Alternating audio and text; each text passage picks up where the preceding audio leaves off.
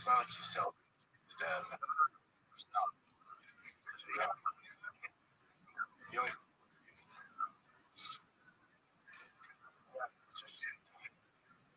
so this is a weird one. Marta Lopez and once people started commenting on this, he took it down and Game of Thrones. So I'll just put it there. I can't take her anywhere. Oh my God! Look at you! You're a mess, a monster.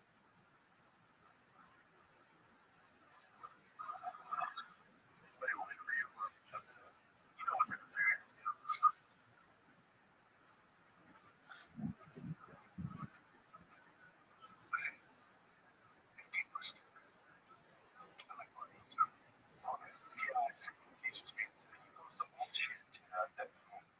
It's fine. That's all. Let's see how he scored. Yeah, okay. Yeah, I'll see that one. Yes.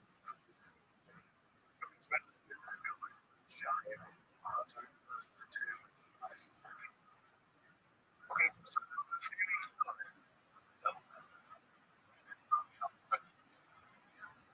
all right, so that's 21 there's an function.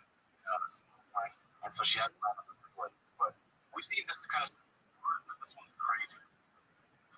So I'll just look how far she is from that.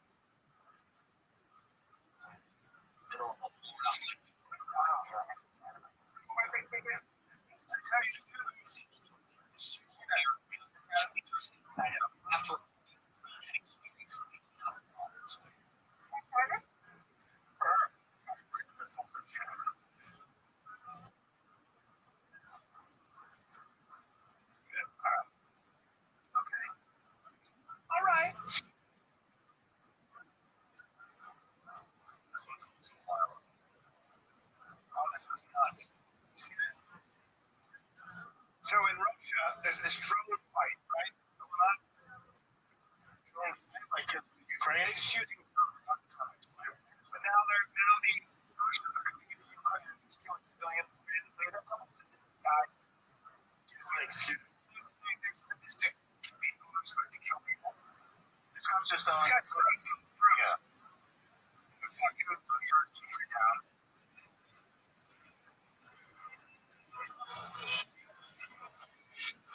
Yeah, this is just shithead. Such a shithead.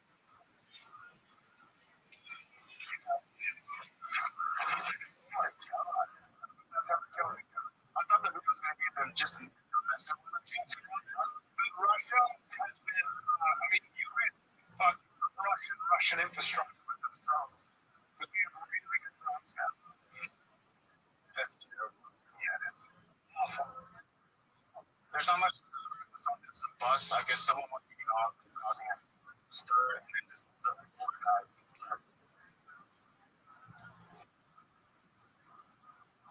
What's that guy doing? He looks like he's drunk and trying to get on the bus. Let's see. There's not much to go for it. Here's see what this is.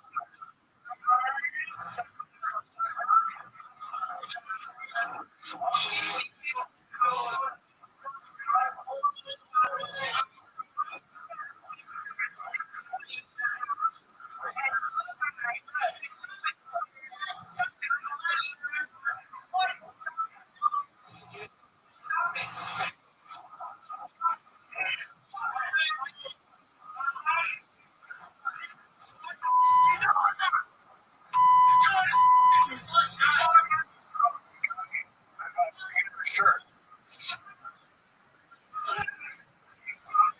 That's not good.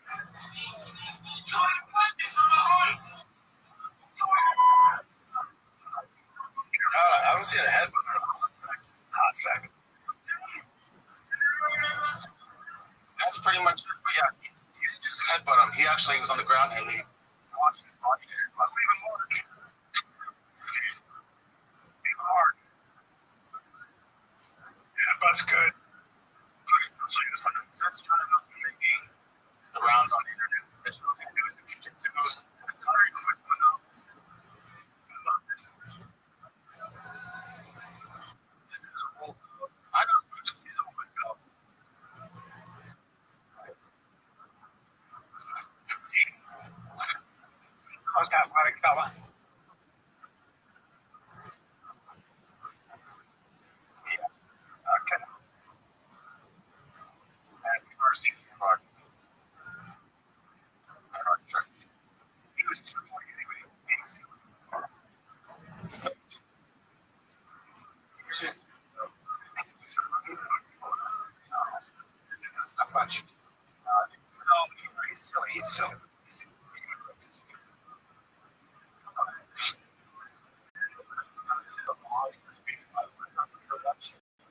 out of here. My fucking so big. If you balance with the mindset of that's a real thing. Is everything better? Is everything funner? Is it awesome? I mean, you gotta be really I'm gonna take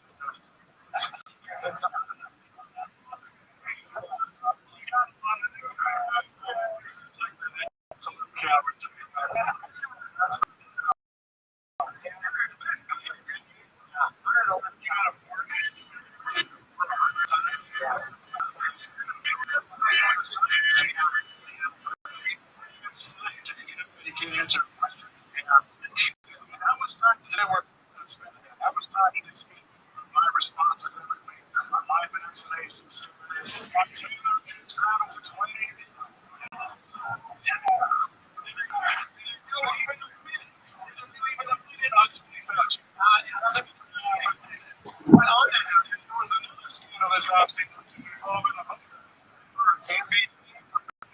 How much time did your network spend?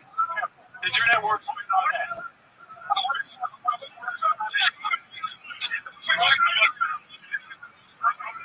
Fauci, Tony Fauci.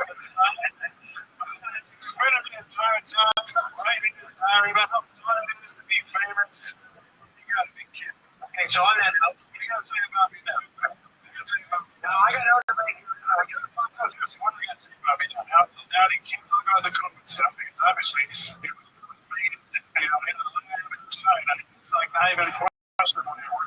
Tony Fauci is an absolute criminal. I'm on good terms with my family. I'm on good terms with my family. Tony,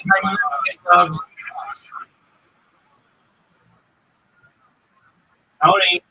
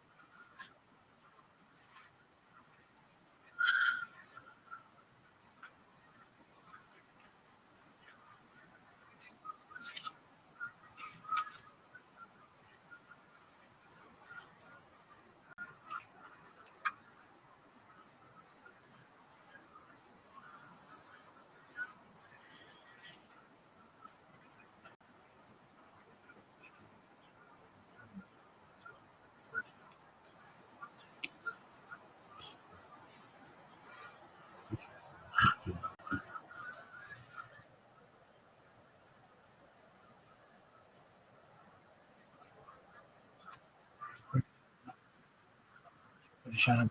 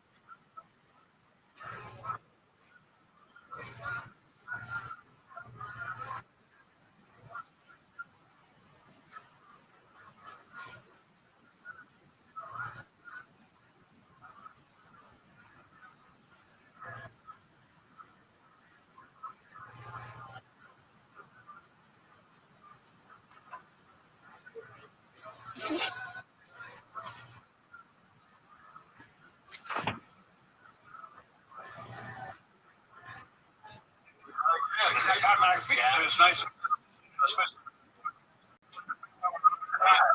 I thought you had a farm there. Tell me why couldn't you? Shit.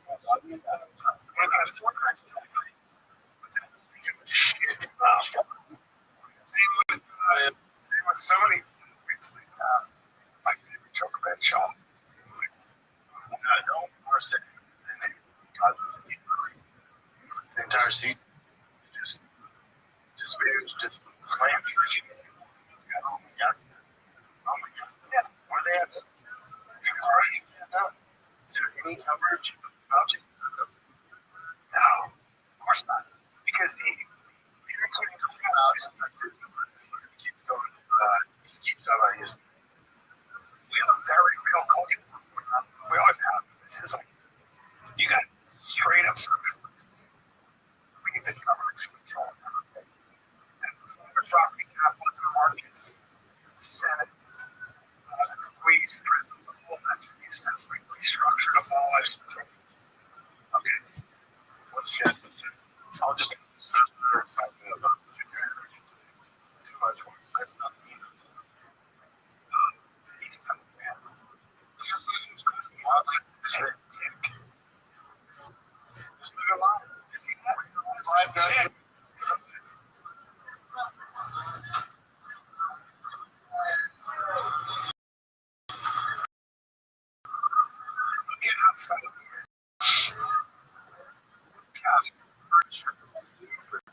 I mean, yeah.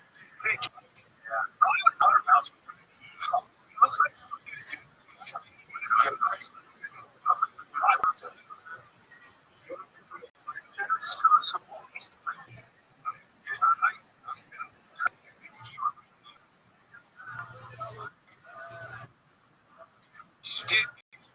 Now,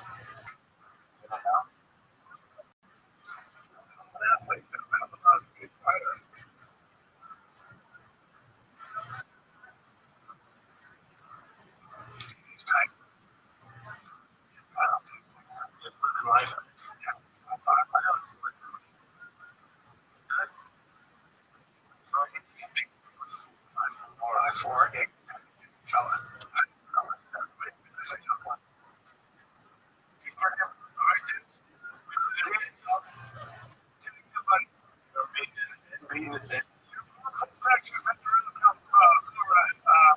in Miami and from August 28th, 29th. Tickets in Texas, August 21, 22. I'm excited. I can't. This fun kid. Oh.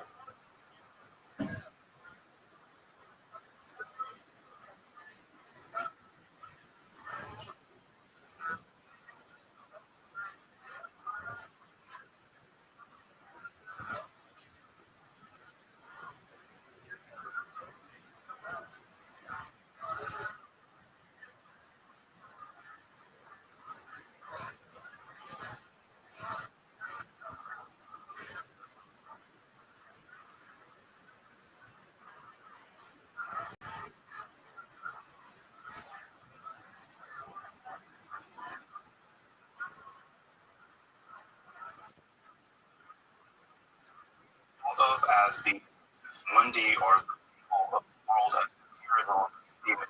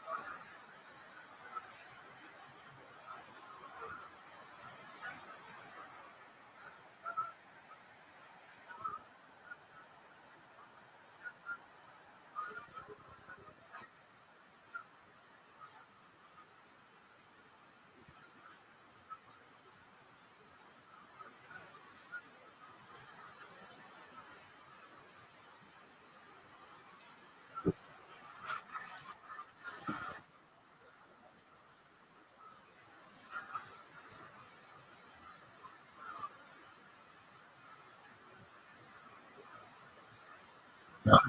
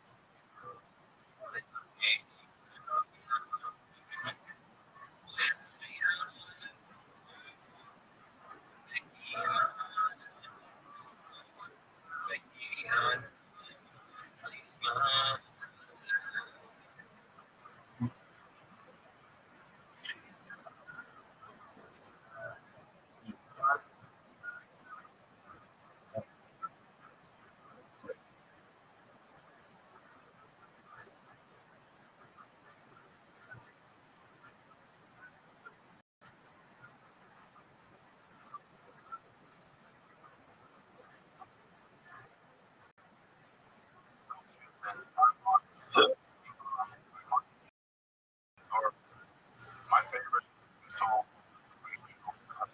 Size.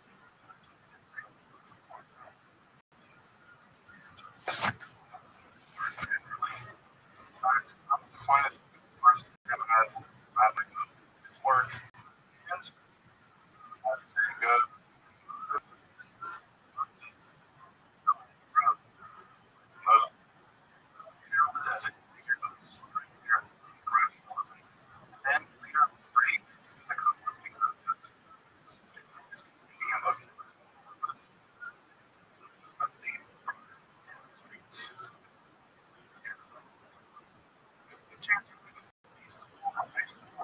Hospital somewhere crossroads. Prior to Dominic, which was this isn't where the practice is solitude, sure, mind, divine lifetime, Rana, it's time for it. It's like it's all the divine nation,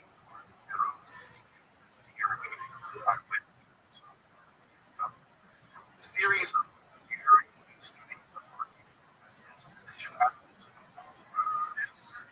No, process just transition. Like some had no idea of the company.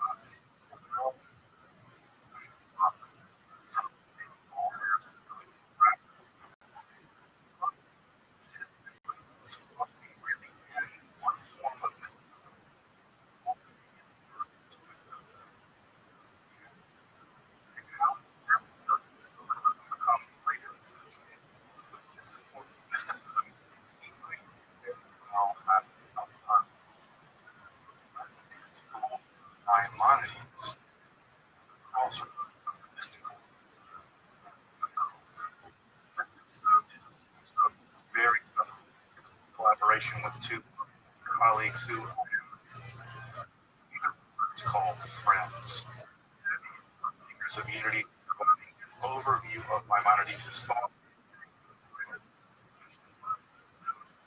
to mysticism, the common Maimonides and his role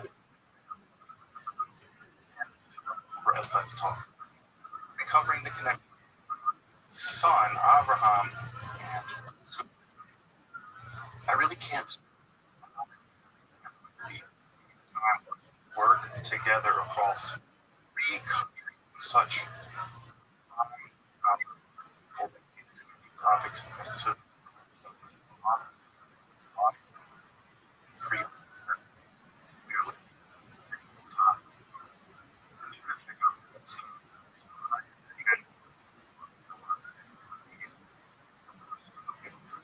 other topics, lyricism, magic, alchemy, Kabbalah, but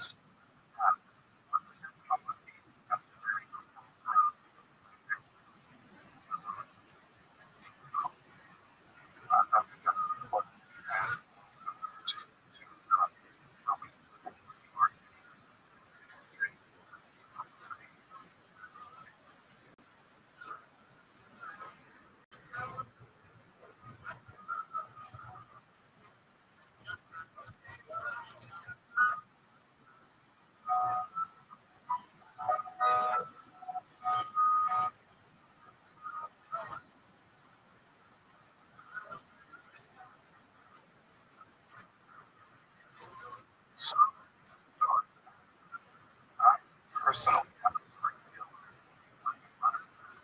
project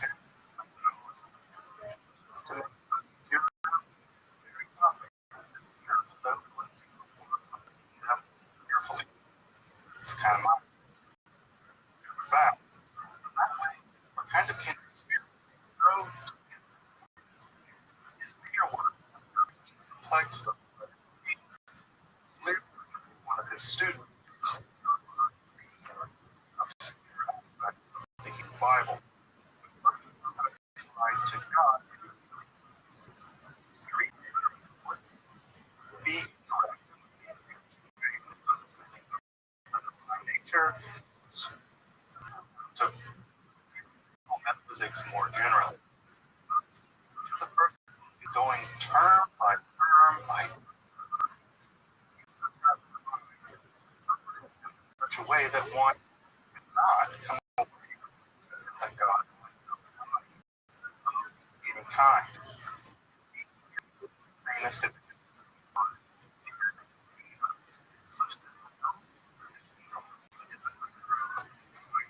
Thus, we can only say what comes. We can't really say that God is wise. We can only say that God is not foolish. Topics which are more generally forbidden are origin and the nature of being, divine realm, palaces, and the divine. He takes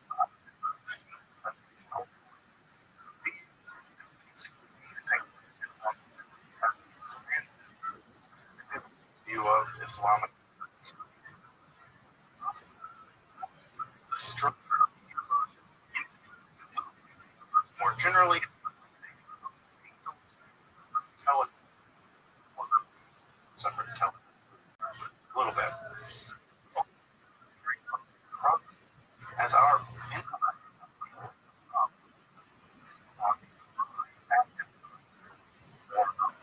like it well. The final book deals with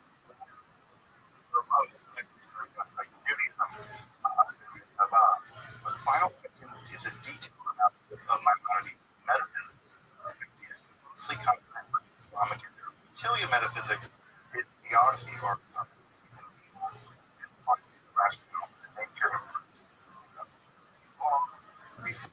of Torah. Thus, the Moreh Nevuchim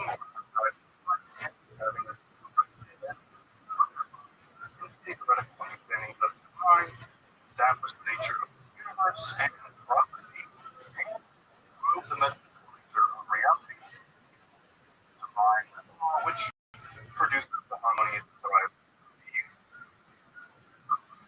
As you can see, it's a part of the orderly Titanic scope. It is one being of a sloth actually get through. It's really a sloth. I'm not gonna lie. It's work which has like clear express philosophy. It's worth a read. It's probably worth the slog. Now, I admire the work that has its own methodology of clarity. That is not such a previously esoteric and accessible concepts, or generally comprehensible and development.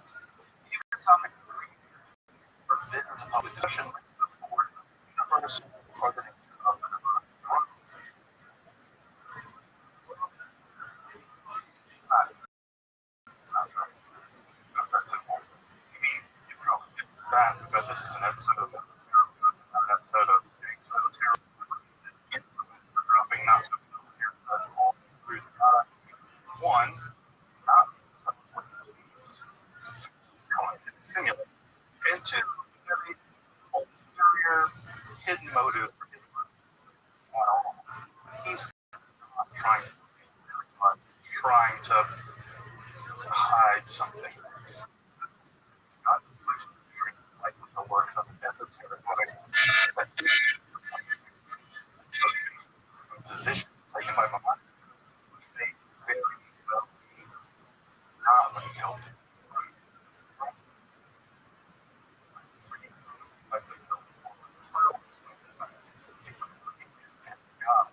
In fact, apparently, in this regard, try to explain these esoteric positions in this episode. Probably gonna end up with another episode. What I want to hear is explore a claim about his motivation for fighting the guy in the first place. And the statement means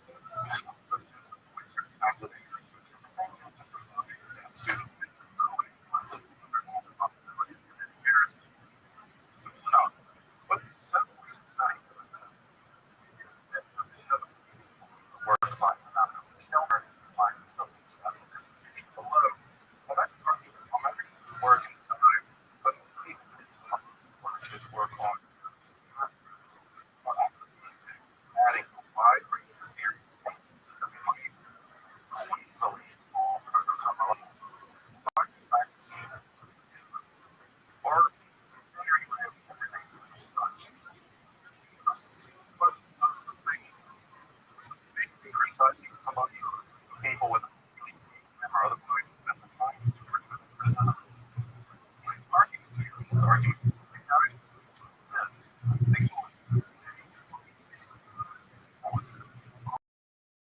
looking at criticism was never really targeted in this case with some of the people sort of come up by really dislike keep using it to a whatever you know like that term in a minute. So there has to be a lot of these that's why not to understand this the whole sort of a lot of historian. So this term is intended to use the wide range of material which like your giver like message or relatively widespread and popular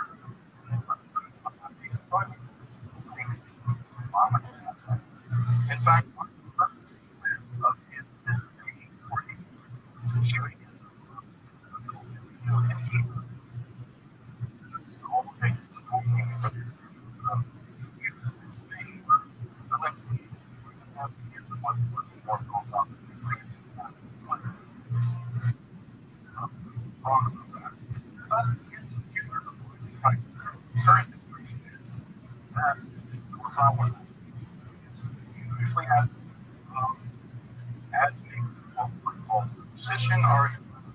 So, something like literal translation. So what my mind is that I suspect one of the major parties first influence Japanese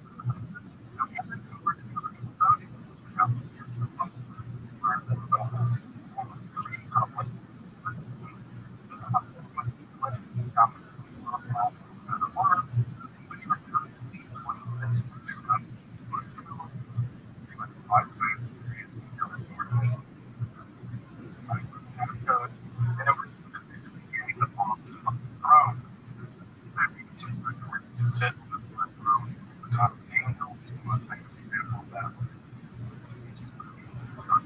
funnel. Metro app and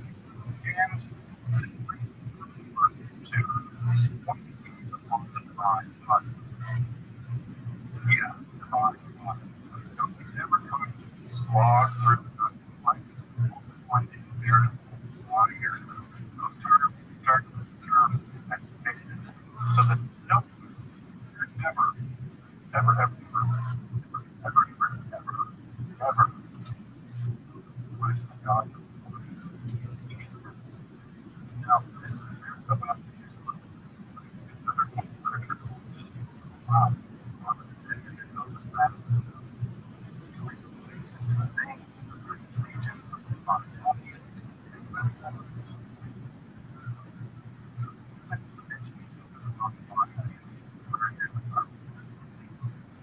Yeah, like the gods talking about the gods going on, God's fingers are divine.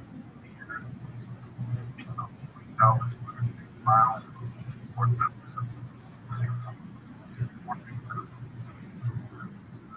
because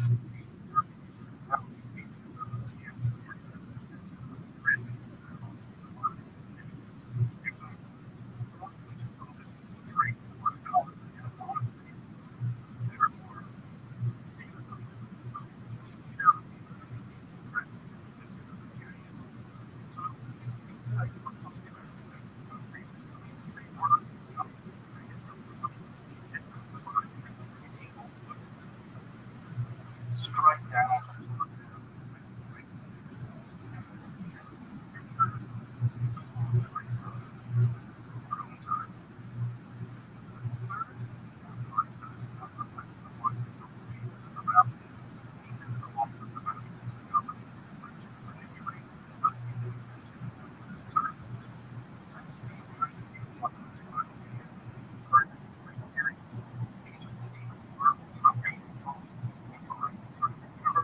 performing a wide range of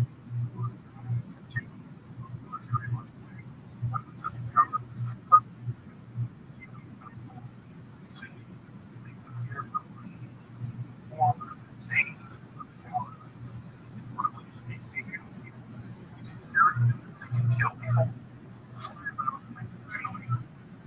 scare the hell out of people.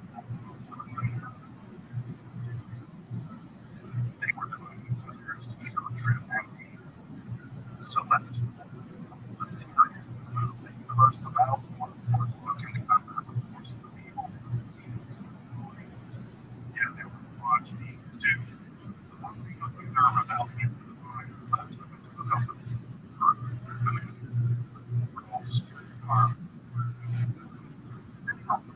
Read acting would eventually all be further.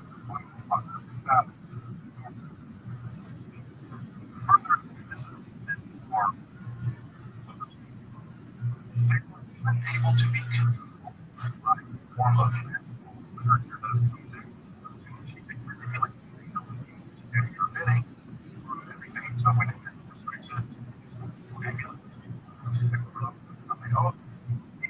everything what would these are things into the future.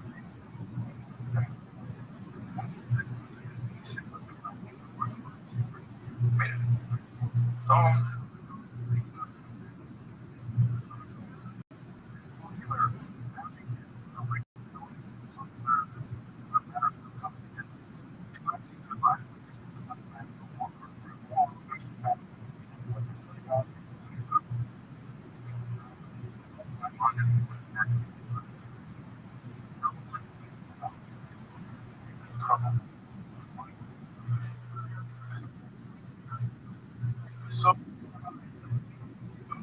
argument here is that the way that angels their imagination and understanding of them would actually makes people get involved. Again, magical practices, you probably really are and it goes too far. Idolatry. Again, to tell your worldview, honor with the creation for corruption, because which is not subject to change at all. Or here,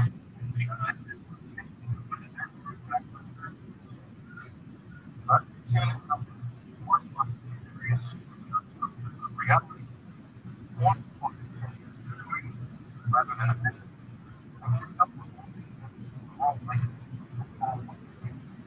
It's not clear.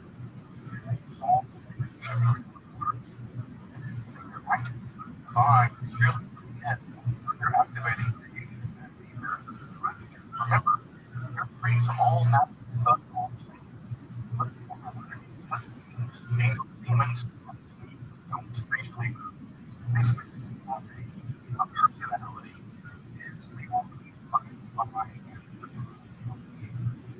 here it's about it's because the Bible and the people not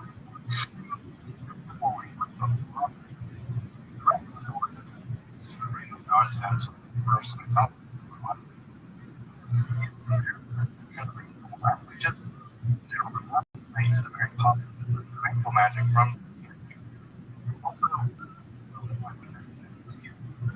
the physical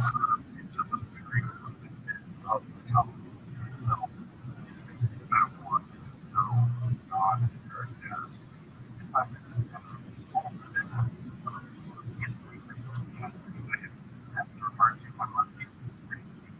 they heaven full of angels and uses metaphysics to now with the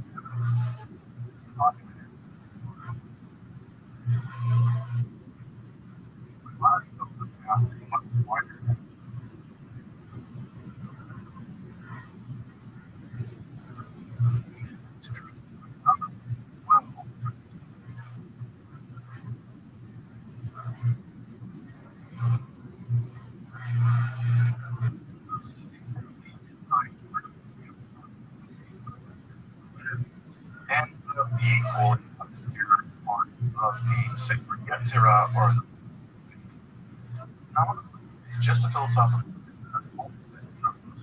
or have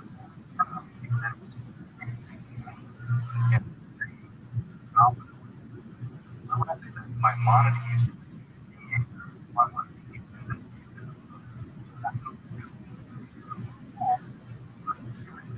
or humanity separate from the total amount of human beings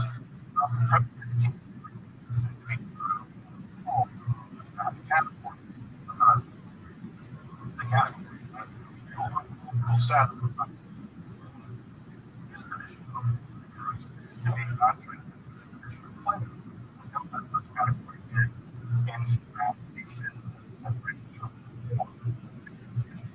my mind is rapidly disconnected from metaphysical sense is generally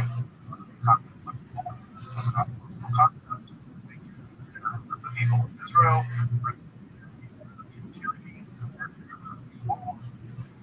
quasi status of language yet one fell swoop nominalism as his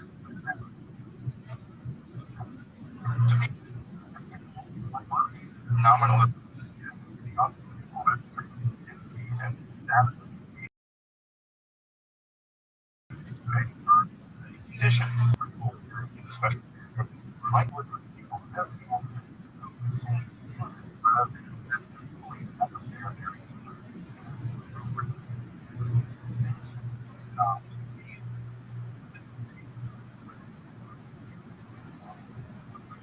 That'd be metaphysics for the sake of getting throughout much of that God, letters of the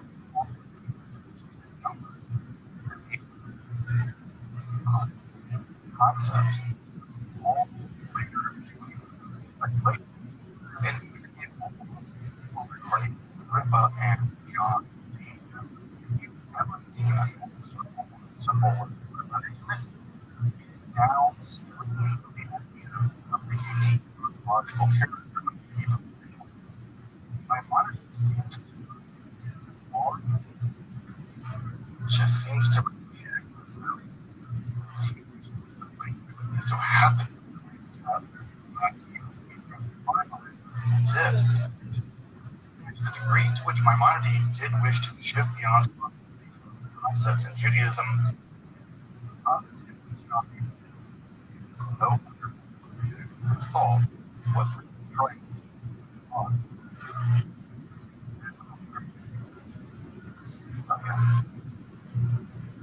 now, I just want to interject my own deep from this region into a called I think that Islamic context because many traditions from mysticism to the magic of the late antiquity, which actually reach back to the late antiquity Buddhism and general context of Platonism. All of these two much my mind is just Platonism disconnected different reasons. This systematic approach captured them all, but one took don't have very elements. Not one. These are more now I suspect that perhaps Maimonides is not superstition under the breakup sort of my part for the term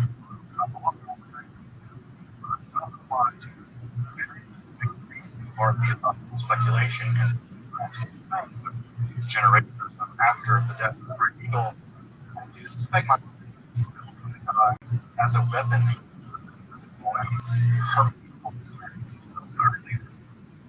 he's going to get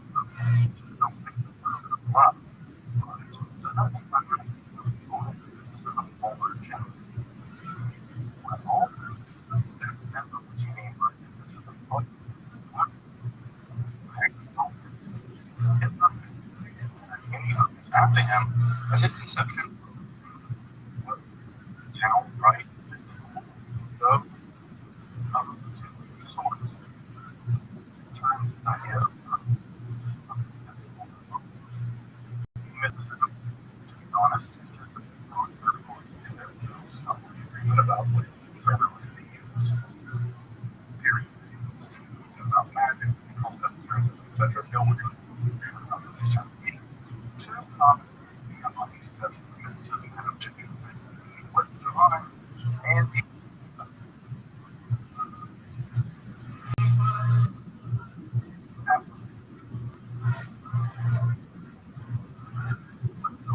some kind of non-rational or non-just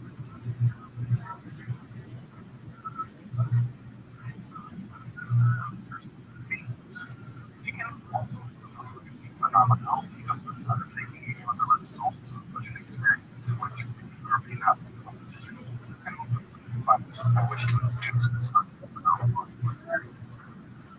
You see, it's just showing this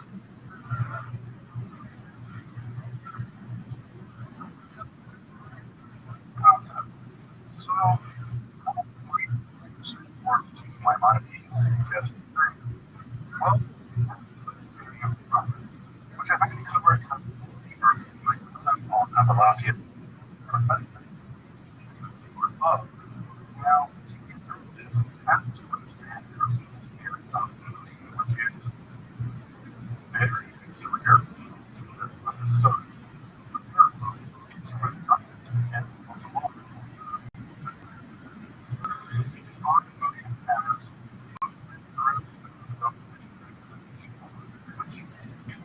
is kind of out Newtonian definition. Like many strict bubbles, the math, lost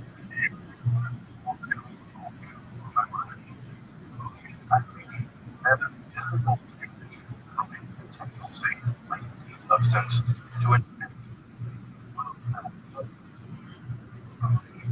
position space.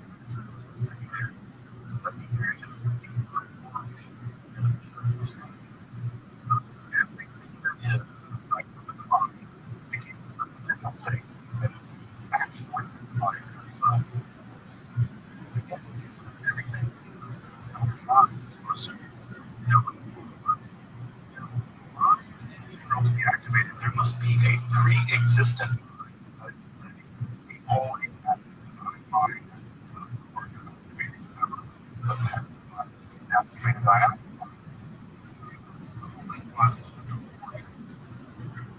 paragraph.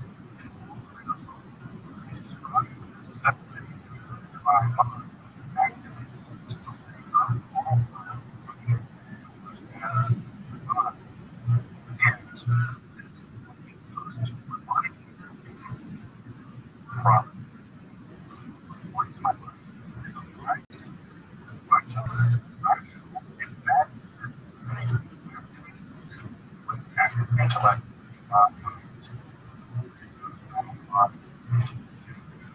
Temporality. Just like the experience distance can be moving in space, but can exist at the same time. Kind of.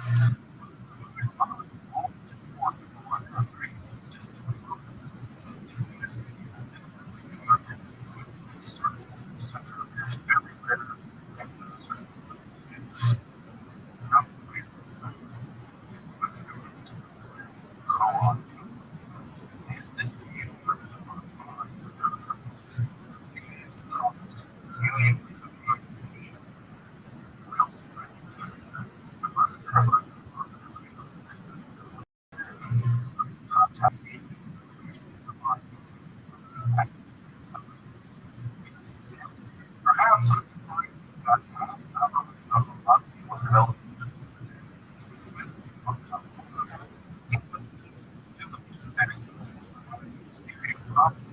in which development of so minorities theorize what a book is of a someone.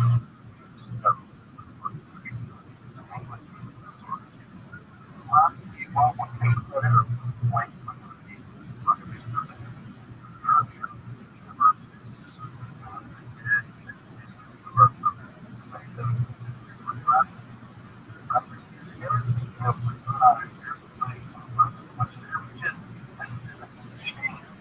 now, why deny down from the spheres of angelic intelligence to the matter of realm? These features in the divine ourselves also separate intelligence. So the path is to communicate final causation, the sphere of their association with the planets is very pointless to get of their intelligence, simple teaching, stage succession, around generation to the increasing perfect message whose apex is a pure intellect.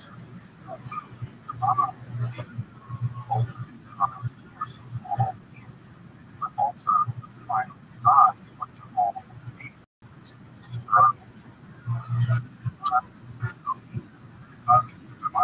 inert causation matters balance matters to the whole all the gods taking and wise gods of the divine. Thus, as artists, are duties of contemplating the path of spheres of the cosmos, with a kind of communion with the divine. The divine intellect having no role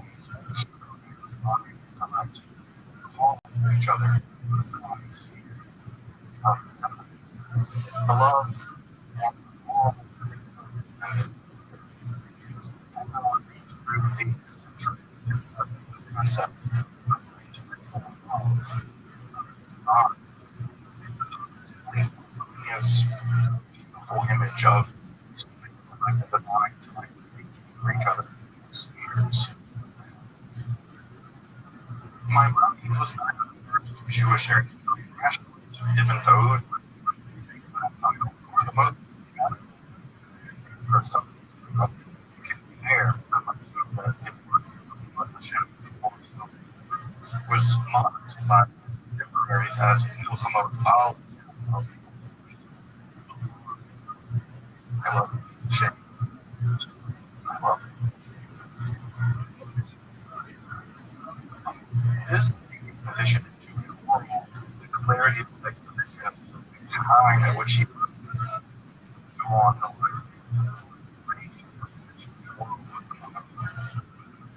Controversy.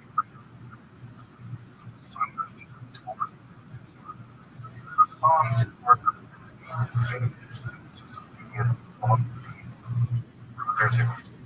it was just the call of Judaism. His work would be heralded by Paul, and he was one contribution would for had a copy of the Castilian on some would begin formulating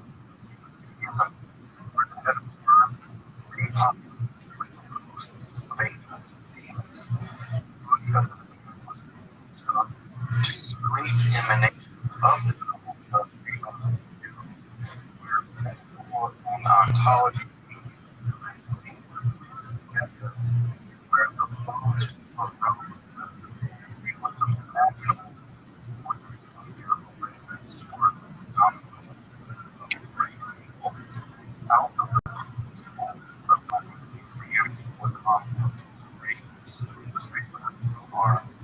foundational text of study works that if the have likely filled him much dread as all.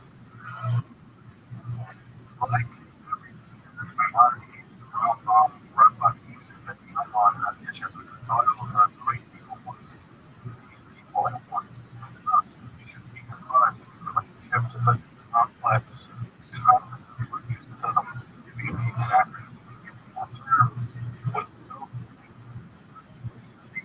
complex as I've seen these cross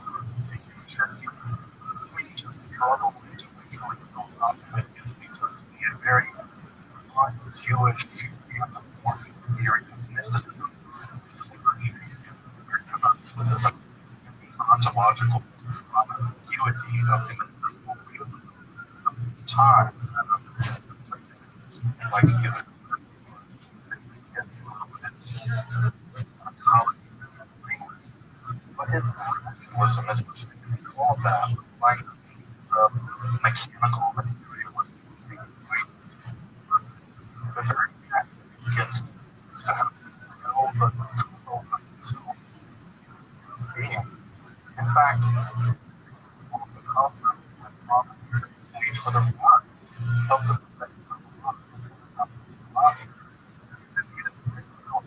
was a complex that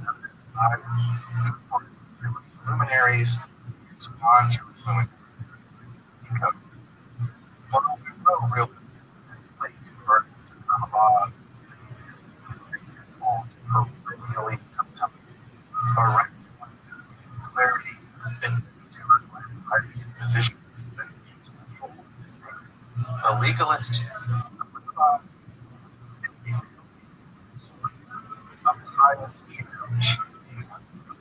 Aristotle, all of these are much beyond this genius forever.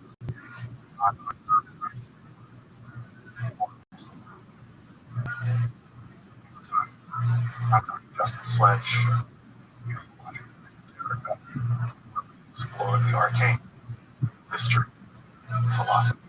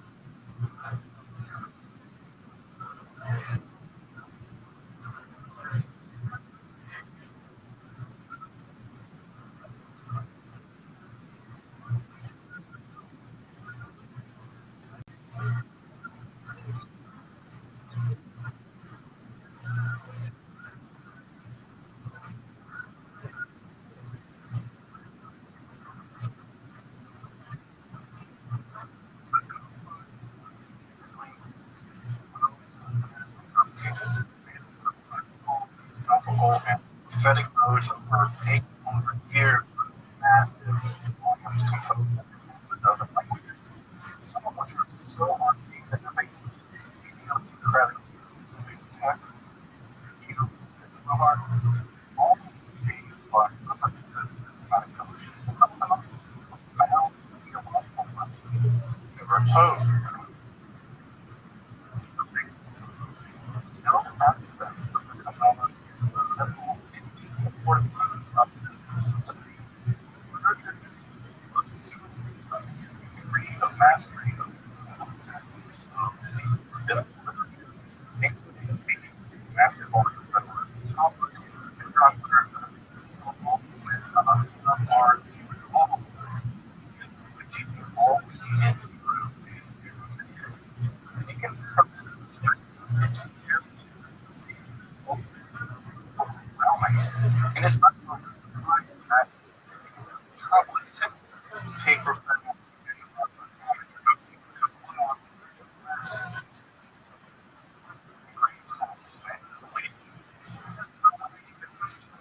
given what it is, actually, I want to study this local Kabbalah. I have to admit that I find I don't want to have all mentality at one kind of all that, Aramaic, study Kabbalah. That, that the real complexities of Kabbalah can be honestly they cannot be but this is like real good faith answer to the question. So it's like these things we should where should not study Kabbalah or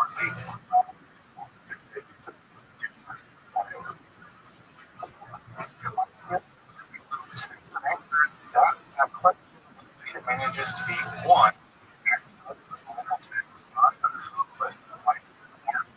Kabbalists.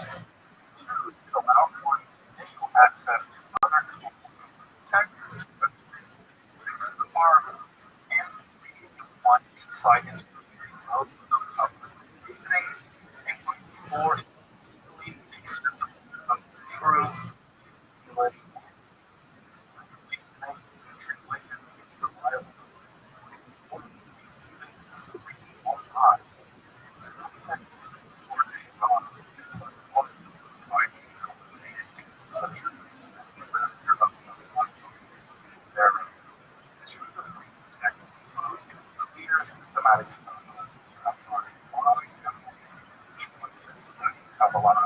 What makes for a teacher a good student, fitness of the study, and introduces and summarizes of the core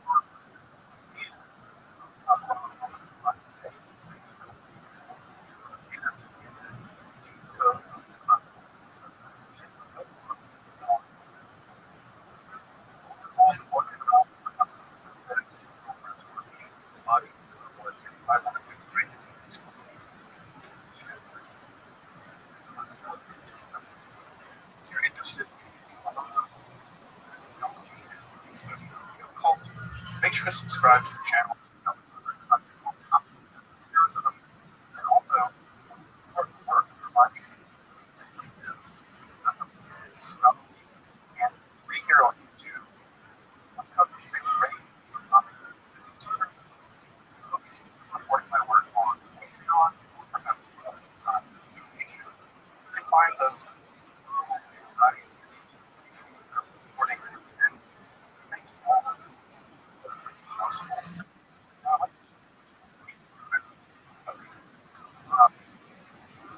Right.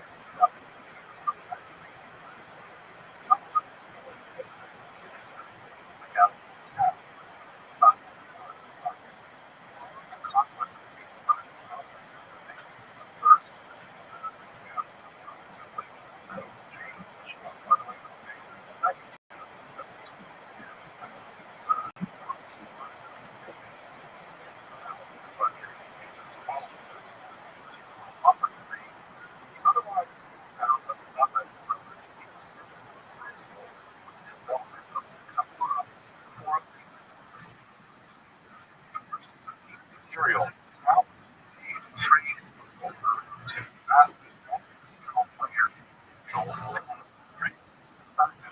arrow for green and spot full on population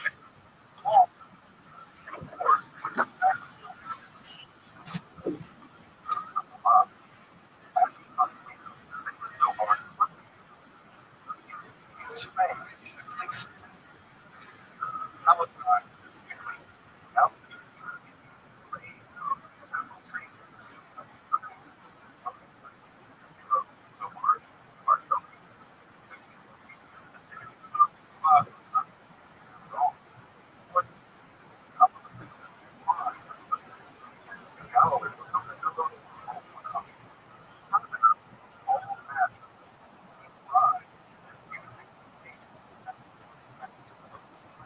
Civilization.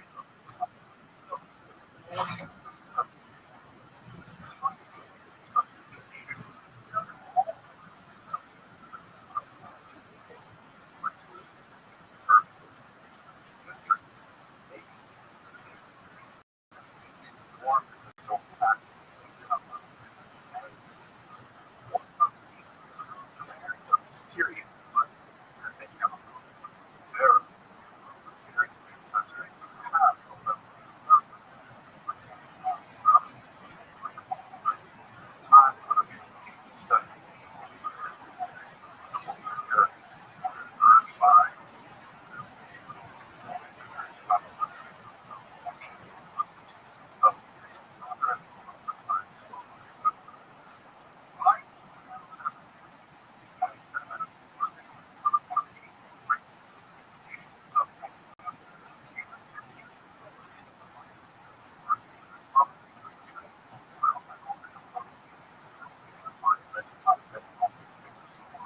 Which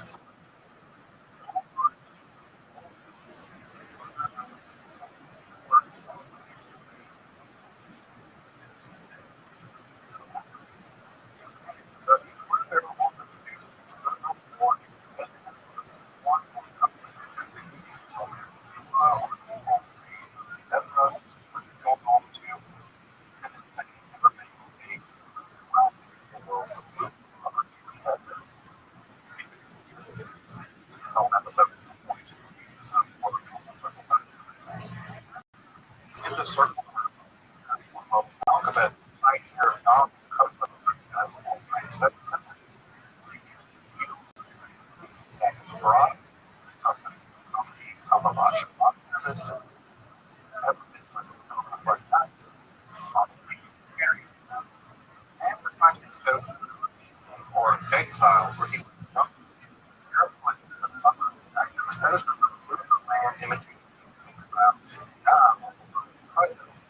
in which see the star of introduction Rob, my first question by this time, Raleigh, Iran,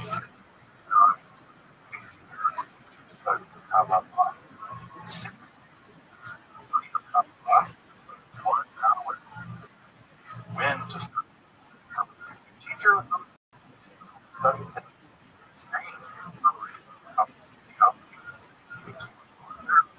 and especially focusing on the perception of these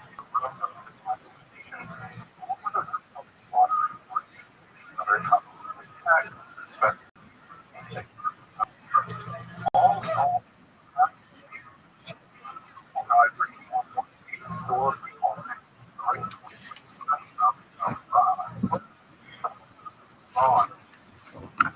strength.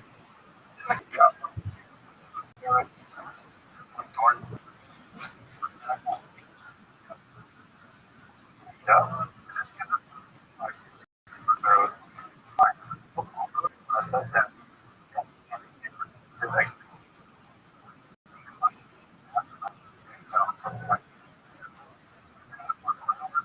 well, control concept of so act during this period. Yes, we really incorporate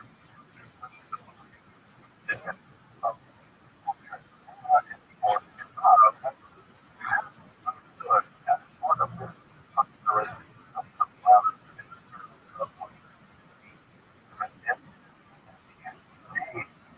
in fact, prior next degree underwriting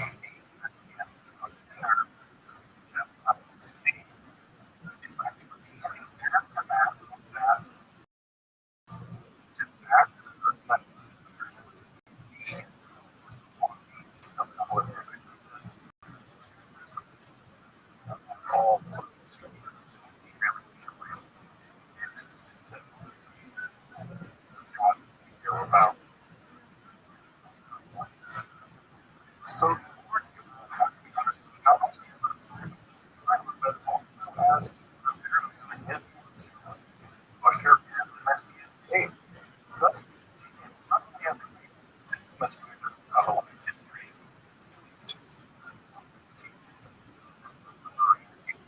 growth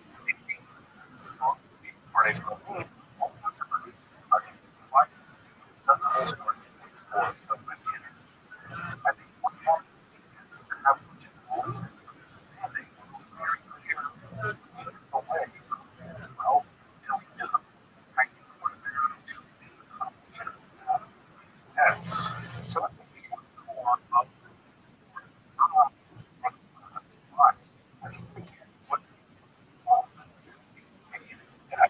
on the study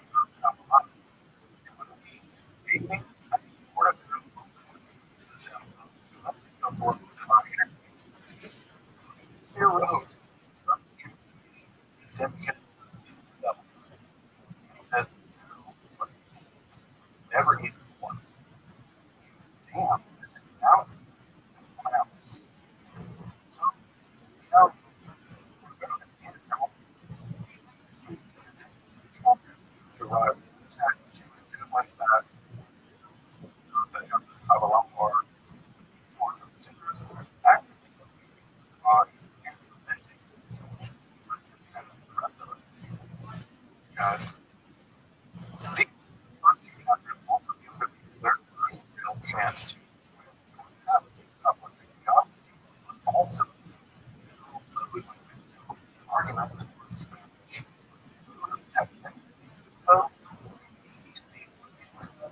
what's at stake in drama? Well, short, final redemption of reality, but also the methodology of establishing these kinds of truths through esoteric argumentation, employing a range research of scriptures, especially sector so on. He divides the stunning people into three groups that deny their meaning and their attention more of at all. They see people in this simple-minded morons. It's like people are those that think that such esoteric dimensions do exist, but they put off such study arguing that we mastered every other form of knowledge under the sun, from the Talmud to astronomy. Never here, Cordoveros argues that the person should be the enemy of the good, and that given the this metaphysical power of probabilistic study, one must get the best thing you can and do it. Start to study as soon as you can. So you can follow up. Yes.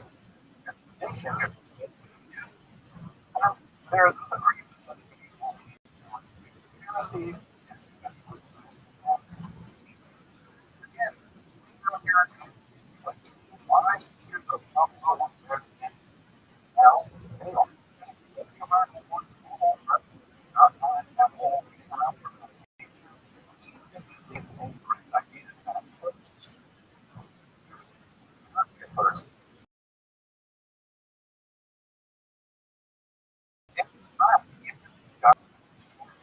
I don't know.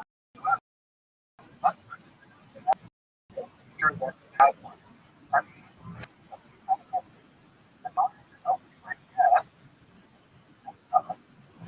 but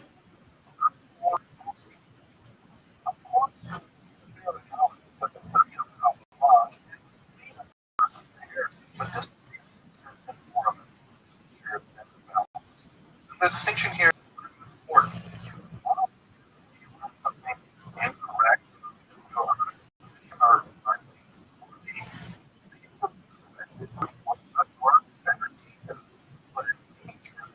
arrogant, not at all.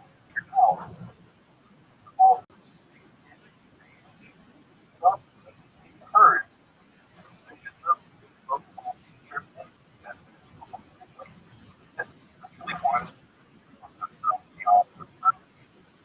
have all connected by lives. But how do you recognize a false teacher? I'm going to say any teacher of God is ill and elected or capable of being able to read and send them logically and publicly. And secondly, teachers should have a knowledge and classical literature, obviously, the original languages. Finally, learning and teaching come along instead of repetition. Never think of an all failure of these three criteria means that person should be disregarded. As a teacher, I should not imagine what doesn't have much time to say. Now, well, these are all teachers. Now, what can to me is like cost of reality, left over revenue from creation. While trees bear right, there's only growth all substances of their reality. We're also told that teachers must be really smart because something can go on with the identical something different. That's somewhere that's what a bureau laid it out.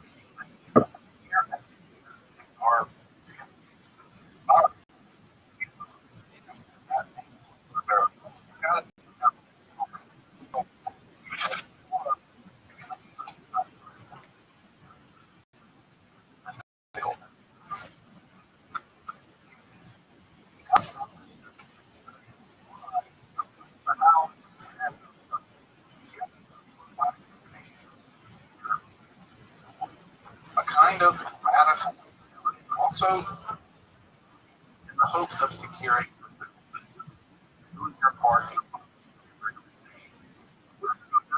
Should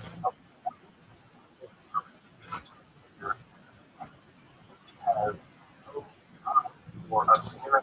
what are clarity, high Pharaoh is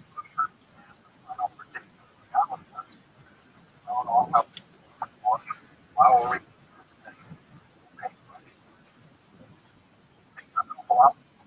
listen to this, Heidegger, come on there, my buddy Quarterback. So, where does it start?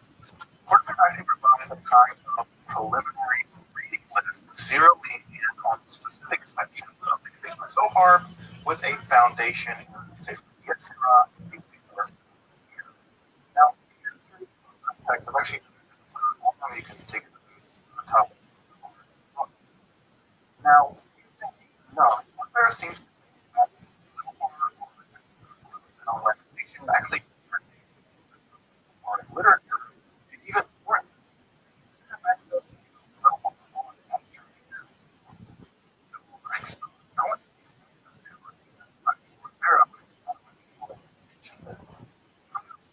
encourages this concept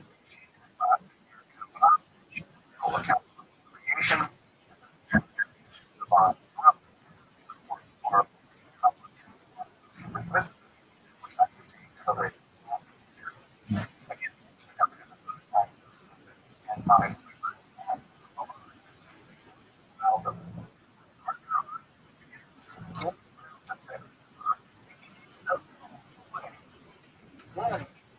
additional passage with greater and greater concentration, especially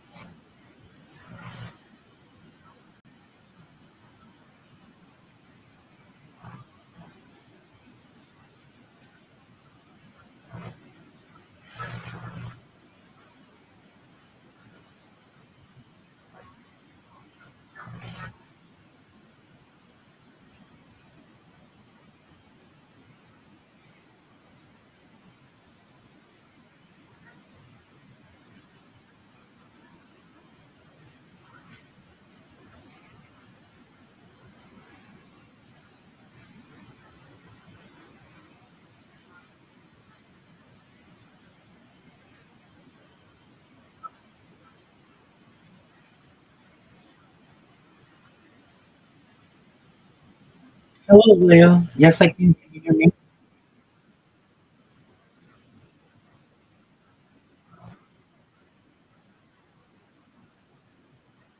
You sound clear to me. I'm well, thank God. How are you?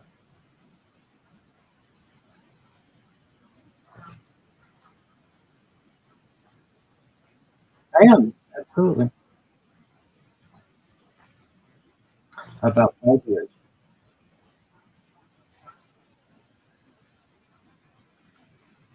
I'm a member of multiple synagogues. Since I've been doing this live stream project, I have had to move away from the going to shul or synagogue 3 times daily, but I certainly participate in events as I can, usually from a remote sense. And actually, it's one of the inspirations behind my life story. Previously, prior to the pandemic, we didn't really have any events that went virtual, but communities in which I'm a part began to start having virtual events, and that helped to motivate me to become more comfortable to be on camera. And here we are, nearly 5 years later. So, oh,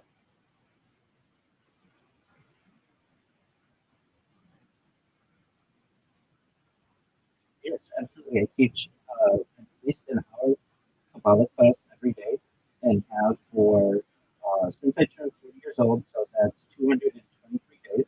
And I plan on doing that the rest of my life. So of the 24 hours a day that I archive, at least one of them is focused solely on religious teaching. And then additionally, I have different services and prayers that I daily perform, and certainly blessings on food. And so I give the world best an opportunity to see a portal into the life of a religious individual as well as someone who is a scientist.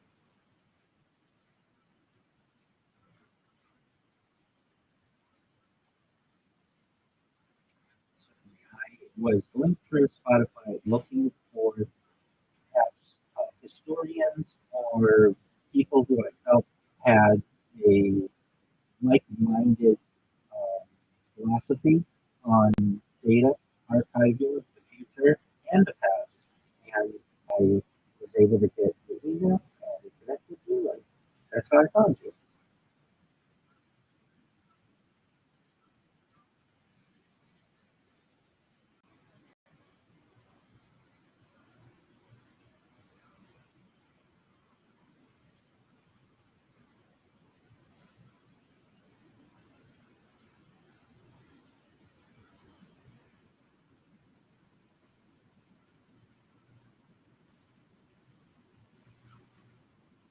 I really appreciate that. It was extremely informative. I did my research, I did my homework, top prepared to address the topics that you provided. And in terms of anything that I'd like to show, if possible, perhaps when I'm doing my introduction, I'd like to give the listenership the ability, and I will just show them using my screen of my live streams of how they can find me and what they look like in all of these different live streams that I have going continuously. Would you mind if I show them this?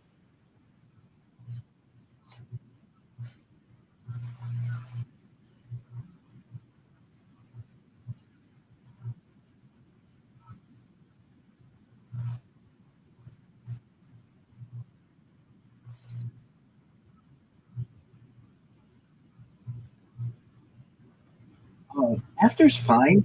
I just said before because in your outline it said to do that at the beginning where people can find me, but usually I do that at the end, so that's totally fine.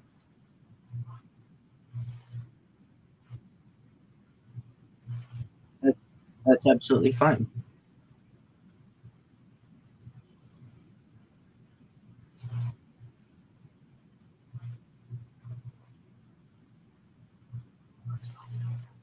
Absolutely. So in the beginning, I'll just give a brief overview of what I do, and then where people can find me will be at the end.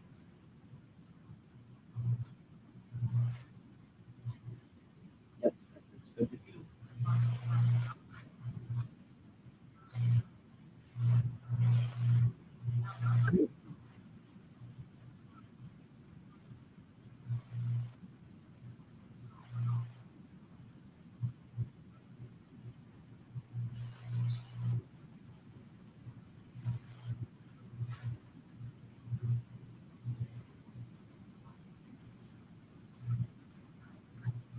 I'm well, thank God. How are you?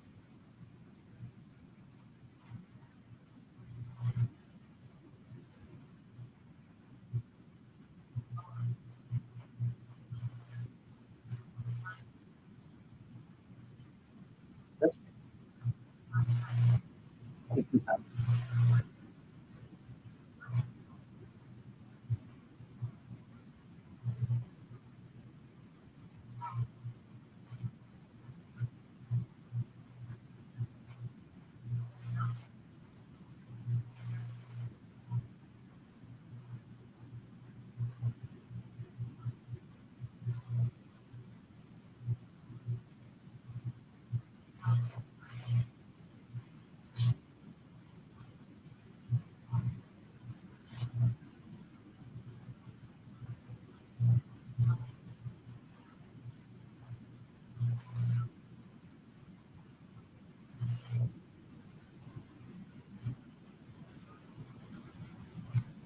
Absolutely. Well, thank you, first and foremost, for the opportunity to be here. Thank you for your audience. I'm Rabbi Rothschild. I stream my life 24 hours a day, 7 days, 365 days a year, for world peace. I've been doing so for more than 4 years. I'm approaching 5 years. My streams go back to the pandemic. We've seen the death of a queen, the birth of AI, the coronation of a king, and everything in between. This is a real life Truman Show, a real life Big Brother. This is a timeline and a time capsule of human achievement. In the 1990s, the phrase content is king was coined, and I'm making it true today in my own way. The reason why this project is so important, one of the reasons, is that in 2017, The Economist magazine stated that data had overtaken petroleum as Earth's number one resource. And I have more data archived on the internet than any person, which is making me a very influential person.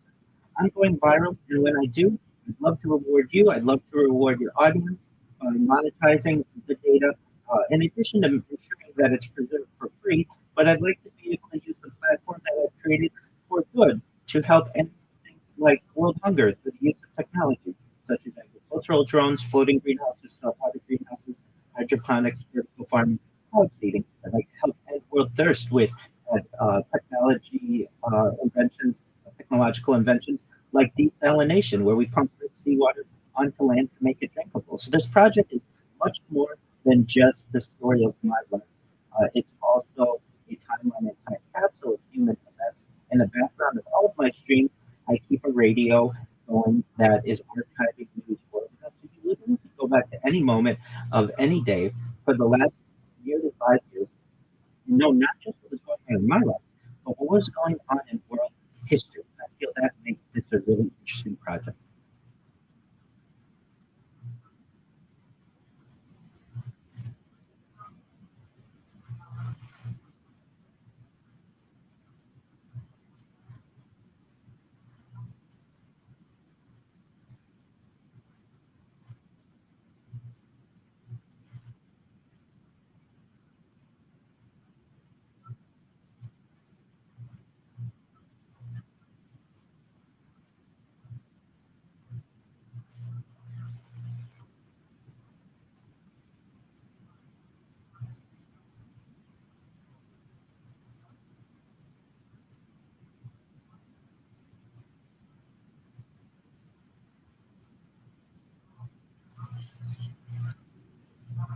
That's absolutely right. And I'd like to introduce the audience into some of the terms that of which they may not be familiar, but they will be emerging as our conversation takes place, but certainly over the course of the coming years in terms of what I'm doing. Generally, it's known as life logging.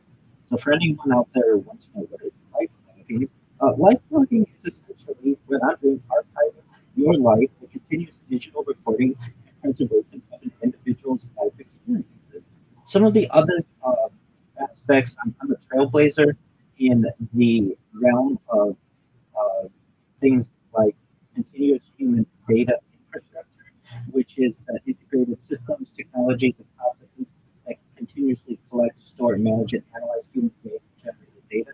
But additionally, I'm a foremost trailblazer in continuous human activity data, continuously updated record of an individual's physical, digital, and and social activities.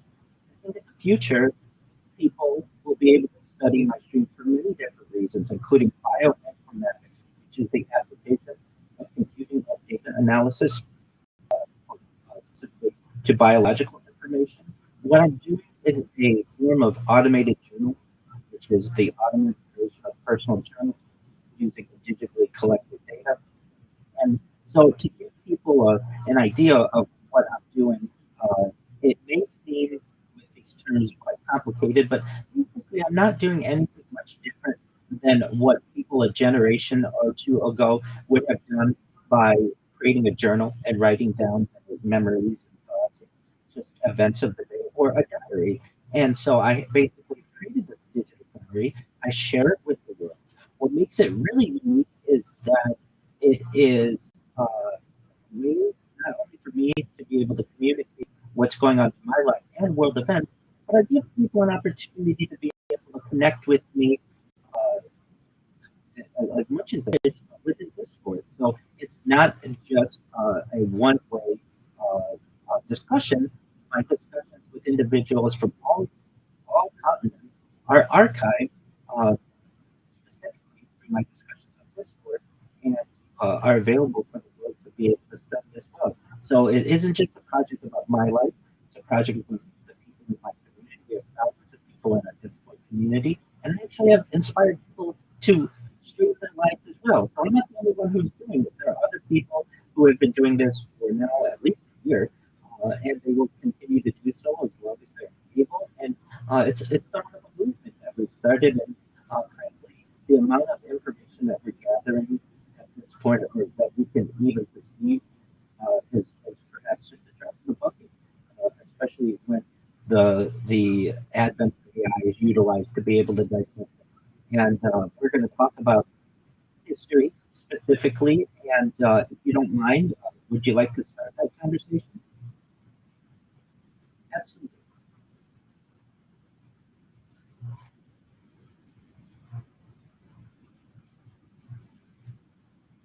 Yes, absolutely. So this is the world's first known analog computer.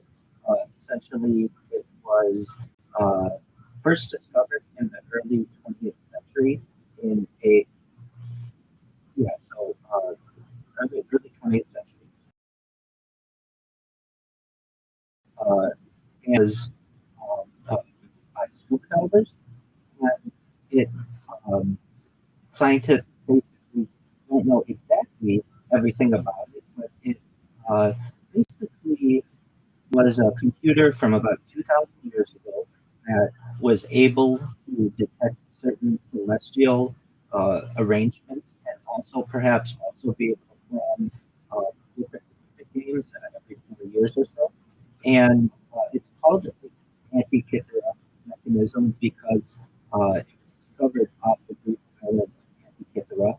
And this is a small island located between Crete and Kythera in the Mediterranean Sea. It was an accidental discovery. In 1900, a group of Greek sponge divers from the I have my notes.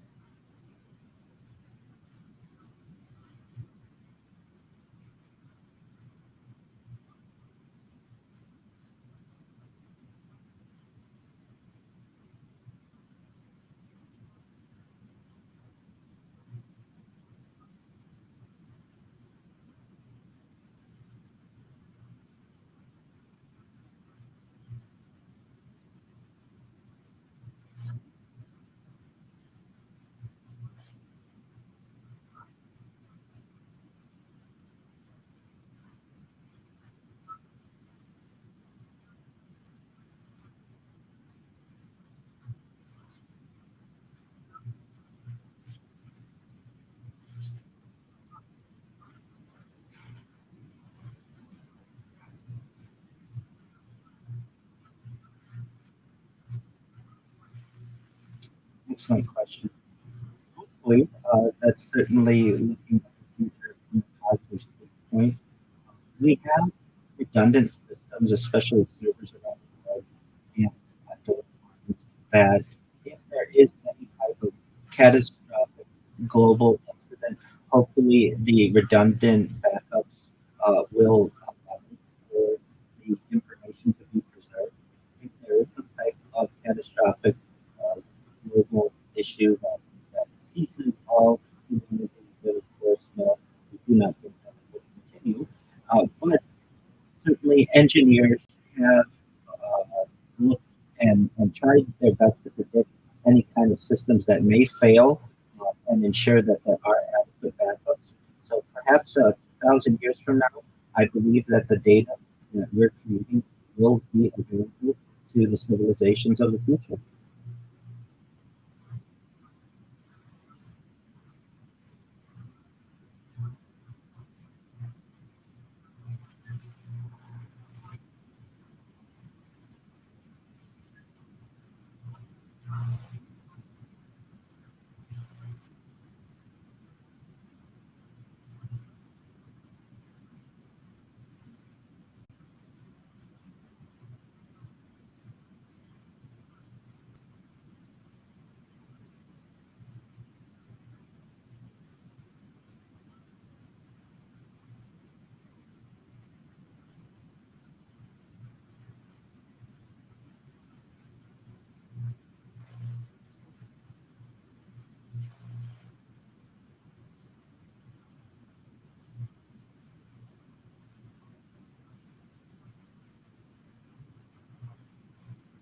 It depends how it's preserved.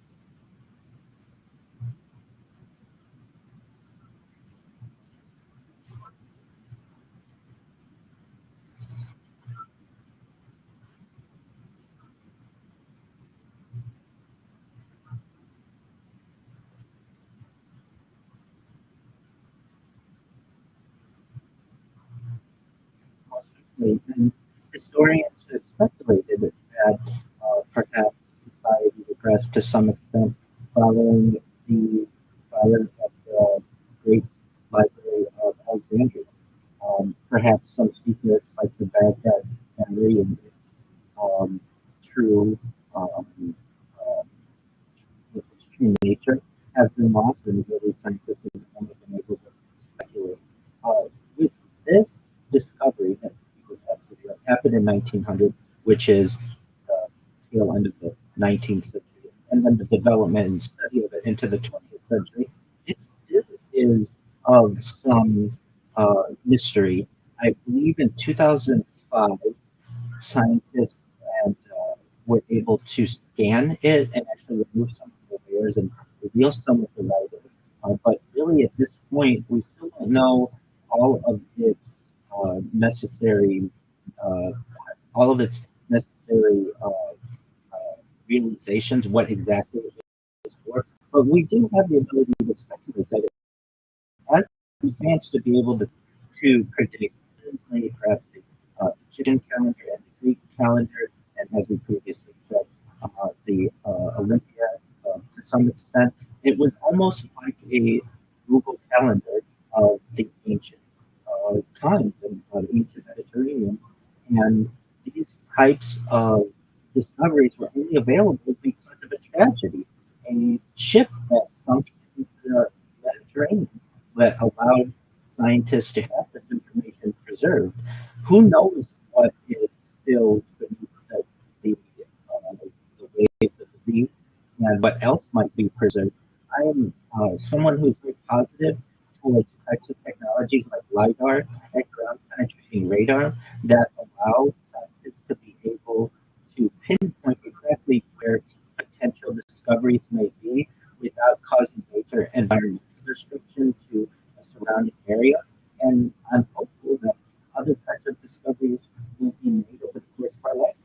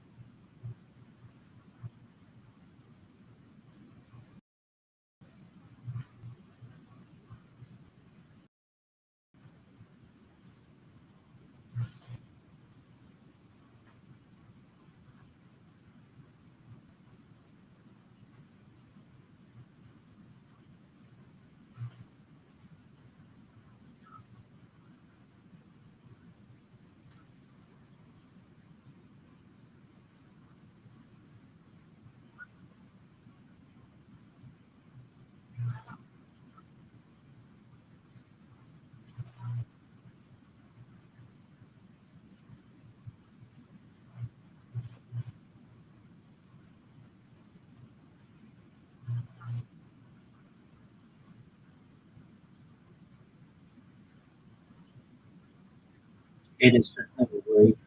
In terms of the mechanism, I believe it was precision cut bronze, and Fred's rate accuracy is astounding for thousands of years ago. And could metallurgists even today be able to create something in a similar fashion with as much accuracy? Chances are probably not on the first attempt. This was something very skilled tradesmen, craftsmen, and people who had generations, perhaps, of knowledge that was passed on, much of which has been lost. And that's unfortunate and can cause regression to civilization. I personally feel that the ability of having redundant backups in the modern day will allow us to preserve much of the information that we have. But there are skills that really today are already becoming obsolete, and coding is one of them. It isn't to say that coding won't be something that's important to future generations. It will be, but much of it will be with the aid of AI and the guidance of AI, and this is good and bad. Yes, it is a skill that people won't rely on as much, but additionally, it is something that has many positives that people won't have to be educated for many years on all of the different issues that can occur throughout a, the software engineer's coding lifespan. This will be able to be created immediately, instantaneously, and perhaps most importantly, from a coding perspective, with exceptional accuracy. So there's good and bad with the loss of this type of knowledge. Perhaps, hopefully, along with the data that we are preserving, the knowledge of coding will continue into the future. And people may perhaps want to look at coding from a history standpoint in the not too distant future, as it is becoming less and less relevant with the rise of AI.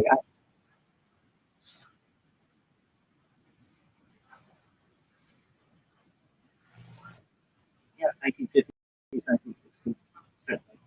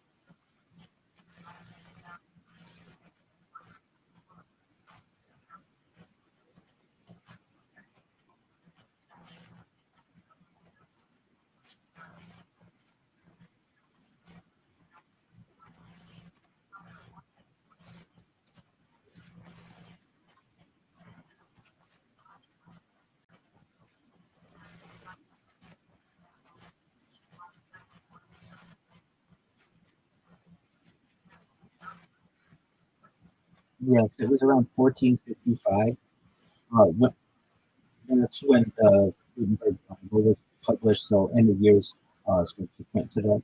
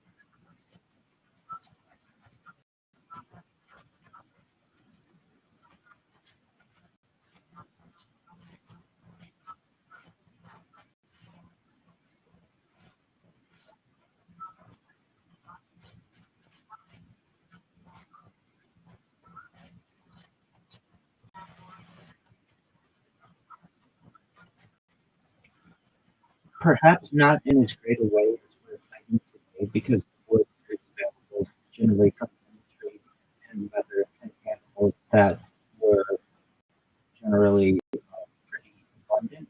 But the idea of in combination and with the specificity that was needed for movable type certainly created different resource shortages in a similar way that AI has created resource shortages today in terms of land and water and energy and real estate because of the needs for these large data centers and servers to be able to operate.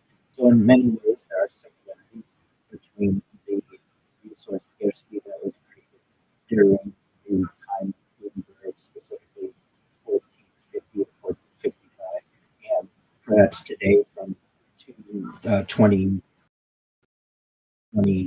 or so, 2026 and moving into the future.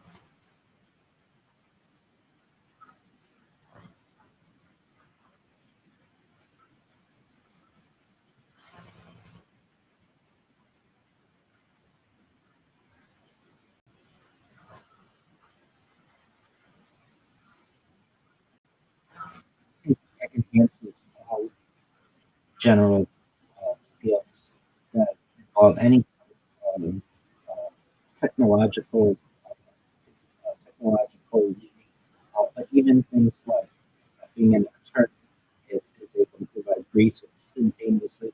Being a doctor, it's able to perhaps aid with the research that's needed instantaneously. Things like customer service, it's able to completely replace customer service agents. Things like program managers, software engineers, coders, it either has replaced their positions completely or for those positions that continue to exist, it allows people to enhance their skills. If anything, it's almost like a some type of supernatural addition to such skills that allows more accurate and faster production for any individual. And in many ways, we are just in its infancy, especially when it's combined with robotics. We're really going to see some replacements, especially for more blue collar positions, more physically draining positions in terms of mining, in terms of firefighting, in terms of forestry. And when you combine AI with robotics, we're really going to see an increase in people's ability to perform their job or just not need to perform them anymore because of the enhancement that AI gives to humanity.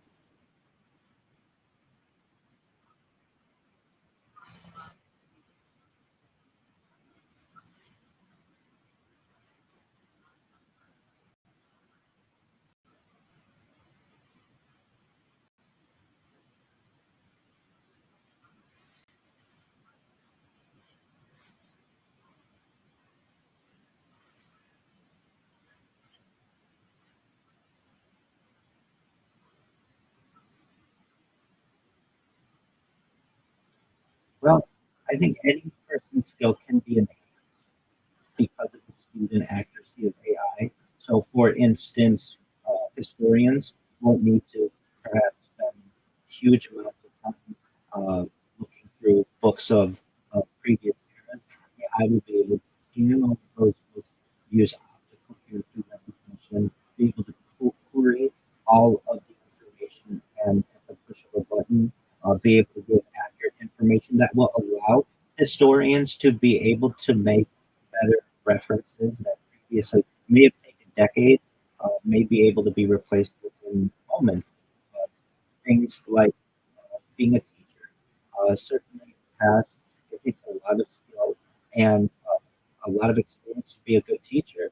What AI will allow a teacher to do perhaps is to no longer have to spend huge amounts of time grading papers and certainly preparing lesson plans. We will all be able to enhance what their current skill set is and allow them to spend more time with students. Perhaps now we're moving to a digital world and moving towards virtual classrooms and such. So the idea of what it is to go to school may change over the course of the next few decades, but generally, whatever type of, employment a person has, AI will give them more enhanced skills so that they can focus on perhaps more soft skills that AI isn't able to completely replace at this moment. But given enough time, AI may be able to do all of these things better than they do.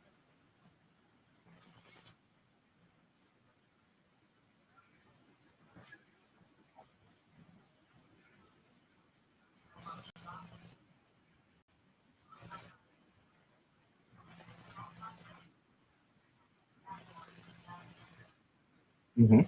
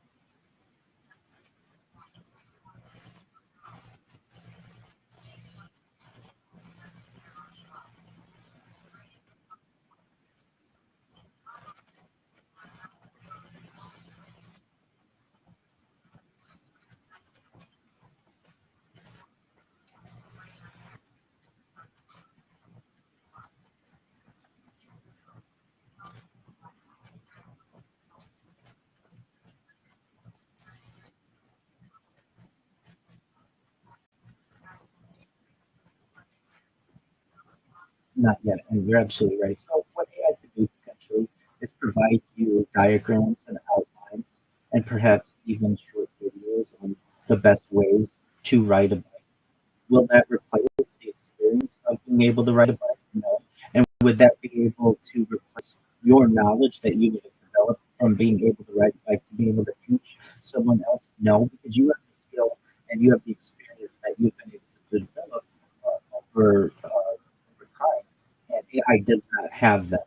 However, if someone's not a clear communicator or they're not a good teacher of helping someone to be able to write a bike, an outline or diagram or video may be able to allow them to enhance their knowledge to be able to teach someone. So perhaps it's not able to necessarily replace someone's skills, especially someone who's learning to create with a craft, but it would be able to help them to organize the information. It might give them a different understanding or a different take that they may previously not have considered. It does give different opportunities of certainly varying opinions that not all people might have thought of initially. Is it a complete replacement for an individual? No, not yet.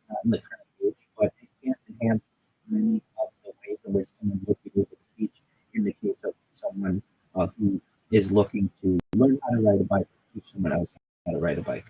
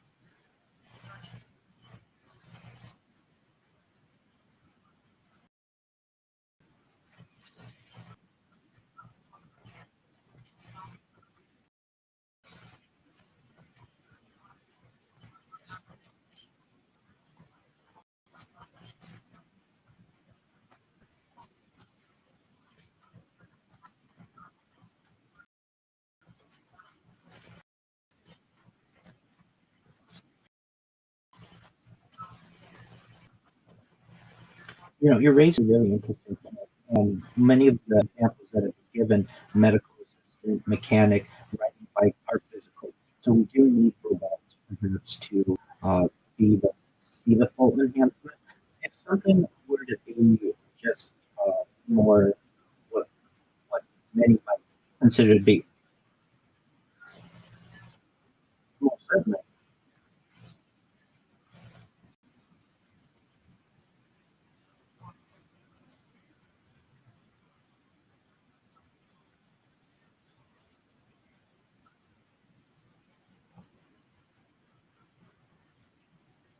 yes. And I was going to give an example similar to language or being a poet or an author.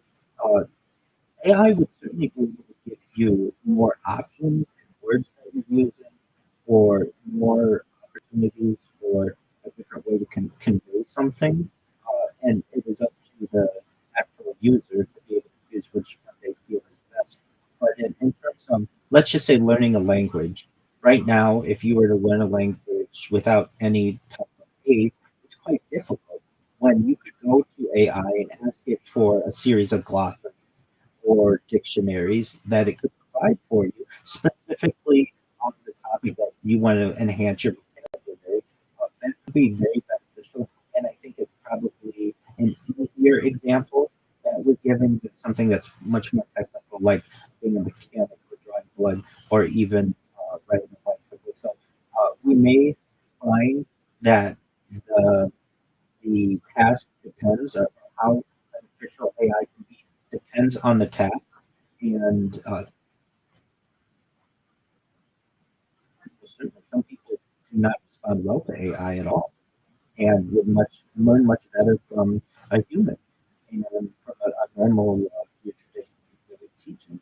When other people may prefer AI and may prefer the opportunity to be able to ask every detailed question that they may have on a human subject before they feel comfortable moving forward with uh, their encounter, their task.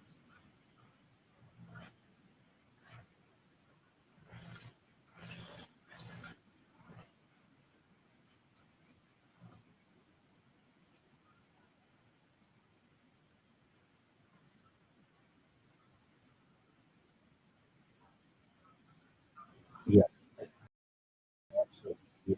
One thing that the Gutenberg Bible and the did was democratize ideas and specifically religion, and caused governments to fear technology. This development, more than 500 years ago or more, basically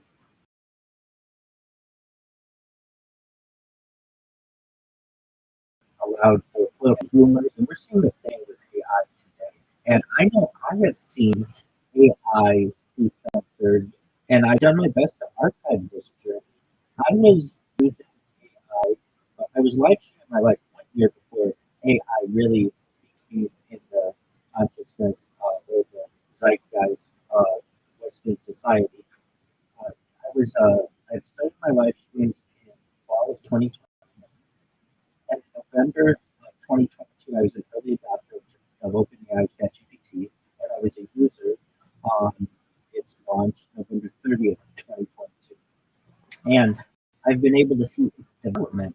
And there were actually ways that you could jailbreak AI using different modes. One was known as the fan mode, do anything now, where AI would ignore its strict security features and would basically work like an open-ended large language model. And I can tell you the different answers that you would get in terms of like something like vitamins. What vitamins does a person need, or what are the best vitamins that a person could take? With the unadulterated large language model, it would give me a list of hundreds of different vitamins. But when the system was censored, it would only give me about seven of them, which I found to be very interesting and have documented over the course of my live streams. And in the same way, we're seeing this type of censorship even more in terms of kind of political opposition.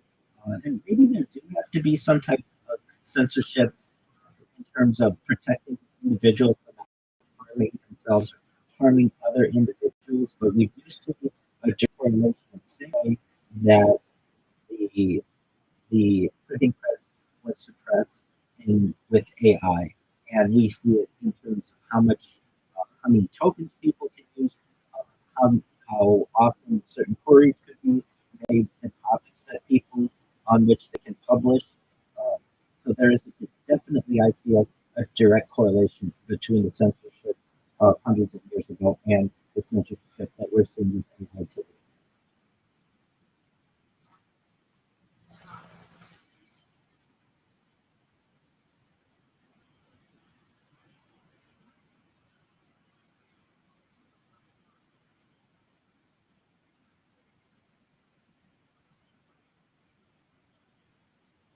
I agree.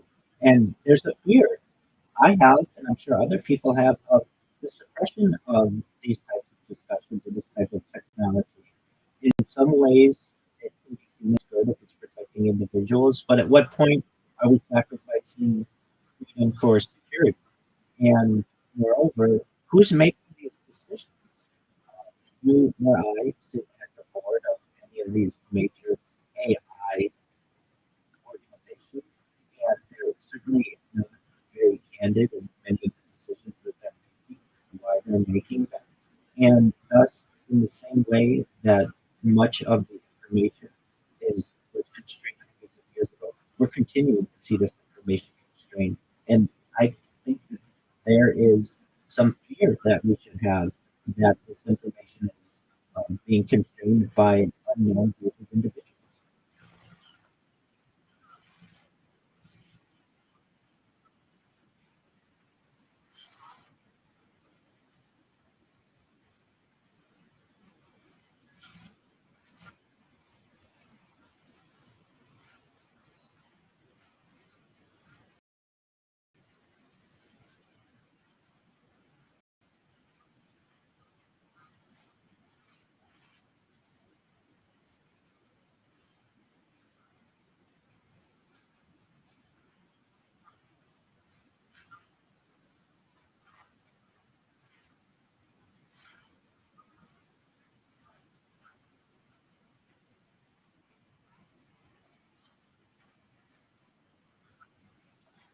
I do see the similarities that we're seeing, how the automobile was a development that is in a similar way to what we're seeing with AI and computer, or the assembly line.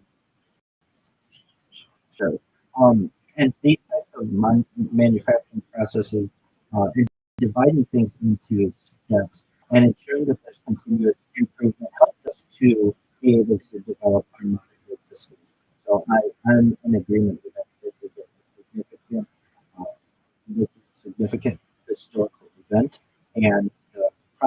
much bigger than just the automobile. You're absolutely right. It is the assembly line in general, and just an organized workflow that previously was not as organized and, or I should say, analyzed as it would be in the beginning of moving into the 1920s and such.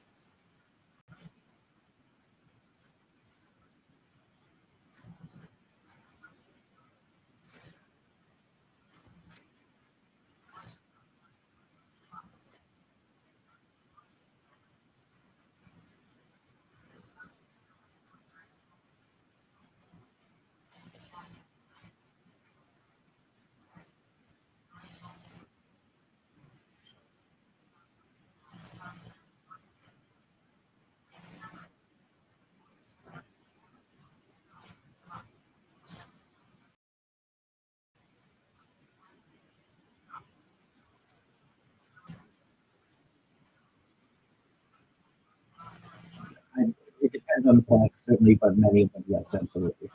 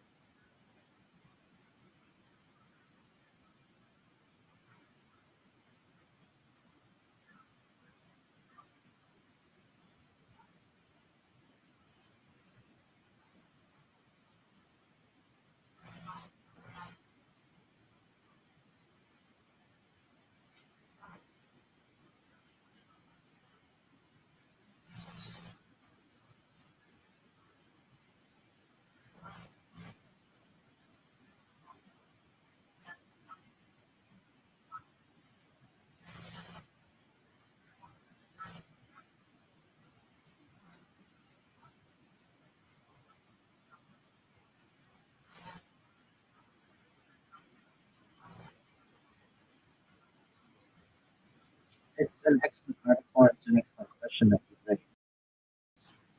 In my opinion, it depends on who considered to be the influence.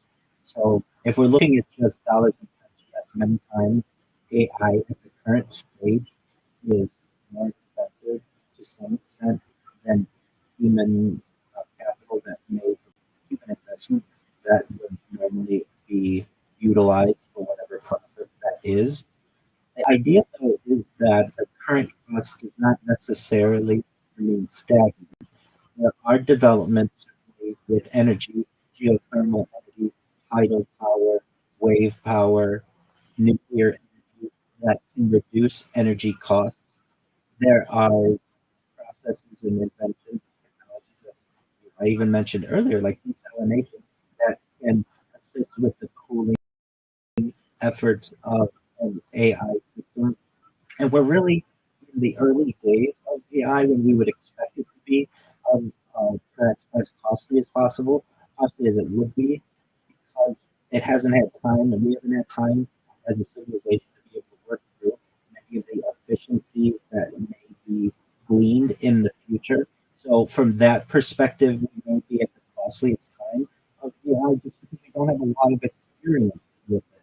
I do think that it is an interesting article, though, because normally, and I'm in agreement with you, we think that AI is going to always be cheaper because one computer can perhaps replace 100 individuals. And we're finding that that's not always true. It depends on the task. It certainly depends on the goal. That at the beginning of the process, going to have higher costs, especially with inefficiencies that we have with energy and the grid and cooling and property. But perhaps in the future, we will see those costs to, be reduced if we're able to perhaps be able to build these systems or these servers and data farms and such vertically, have an efficient cooling process for them, perhaps to be able to have them in a fully sustained environment using a nuclear reactor or some type of geothermal power or tidal or even some of even solar. So with like with any type of new development, new developing technology, there will be challenges, especially at the beginning. But I feel given enough time, we will see the cost of AI be reduced in comparison to the amount of human labor that is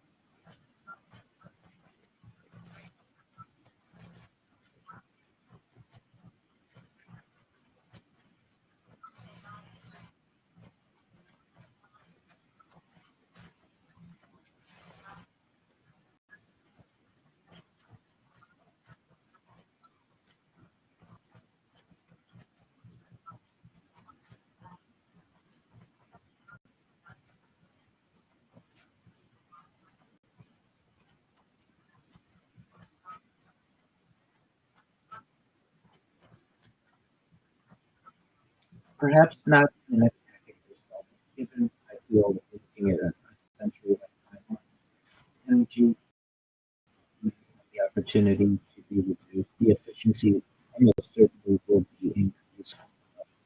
It depends more the nearer vision, the nearer sight that we may have, the more expensive it will be. But given longer periods of time, these organizations will learn more efficient ways to organize the grid and to generate power and remain perhaps in the far future find extremely efficient running AI systems that previously seemed like a trade.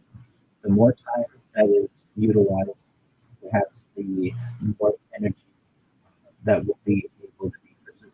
If we look at this in terms of like the automobile, that we referenced just a short while ago, and really in the early days of the automobile, automobiles were extremely expensive and were a luxury only for the very wealthy. Your average individual could never afford it. Even people who worked at Ford Motor Company could not afford them in the early days. But then we have the assembly line development, the Model T development, the sure,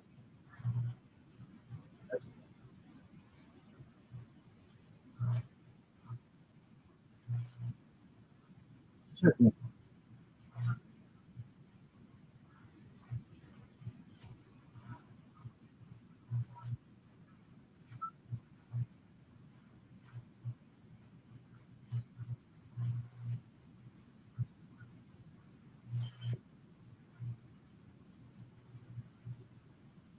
it is certainly accurate.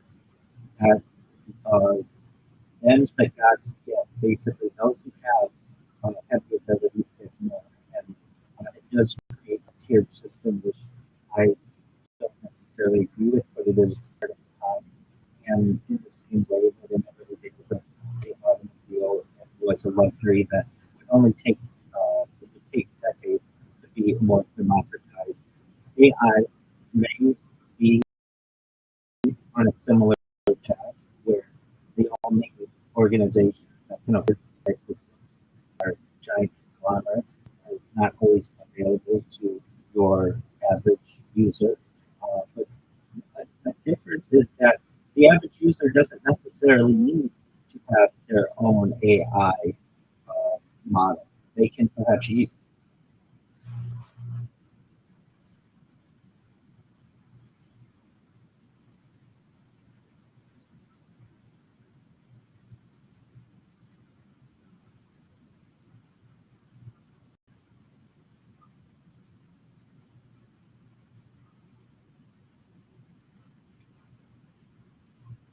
at, at the current time, yes, but this can always be throttled with tokenization, and certain different tiers of the amount of information that can be granted. Really, for an average individual to have access to some of the AI APIs is quite an undertaking that many cannot afford, especially your average individual on Earth. So it depends on how much information you need as well. Do you need enterprise levels of information? Well, that's going to be expensive. But to your average student who's trying to do a book report, there's certainly a democratization of information with AI, and it's an incredible tool.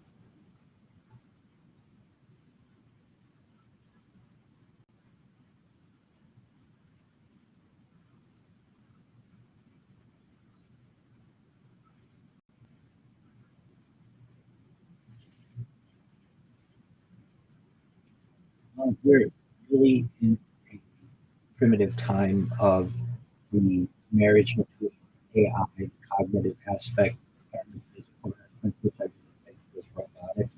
We haven't necessarily seen a really good merger of that as of yet.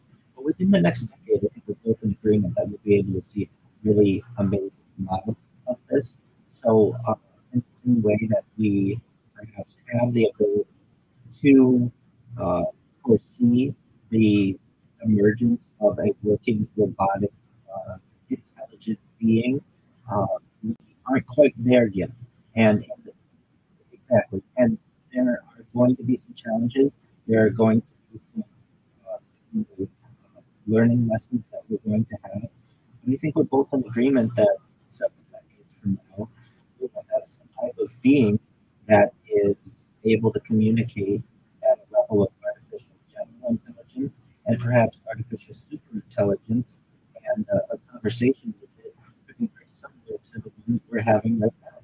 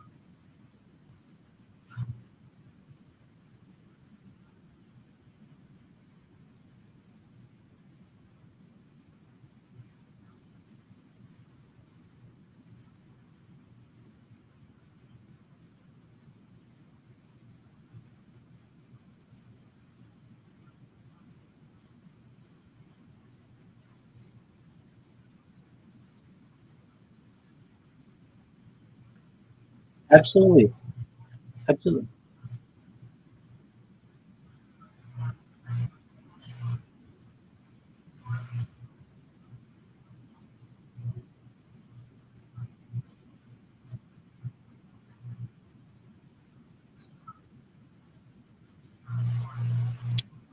Give for a moment. Let's try it. Yeah,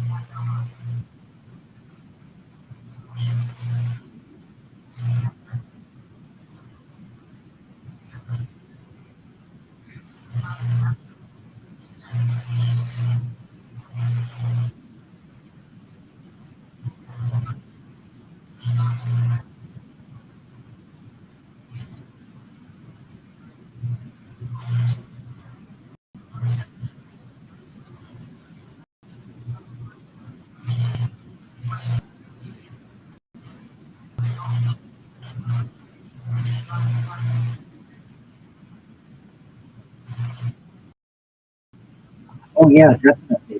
City filled with manure, and imagine that would get in people's shoes and clothes, and it would be tracked into the house, and it would cause disease. Also, it was very smelly. Our early uh, discussions and writings of uh, early 20th century New York City in particular show that it was quite a disgusting place in terms of its cleanliness and or from a hygiene point of view.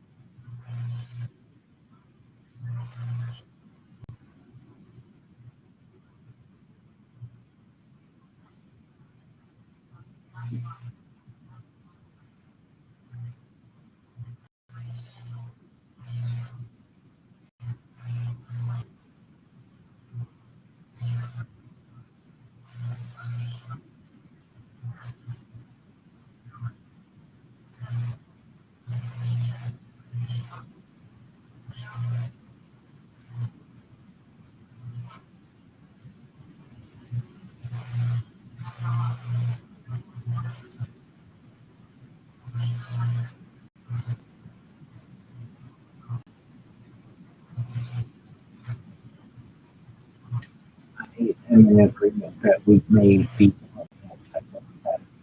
From my own personal standpoint, I've done my best to uh, purchase and just collect different encyclopedias of the world, including Encyclopedia Britannica, Encyclopedia Americana, Encyclopedia Judaica, because I do feel that this type of information will be limited to people perhaps in the future. Certainly, my written versions of the tablet I feel uh, may be of value to me and my family in the future. So I think a physical library is something that was always a status symbol to some extent, but will become much more of one in the future, especially with the lack of books that are being produced and everything going to a screen and becoming a page.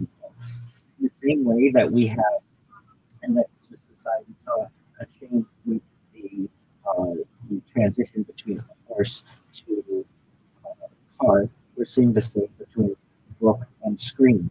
And unfortunately, it is not free to store this information.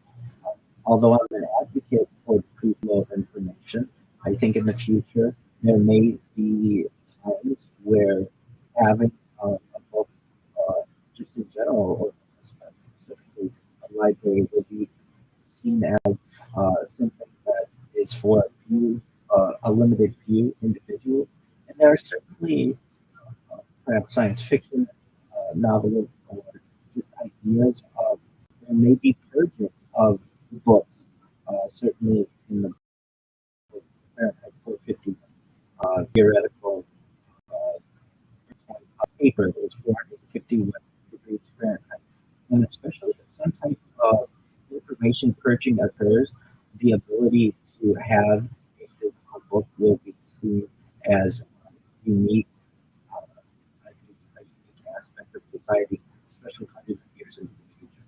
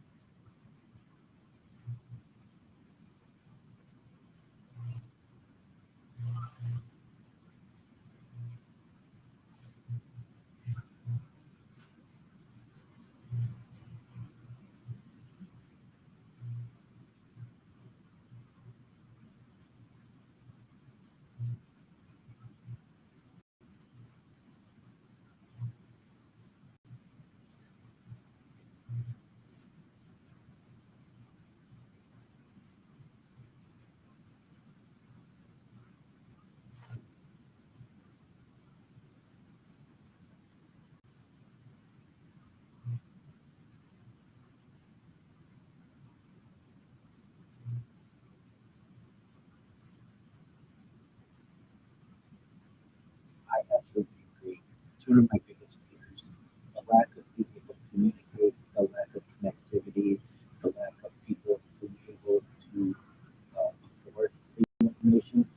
It's really unfortunate that we would have evolved from tens of thousands of years into a society that does its absolute best to limit the free flow of information and ensure that it's only available to a certain group of individuals. It's really heartbreaking, and I feel that we need perhaps some type of intellectual revolution and leaders who stand up for the common individual to say that you shouldn't gatekeep this information, that people, if you want to use a tokenized system, then a certain amount of tokens that is usable for free should be available to every person on earth. Uh, this is the kind of system that we need. There was a major push toward the late 19th century, early 20th century for the building of libraries, especially in urban areas. And I almost feel like we need a similar push for freedom of information, especially within the realm of AI and being able to have an archive of the internet and just libraries in general.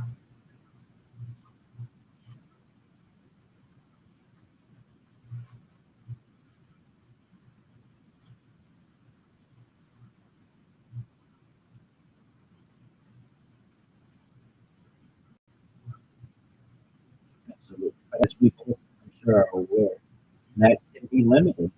Perhaps you want to do research on a subject that is frowned upon. Do you lose access to it? Does your family lose access to it? Are there, that's absolutely correct as well. It's really about gatekeeping, which is really unfortunate. And you know, I hold the keys to how that type of information is going to be kept. I know we're probably both advocates for as much information as possible. That was one of the goals of many libraries. And it's, in my opinion, something, a type of a type of goal that we should keep within our society, and we shouldn't again sacrifice security for our own freedom, specifically information freedom.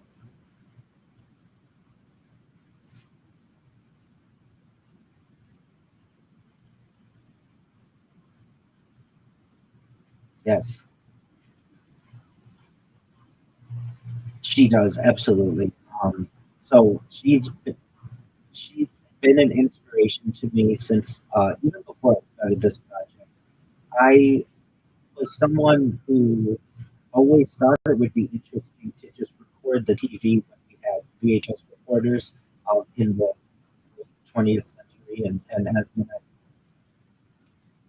oh, yeah, certainly. Even before then, I'm old enough that we had VHS cassettes, and if there was something that you wanted to watch, you could record it using a VHS for posterity. So, like sporting events or movies of the week.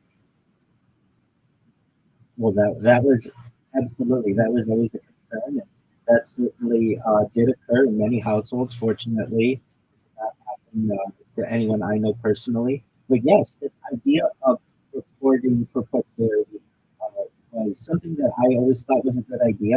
And then when I learned about Miriam Stokes, I was absolutely fascinated by her and her her fortitude to for more than 30 years be able exactly to be able to record on these tens of thousands of tapes every major event, every news um, cast, every major uh, every major talk show to be exactly. And she was also, I feel, an important political activist. She was very vocal and may have actually lost her position as a librarian due to her political involvement, which is very sad. I found it very interesting as well that she was able to fund this major undertaking with Apple stock, where she was an early investor. Okay.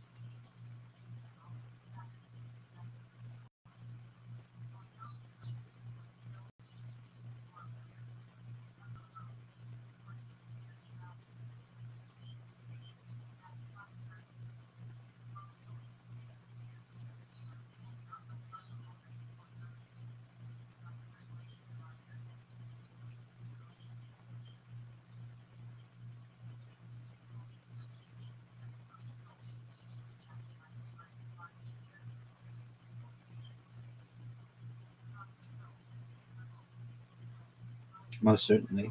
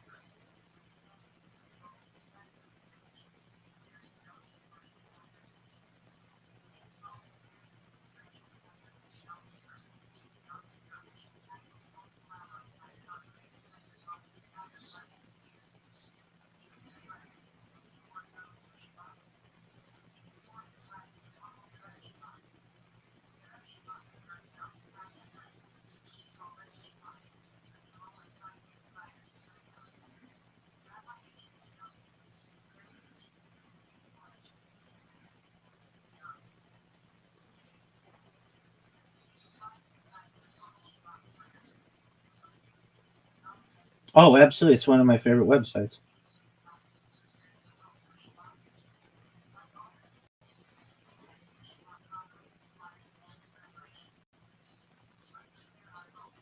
Absolutely. And they all the time. And they also, I believe, manage the Wayback Machine, if you're familiar with what that is. So you can see previous snapshots of websites of old. And I think it, to me, I've always thought it was one of the great undertakings of humanity to have this free digital library for the world. And if anyone has the ability, please support them, because this is an important undertaking for all of humanity. And I certainly don't want this information to be paywalled. And for those in the audience who haven't gone to archive.org, you absolutely should. It's an amazing resource.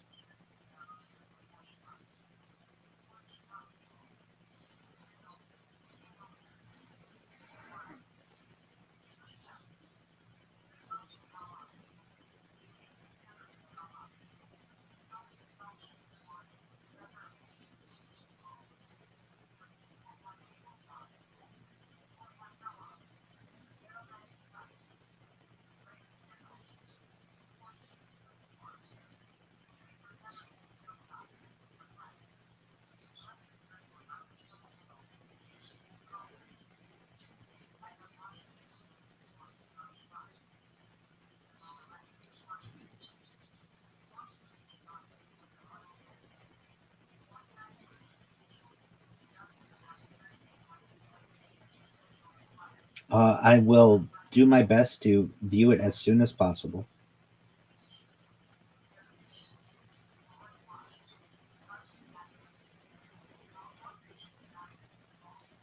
Definitely.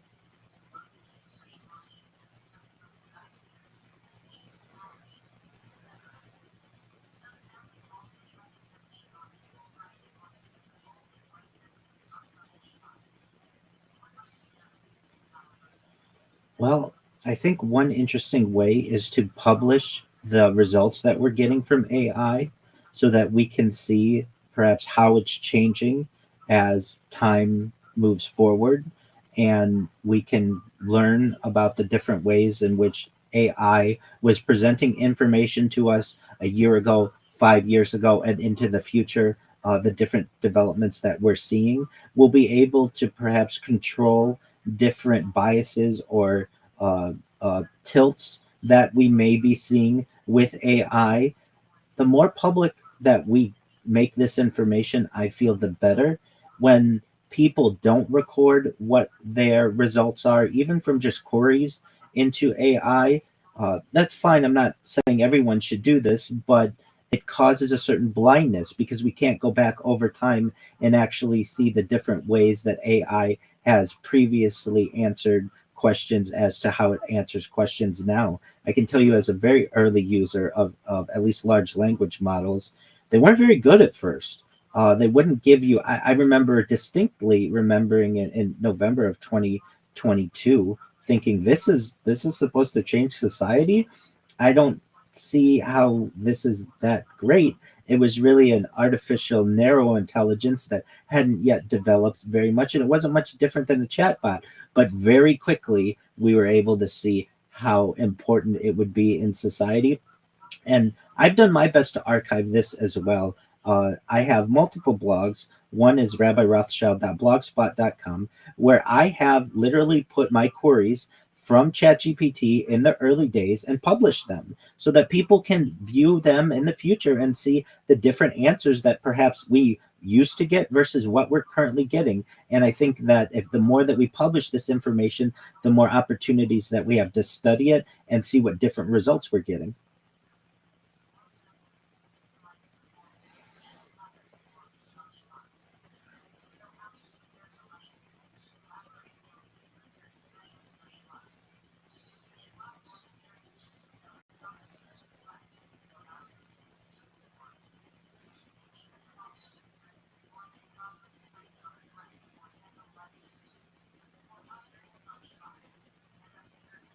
The amount of censorship that I see on some given topics, especially on health information, some historical events, it's it's it hallucinates more, I would say, than it did in its early days. In the early days, many times it would just say, I don't know that information, or it would give you an honest answer. It wouldn't necessarily make up information that it would have. But nevertheless, you would have to correct it even in the early days of the large language model, like you have to do today. I find that there have been some really great developments in terms of large language models, memories that you can update, personalization that you can utilize, but it's still not where I want it to be. In particular, the way that I use it, many times I will utilize it for writing long form articles. So I'll have an idea, I'll provide it with an outline, I will get some type of information from a large language model, but it still doesn't always remember the way in which I want the information presented. And that's frustrating because at a certain point, I feel that we should be at a that AI should be good enough to be able to give me the results in as an efficient way as I would like, and as I would like my audience to be able to digest. But I'm sure we're getting there. These are just some of the growing pains that occur with any type of new technology. So, in general, I've seen the development. I think that we're moving in a positive path, but I do fear the censorship that can occur. Also, even without censorship, you may have issues, or we may experience issues that we've discussed earlier with gatekeeping or tokenization, and that's frustrating to me as well.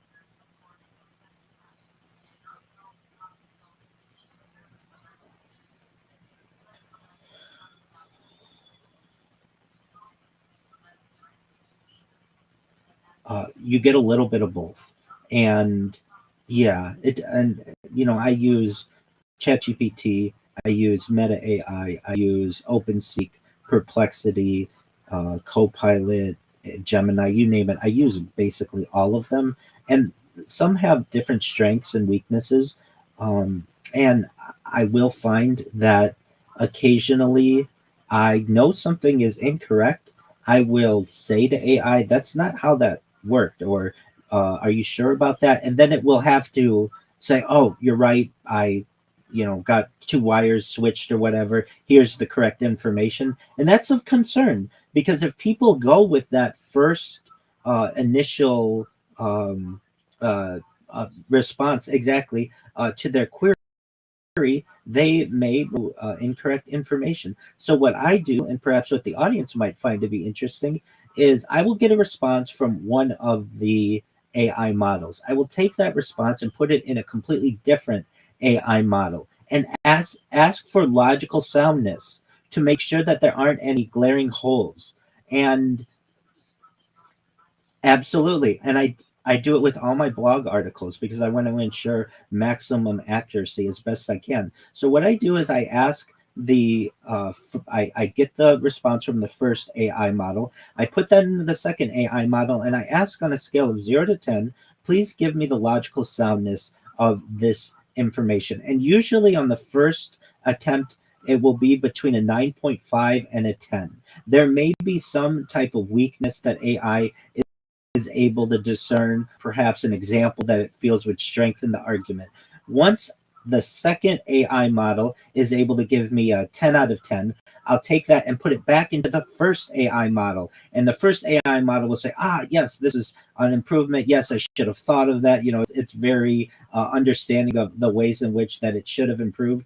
And then I may put it into a third AI model just to ensure as much logical tightness and soundness as possible. Once I get 2 or 3 of these models to say this is a 10 out of 10 from a logical soundness point of view, only then will I publish it. And I feel this allows me to best avoid any kind of AI hallucination or incorrect facts, just being able to counter each AI model against itself.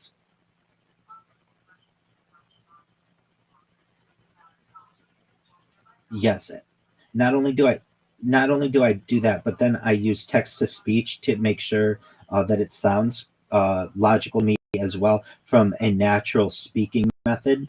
And I will ask exactly what did you change because I want to know, and I want to have control over the AI, the information that's presented to me. I don't want to just assume that one AI model is correct because frankly, if you were to do that, you will make many more mistakes than if you counter these different models against each other.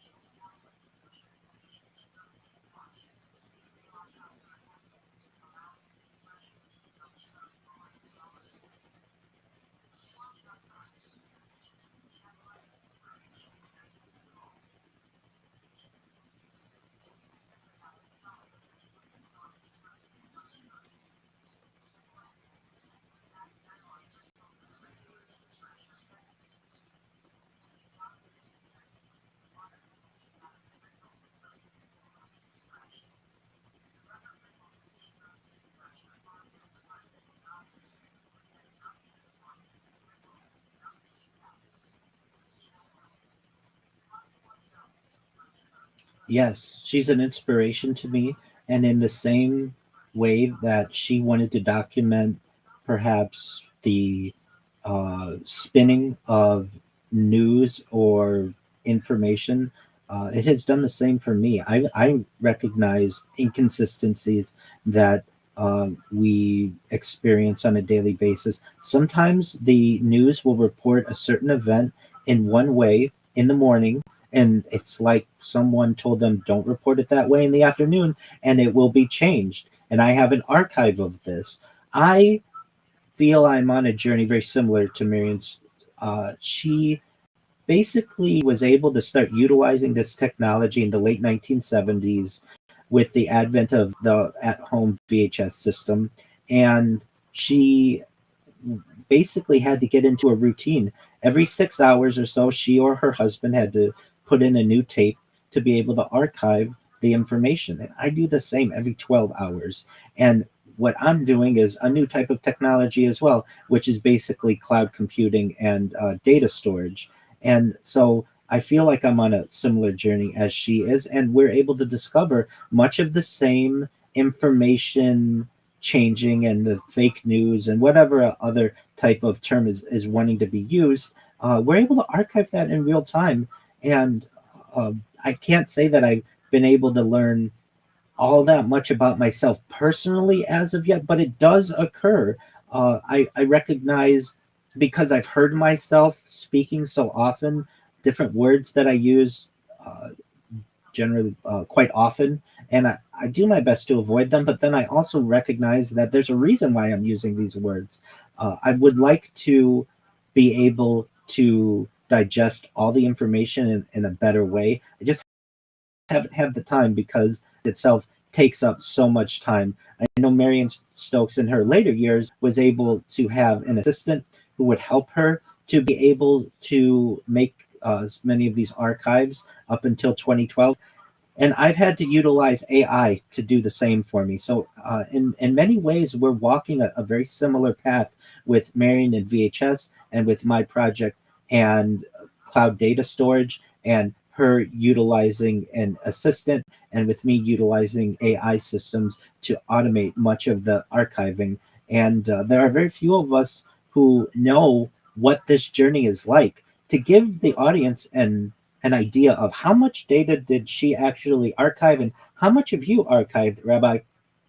So, as you had previously said, she archived from 1977 to 2012, approximately 35. Okay, approximately 30 plus 35. So she had a total of between 70,000 plus video cassettes or so. The estimated amount of footage she has is 500,000 to 800,000 hours. And as we previously stated, it's being digitized by the Internet Archive. Again, give to them. I'd love to have more of this information available faster. I've always wanted to delve into her complete collection. From my standpoint, and now this is approximate, but at any given time, I'm recording from anywhere between 10 and 30 different devices, and many of them have the same camera angle, but they may be separate streams. So, just for a rough estimate, we'll say 20 different camera angles for 5 years. So, approximately 24 hours a day times 365 days a year times 5 years. Each camera is about 43,800 hours, and 20 different camera angles in total is about 876,000 hours of footage. So I have a similar amount of footage that I've been able to archive over the course of the last 5 years that Marion did over 35 years. Now, it's not nearly as much of a physical task as it is with Marion, where she would actually have to remove the cassette and put in a new cassette, open up new packaging and stuff. All I necessarily have to do is generally hit go live on a different stream. But to give the audience an understanding, what my project has been able to compile is very similar to what she's been able to compile. Essentially, I have the equivalent of about 100 years of continuous viewing time, which is an immense amount of information for a person to be able to archive, and an immense amount of information for people to be able to study into the future. And thus, having archived about as much as she has archived, I feel that I am a modern day Marion Stokes. She's been absolute inspiration to me, and I hope to continue to do this for at least 35 years as she did. I'd like to do it for the rest of my life, God willing.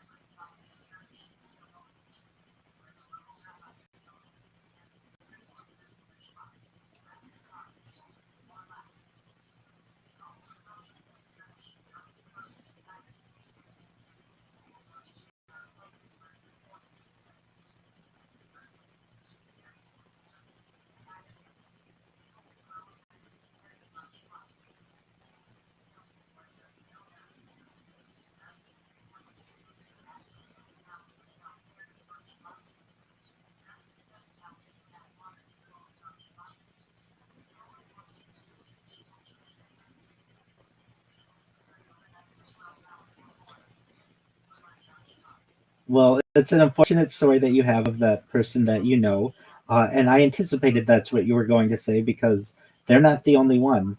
Human oversight is of immense importance, especially when we're using autonomous systems. And of course, some ways to avoid this would be only having the Roomba working when you're at home, or not when the dogs are have the ability to do this. But that's no, it's not. It's not. And I don't know if Roomba necessarily is able to account for all of these different scenarios that may occur. And this is one they certainly should have, and they just unfortunately did not. And perhaps different versions in the future will be able to anticipate. Well, iRobot or whatever competitor comes along and is able to do this. I personally have seen, just from an environmental services point of view, some of the most difficult types um, of people, of employment, or careers that are going to really push the limits of AI are these types of scenarios of cleaning up after people, because they or animals, because it has to be so delicate. And really, what we have to ensure is that there's human oversight, or else we can have self replication that can cause major issues. We can have an issue where a small amount of doggy doo doo could actually cause major ruin to an entire floor of a house or so. And thus, it's important to have human oversight, whether it's a Roomba or whether it's um, an Optimus robot, or a self-driving car. Whatever it is, we need to have some type of human oversight, because there will be edge cases, like in a case where a dog uh, defecates on the floor, where the autonomous system has not foreseen that event, or does not detect it, and it can cause far more bad than the positive that it is supposed to be able to give to a human life. And this is just a small scale robot. Can you imagine in terms of an entire data farm, or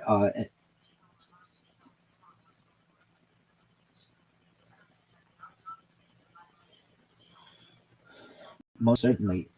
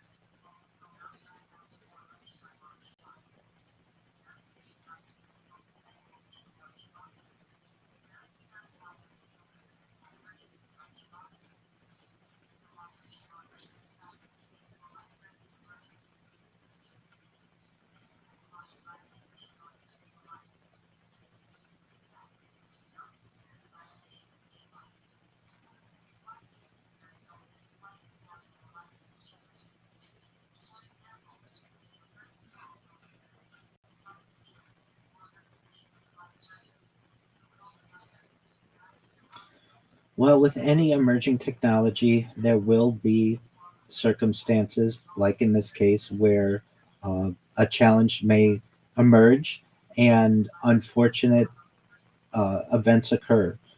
This is a really sad scenario that I feel is somewhat inevitable in terms of any kind of emerging technology. I am someone who feels that this happened in Arizona. Phoenix, in particular, is a leading city in terms of a smart city. It has excellent weather. It's generally built on a grid, and of any place in the United States that this perhaps could have been avoided, it should have been there. But even AI isn't able to detect all of the different, perhaps, environmental issues and scenarios that can occur. And when that happens, humans are at risk for major injury or, unfortunately, in this case, fatality. I, I personally don't think we need to throw out the baby with the bathwater, meaning I still think that self driving cars are the future and have an important role. We do have some human fault here as well, that the person was looking at their phone and they should have been the oversight. So perhaps they have a role in the death of this person as well. And for they well, you were saying they were. Oh, no, no, I understand that. And I'm not saying whether they should have been or not. I'm just saying that they did have the opportunity to have human oversight, and that was, they failed at that. Uh, we're at a time when we're not fully autonomous yet. We are in emerging towards that realm, though. But we still have laws on the books that do say that full autonomy, at least in most jurisdictions, is not allowed. That humans do have to have some oversight, and whether it's the automation of a vehicle, or even a Roomba, or even bigger systems that I feel are of major concern in terms of drones and swarming, and perhaps even going into some science fiction realms, something called gray goo, where you have a self-replicating nanobot environment that takes over the entire planet, can occur. All of these are realistic possibilities without human oversight. And thus, at the end of the day, humans need to have control. We need to be able to unplug the machine. We can never give full autonomy to robots or AI, because if we do, we're in danger of hurting others, and that's something that we should want to avoid.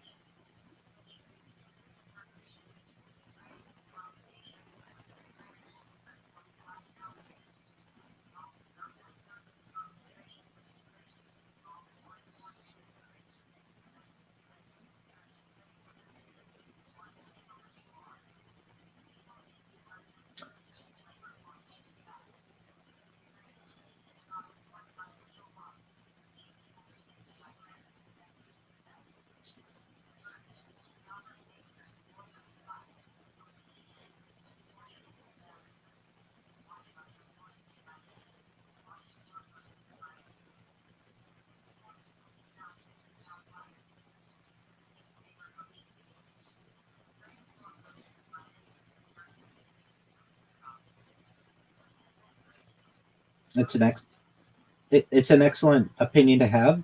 I think it's a great take. I think it's unfortunate that in today's corporate system, that really the biggest penalties that any leadership will ever have to suffer are civil penalties, and they're not even personal civil penalties. They are civil penalties against a corporation. And as I've heard used previously, if the punishment for a crime is a fine, then it is just a punishment for the poor.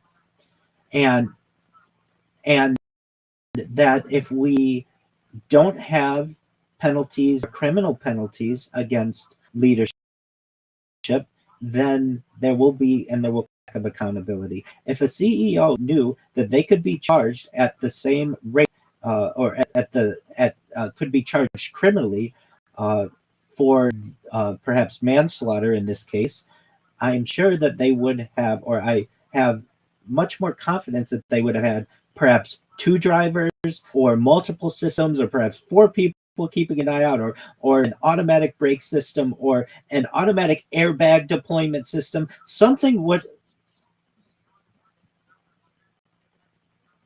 most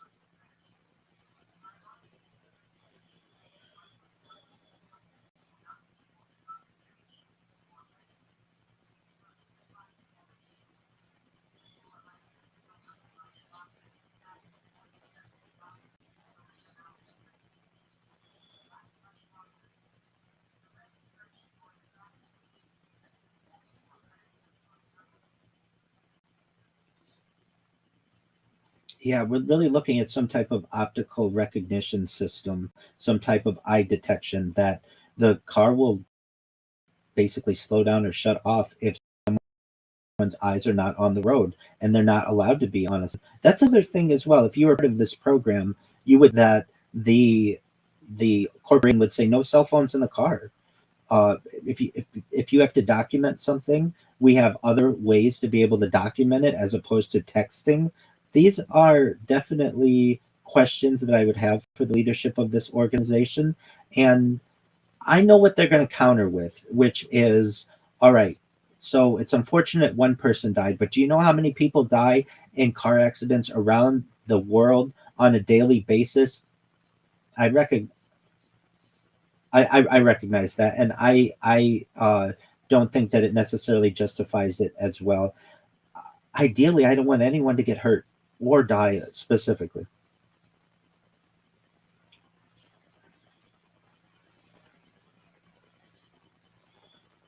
Certainly.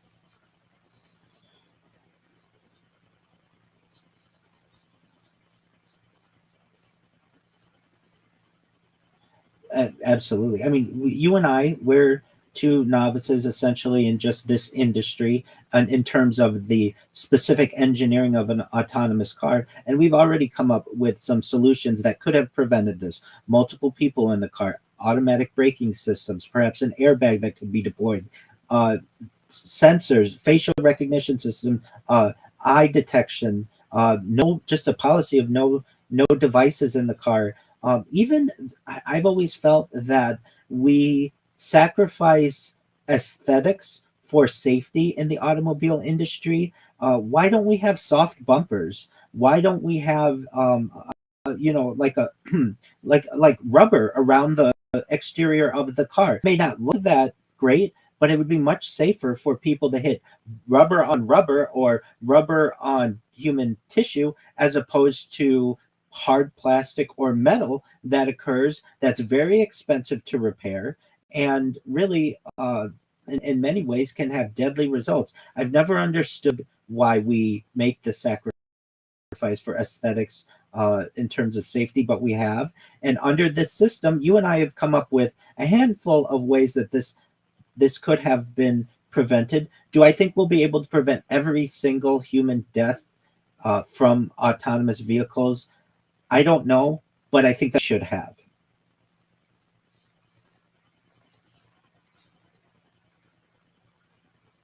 That's that's absolutely right. And shout out to Volvo for ensuring that they did not patent that and gave the ability to the car industry. Exactly. And I would say that alone, that maneuver alone by the leadership of Volvo saved perhaps millions of lives in the decades thereafter. And we cannot we all should be thankful that a company felt that such a an invention should not be constrained and should not be gate kept. And in the same and I don't know if the same decision had to be made today, if it would happen in the corporate environment that we currently have, where we put profits before people, which is quite unfortunate.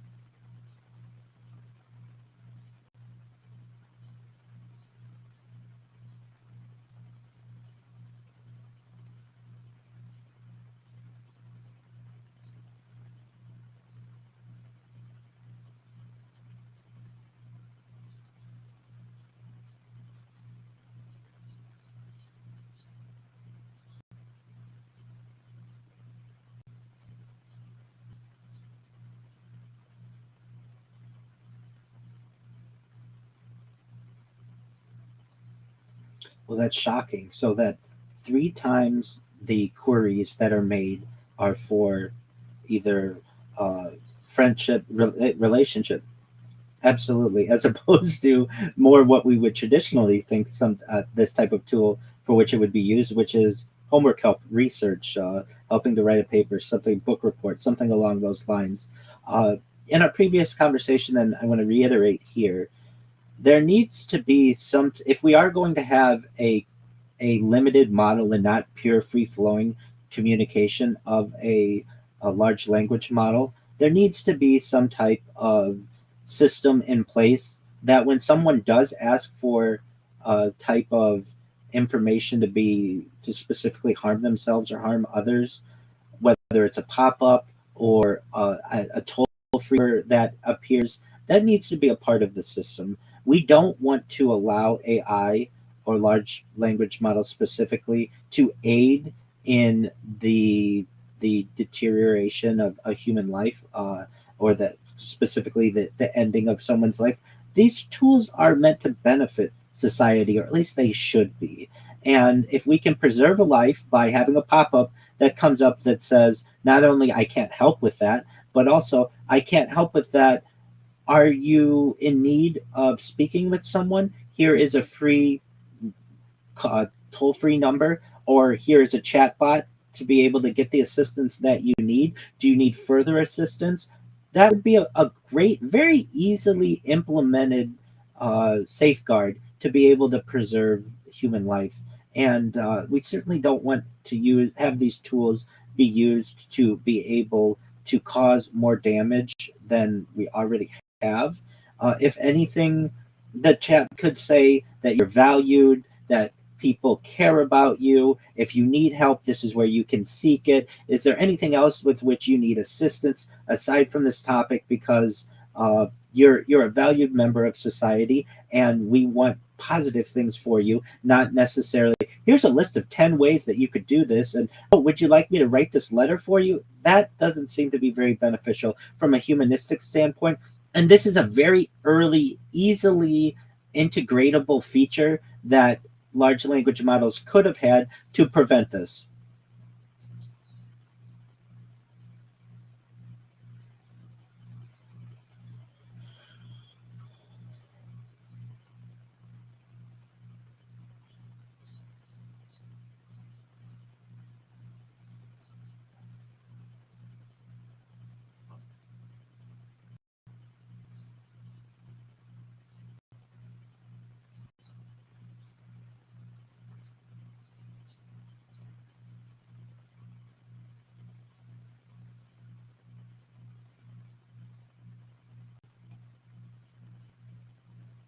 Absolutely. And you wouldn't think that it would take years to develop this. This to me is a day one kind of implementation that you should have had. Hey, how can we not have people create nuclear weapons? How can we have people not destroy themselves personally? How do we help people from not being able to plot certain demises of those around them? Let's get these in order before we unleash this to the rest of humanity. And fortunately, it took more time than was, I feel, necessary to be able to implement these things. I am pleased that these types of implementations have been made, but that doesn't bring back this young person, and hopefully their death is not uh, without meaning and without having to improve the situation as a whole. And it's quite an unfortunate situation where we have had in both the autonomous vehicle instance that we've given, or this large language model given, human life that's so precious has been taken away, and at this point in technology can't be brought back.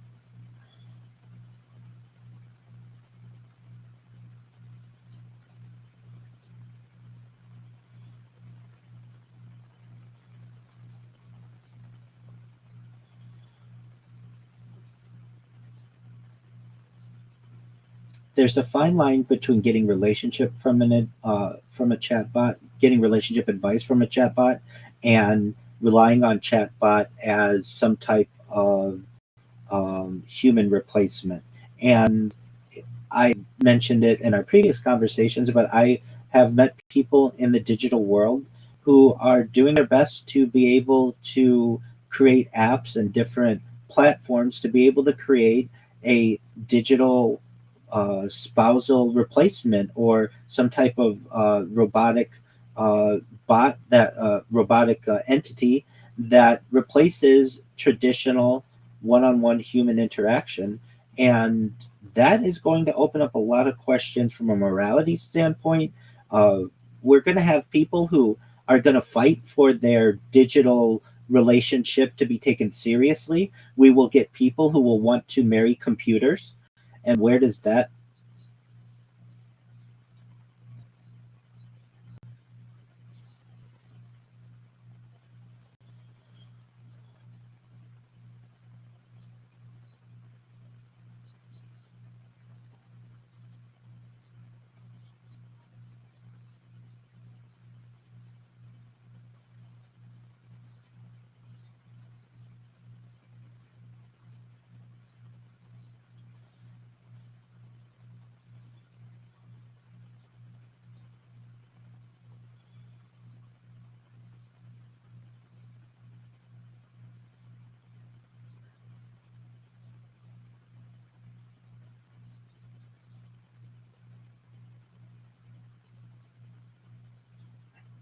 Well, it's these are questions that are arising more and more often within the modern age, but really specifically what you were referencing within the transhumanist movement. The idea and the technology that you referenced is something along the lines of mind uploading technology, where with someone's consent, and that's very important, we scan their brain into a computer like a CAT scan or an MRI, knowing where every atom is in their central nervous system and their peripheral nervous system for later download as an android, an avatar, a cyborg, a cybernetic being, a clone of themselves, a robot, an ethereal being, whatever it is. But at what point does that being no longer at what point are they no longer considered human? At what point are they no have rights? Can enter into contractual obligations? Uh, this isn't a typical conversation that our evolved Homo sapien self has had to have over the course of our evolution. We're now moving into a new type of being, some type of cybernetic being. And in terms of free will and love, you and I had the discussion as well. Perhaps the idea of what a lifetime contract may be will have to change. That till death till death do you us part in the traditional marriage way in the Western world may have to be augmented into some type of temporary uh, uh, marriage contract that doesn't last forever, because forever is really a punishment. So maybe there may be some type of temporary safeguard that if you're in love with someone and they're in love with you, you can enter into a marriage contract, but it's on a limited basis, perhaps 1 year, perhaps 7 years, perhaps 10 years. And if you continue to love that person and they continue to love you, you can get that contract renewed and keep doing so. But if you have the type of technology that we are emerging toward with life extension technology and reverse aging, there may be a certain point of time where you both get sick of each other. And if that happens, you should be allowed to leave that person and go fall in love with someone else if you want. And something that I think is really unique to this story is, let's say we're able to live longer than the traditional age of 80 into 100, 120, and perhaps hundreds of years into the future. How beautiful a story would it be if you could re-fall in love with your first love, perhaps a century or two into the future? These It would be absolutely wild, but these are realistic possibilities with this type of technology. Now, back to your original point of the adolescence and the exact.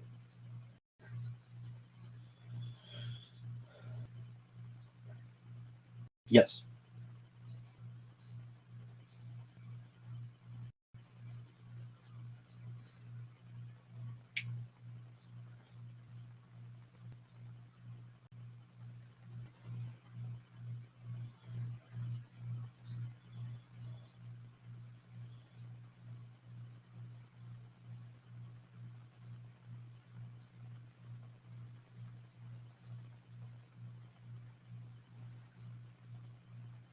Oh, well, there are a lot of emerging topics that occur here, at least with the children aspect of it. In my own way, I'd like to have them focus more on that 25% as opposed to the 75% that's in terms of research in school and for those things. But I recognize that this type of tool is going to be used to explore the human psyche, human libido. Many times, individuals, especially young people, don't have the same ability to just get into a relationship like an adult would be, and they still have those feelings generally once they're post-pubescent.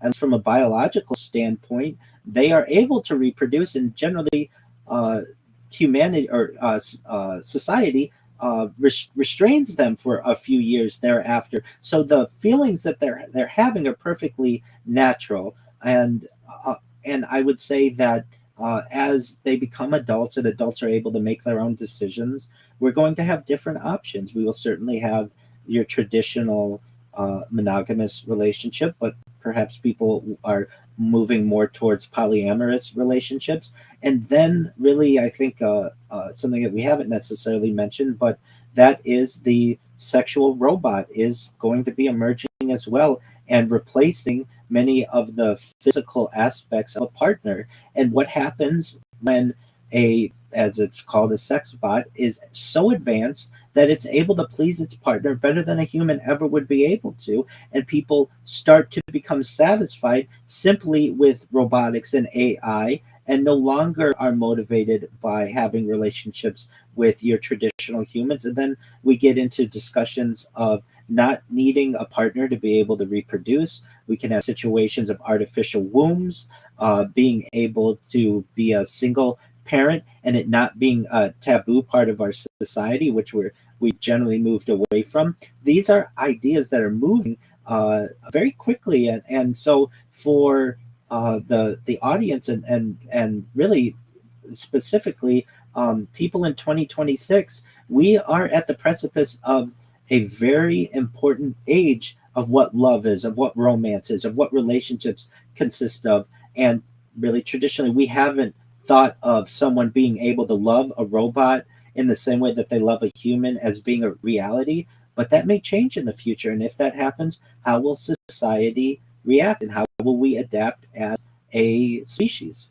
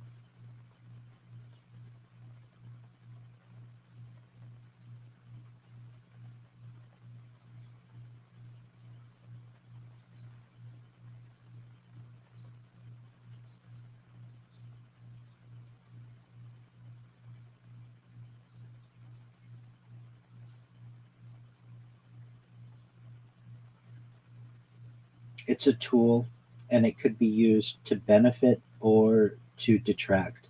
I would say that you could use it to learn more about your partner's psyche, about their needs, about different opportunities for love with them that you would have never previously surmised. But then there's the element of it that if I'm able to get the serotonin uh, injection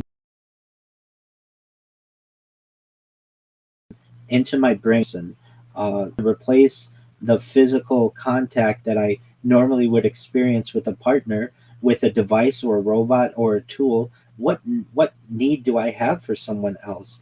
And especially when the technology starts to far exceed what we can do as humans. And I really think, and for the psychiatrists and psychologists of the future, they will have to study this, and sociologists and really just everyone in society will have to study this much more much deeper than I can currently uh,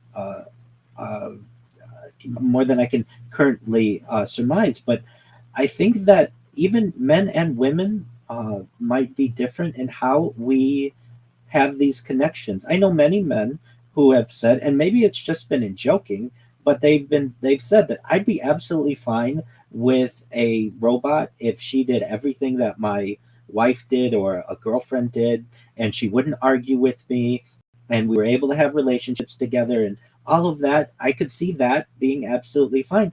And many of the women with whom I've had discussions on the same topic, they have said, yes, there are tools and robotics might have a part in this, but I do desire that at least one time physical connection with someone.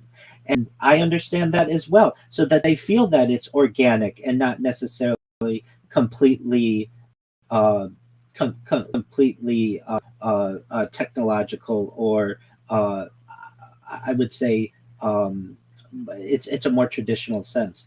Now, there are men who would feel the same way. I don't want to say it's split completely between men and women. I certainly don't want to say that, but I'm saying that there are aspects, and usually I hear this opinion more in women, but not always, that say, I want the organic physical touch of a person. And if they're not there, I can't be with them, and I need to replace that in one way by AI or a robot, I can do that. But I don't want that to be the only replacement, the only option. I do want that organic relationship. Then I've heard that opinion, and I've heard from men that they are not just from men, but from generally more male perspectives, and it may just be an issue with who I've polled on this topic, but they would be absolutely fine so long as the robot loved them or they felt that there was love there. And then there's going to be some people in the middle who want the organic connection, and other people who will be fine with just the robotic. So I think probably it will have to just, it differs on the person and what we consider to be love. Right now in 2026, if we heard someone say, I love a computer or I love a chatbot, that's going to sound quite strange. But in 21, 26, will that sound so strange? That might be the norm. And that's a fascinating century that we will undergo if that becomes the case.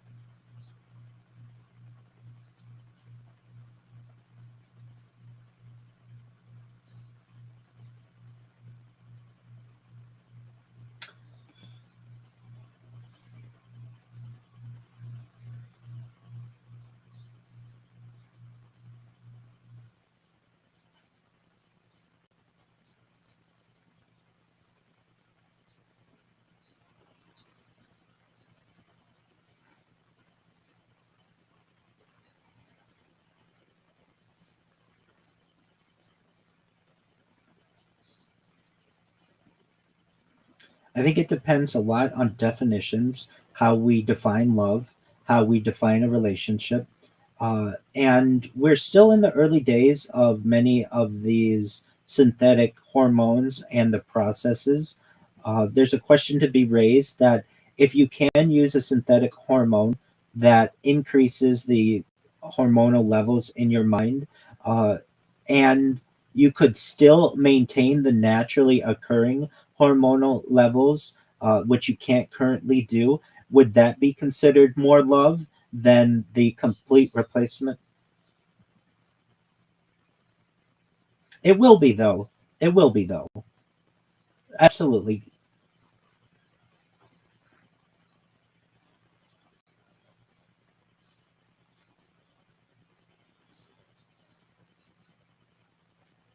I'm looking at this. I'm looking at this over the course of a century. Perhaps not in the next few years, but given enough time, science will be able to identify any need that humans need. It's just a matter of time. And if we were to say, okay,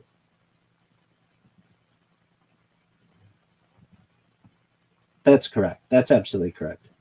That's absolutely correct. So I'm in agreement with you. The current reality is that the synthetic methods of replacing hormones cause an issue where the body does not create them on its own and relies upon the synthetic influx. And is that considered love?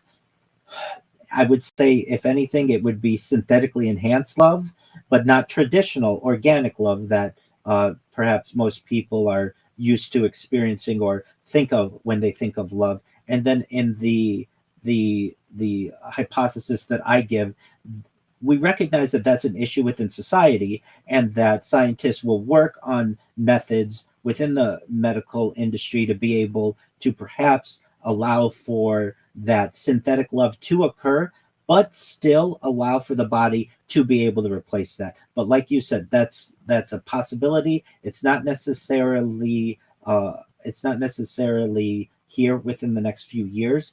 I'm someone who perhaps is too uh, positive in what I think humans will achieve. And if it doesn't happen in the next 100 years, it will certainly happen perhaps the next 1,000 years if humanity continues, because it is something that does seem like it is a possibility to be able to fix. It doesn't seem like it's an impossible scenario. It's just a matter of time. It's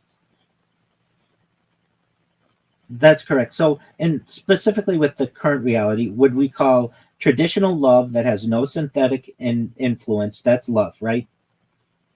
Would we agree on that? Exactly. Okay. So then, if we have someone who is using synthetic dopamine or endorphins or serotonin to be able to enhance their ability to love with someone else, could we agree that that's synthetically enhanced love?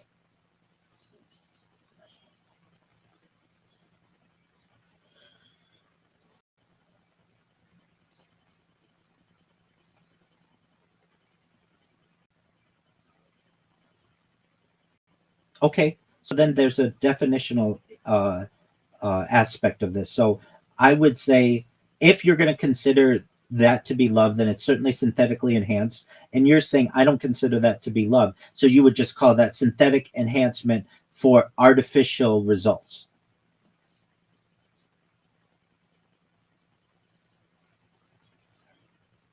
Okay,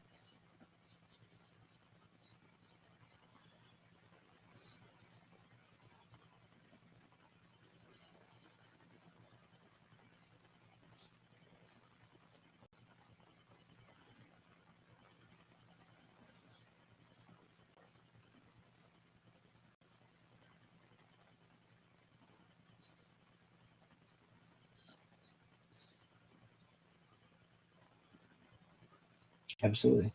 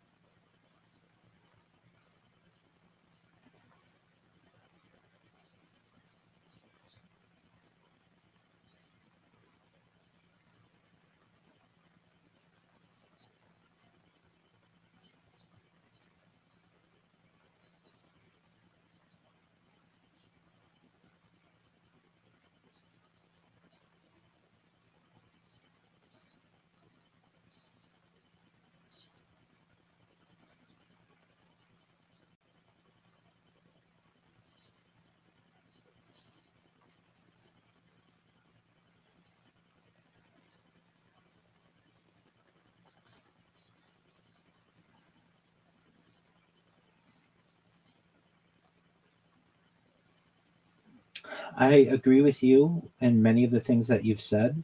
I feel as if it depends on the environment. If you have tribal individuals, there generally aren't a lot of restrictions or challenges to mating that there are in a more developed society, in terms of uh, transportation, in terms of cost, in terms of shelter. And the higher and higher those costs get, the more and more I feel people will rely on the artificial substitutions. If someone has a limitless budget, it's much easier for them to date a and have a and have an organic relationship than it is if they're on a limited budget and don't have. Okay, well, just from a dating standpoint, if you don't have the money to take a person out to dinner, then you're not going to go on any dates. But if you have no money, if you have to still be transported there.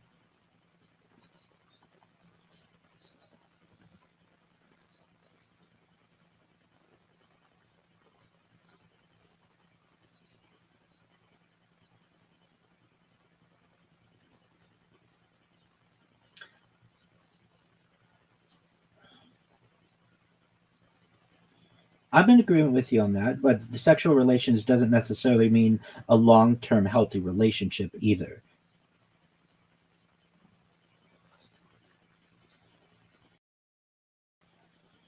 Oh, I agree with you on that. I don't consider relationship. I recognize that, at least from the terms of the budget. If someone doesn't have the funds to be able to go on a date, to be transported to, or even spend time with the individual, are they really going to be considered a viable mate? Probably not. And thus, that person is going to resort to the chatbot because that's the closest human connection that they may feel they'll be able to get from a realistic standpoint, multiple over multiple sessions. Sure, they may be able to find someone on Tinder and be able to have a one night stand or just a random fling, but is that really going to be something that is going to give the type of connection that they feel period of time? Likely no, and that's why they're.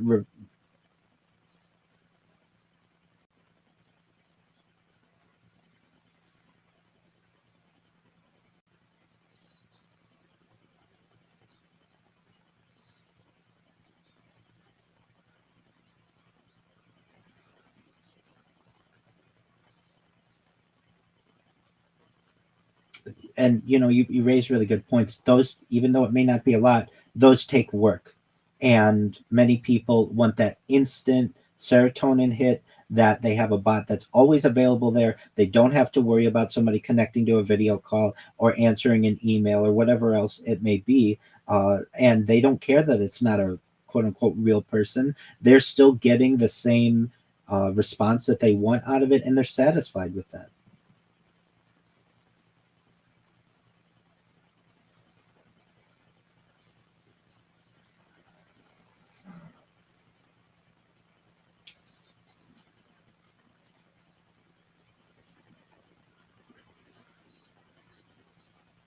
I agree with you, and I agree that that is there are some fears of that type of thinking. It's very primitive, unfortunately, but if you look at our primal needs, desires, and instincts, many times people will go to the easiest, will find the easiest route, and with this new emerging technology of a chatbot or a sex robot or something like that available to them, they may not want to put the work in that is necessary for a or traditional organic relationship, and may just default to what's easiest. And is that a fear that I have, that the future of society may be defaulting toward? It is, absolutely.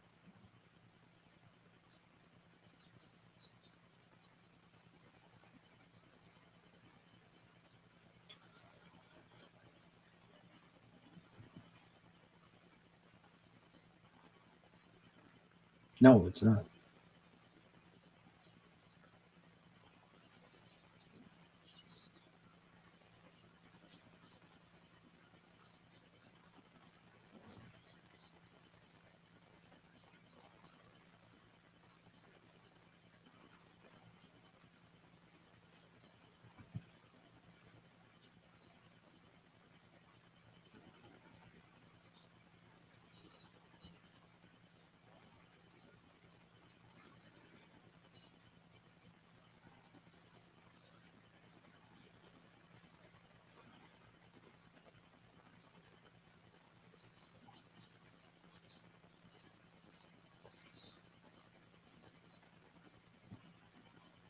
Absolutely. Well, thank you. First and foremost, I want to thank you so much for the opportunity to have these discussions with you. I would find it concerning if we agreed on absolutely everything. This is what's healthy about friendships and about discussions, is that you don't always have to agree on everything. and you were able to learn from each other. And I find that to be, in many ways, much more valuable than if I were just speaking to someone who agreed with me, or even just a chat bot that thought everything that I perhaps was saying was correct. So I find this to be of extreme value, and I hope your audience does as well. In terms of what I do, as I previously stated, I stream my life 24 hours a day, 7 days a week, 365 days a year. I have been doing so for nearly 5 years. If you want to find what I do, the easiest way to do so is to go to YouTube and type in my name, Rabbi Rothschild. And what you're going to find 24 hours a day is my life archived on multiple streams from different angles. I have ceiling cameras. You can view my life in 360 degrees. Very few people are going to give you so many different views of their life. And this is just more than a dozen or so that are going in the YouTube results. I have even more angles than this that are available to be able to study, which I find to be quite an interesting project, very similar to Marion Stokes. So for anyone who's interested in history and the archiving of history, the easiest way to see a portal into my life is Rabbi Rothschild into YouTube, and the key is filter by live. If you don't filter by live, you're going to see streams of mine from years ago or weeks ago or days ago, but I want you to be able to see a live view of what I'm doing. Moreover, I have more social media than any person ever. Arguably, I have over 100 YouTube accounts, over 200 Instagram accounts, over 500 Twitch accounts, over 1,000 TikTok accounts, over 2,000 Twitter accounts, over 5,000 Blue Sky accounts, and over 10,000 Kick accounts. I have created a virtual treasure trove of content for the world to be able to study in the future. The way that you can best find any of my content is by typing either my name, Rabbi Rothschild, into the search of any social media search engine or AI engine of your liking. You can also type in my hashtag viral rabbi, or go to my link tree, linktr.com// Rabbi Rothschild, RabbiRothschild. You will find more accounts there than you'll ever find. I have press releases there. I have links to my Discord where you can connect with me 24 hours a day. The easiest place to do so is discord.me/rabbi. If you want to comment on my channels, you absolutely can. But I invite you, and very few influencers or creators invite you to live your life alongside me if you want, or just ask me a question. If I'm asleep, I have a section where you can ask me anything. I have other people who are living their lives alongside me 24 hours a day. I'm here not just to be an example to the world. I'm here to interact with people as well. So if you have questions on relationships, if you have questions on employment, if you have questions on religion or history, or you just need pastoral support or moral support, or you just need to talk to someone, I'm here for you. And that's for people of any background, any religion. You don't have to be Jewish to be a member of my community. I have thousands of people within our Discord community alone. The only thing that I ask is that you're an adult. I think children are our future, but I just want to make sure that my Discord is of people of majority. And you can connect with me whenever you want. Moreover, I am an avid blog writer. I publish about 2 blogs every single day, and those can be found at rabbirothschild.medium.com. And I write at length on AI and technology and communication and human dynamics and history. So you can see all of my interests there. And just want you to know how much I appreciate the opportunity to speak with you, to be on this podcast, to be able to interact with not just you, but communicate to your audience as well. And I'd love to do it again sometime. So as history continues to move forward, hopefully we can reconnect, and we'll get updates on where we were right, where we were wrong, and where we're moving.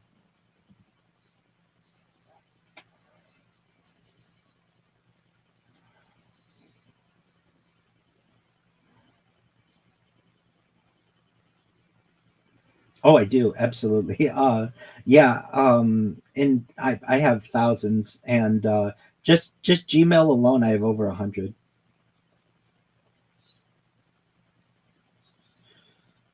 I do. I have extensive spreadsheets, and that allows me to keep them as organized as possible. But unfortunately, I've lost access to some of them. For anyone out there who's like, Rabbi, I lost access to my Gmail account from 4 years ago, or 10 years ago, or my YouTube account, or my X account, or my Instagram account.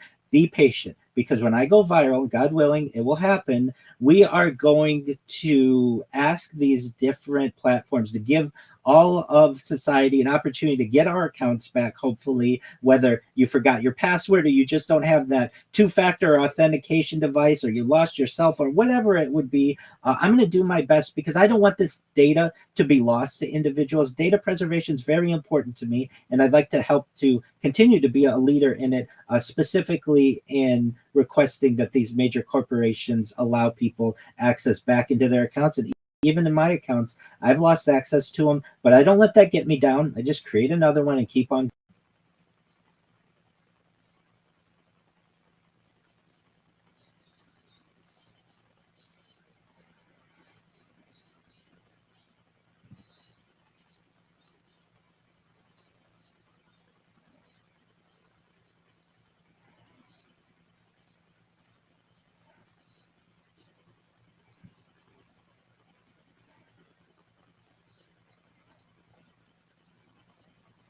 Excellent.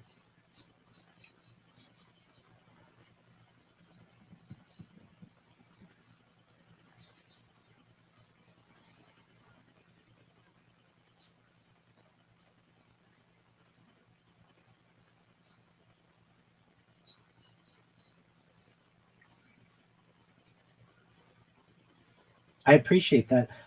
If I may, I didn't know that you would be giving like an overview of some of the topics that we covered. So that one part where I began reading my notes, if you can remove that and just go into where you start to give the description, I would completely appreciate that, because I just wasn't sure, and I wanted to make sure that I was accurate. Moreover, if it's okay, I'd like to send you my relevant links, perhaps for the description, and if you need a headshot, I can send that along as well. And I look forward to not only reviewing what you've put together. You're really smart. I want you to know, like, you're really smart, and you're a really good historian. Like, I was very impressed with your outline. I'm very impressed that you're in the medical field. Yet you're an excellent historian. So I think very highly of you. And I say this to just about everyone with whom I do a podcast. If something comes up in the future that we're like, hey, let's discuss this topic, absolutely. But at a minimum, 1 year from today, I want to have another, or not necessarily today, but 1 year from around this time, let's meet again. And every summer, for as long as we continue, you do a podcast and I'm live streaming, which God willing is the rest of my life. I'd like to see where we were right, where we were wrong, see what is emerging. So if anything, August of 2027, we can plan on reconnecting, and then that's the one really exciting thing of the topics that we mentioned, is they're always emerging, so we can see where we were accurate, maybe where we were off the mark, and where we're going, and then we have like a watermark every single year of what was going on. So if we could do that, I'd really appreciate it.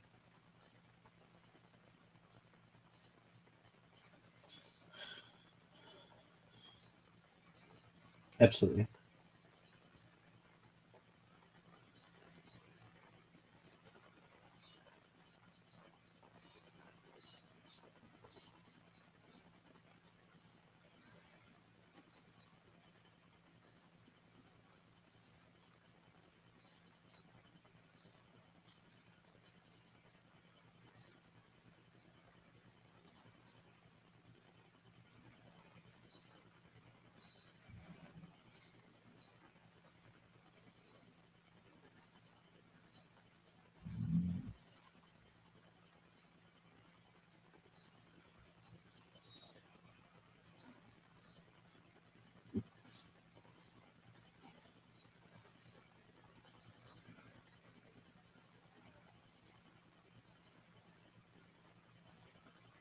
Absolutely.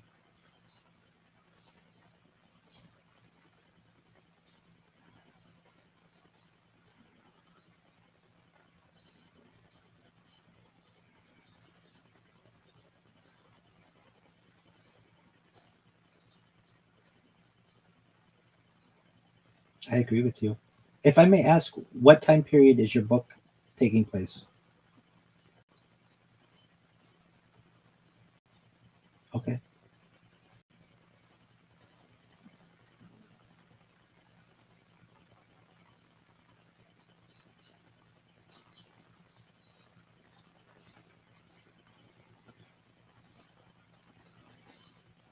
Excellent. And that's not a common time period that many fiction books are written on in the present age. Usually people pick the more medieval Europe or some Renaissance. Exactly. Exactly. So I laud you for doing that. That's a great undertaking, and so that's wonderful. And I want to uh, uh, just restate. I'm very impressed with you as a person. I'm very impressed with your knowledge base. Your preparation is amazing, and you're just a really well-rounded individual. Absolutely.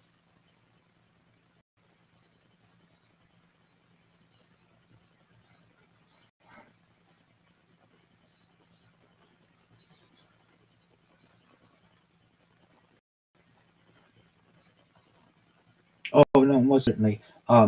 You're more than just smart. You're well rounded. You're intelligent, and I think I'm to ensure that you know I'm not talking down to you.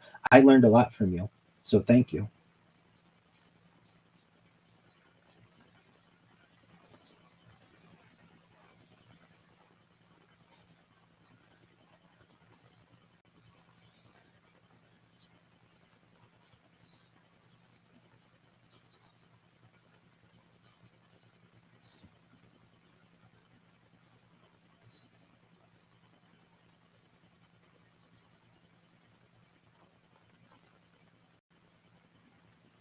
I I agree. You know what just triggered in my head, and perhaps is a discussion for another time, but the correlation that people have between these chatbots and a previous generation of perhaps like romance novels. Do you understand what I mean?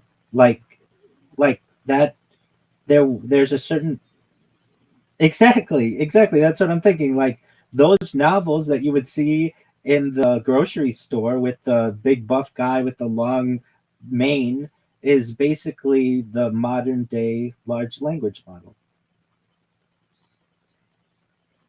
Mhm.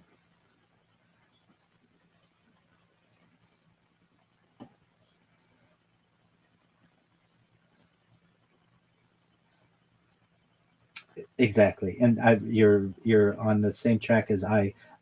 That we are, those people who may get into that type of genre can have their reality distorted,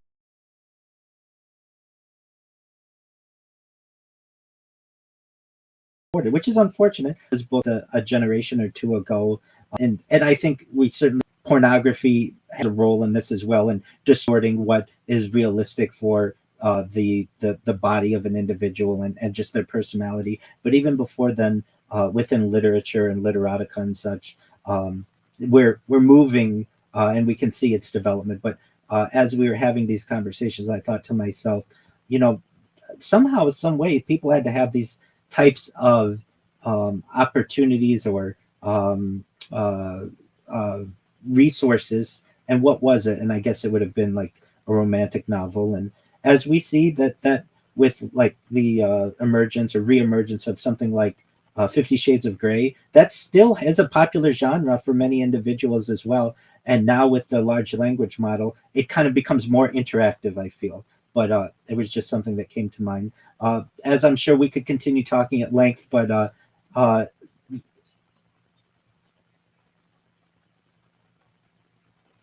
oh, excellent, excellent. Now, absolutely. Now, with Riverside, just before you go, I have to keep the browser open and let it upload it.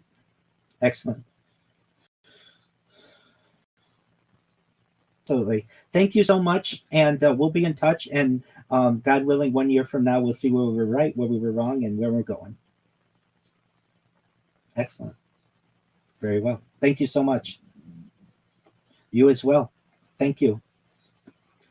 Yes, bye. Shout out to Leah. Oh man, what did you want to change? I didn't know she would be reading that one thing, so I did want to change that. Dude, that went for like 2.5 hours. That was long, but it was really good. Was it? Yeah. Shout out to Leah. Yeah, that was great.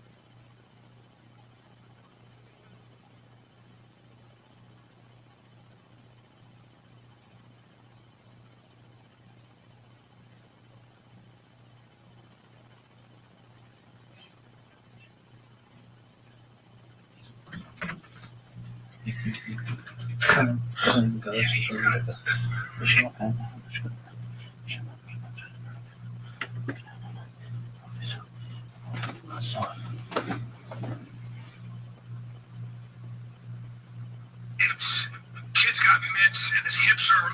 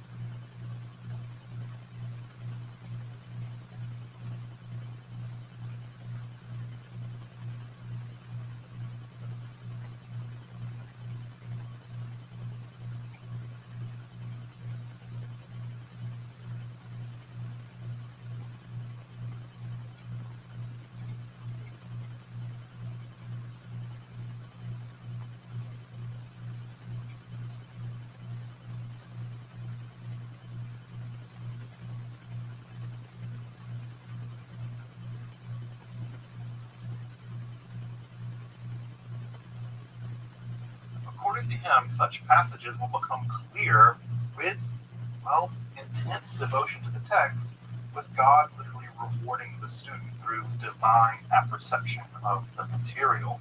He argues that one should begin one's studies. Reverend Andrew, can you hear me? 20. That's the same age that Cordovero himself began to. Reverend Andrew.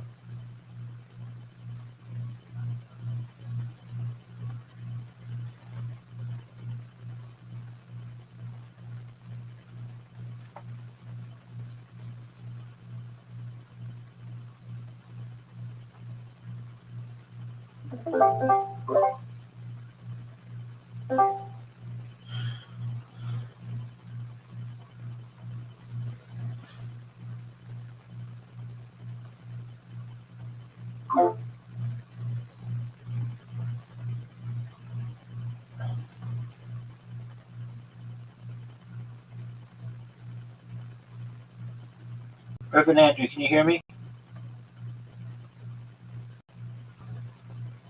Reverend Andrew, can you hear me? To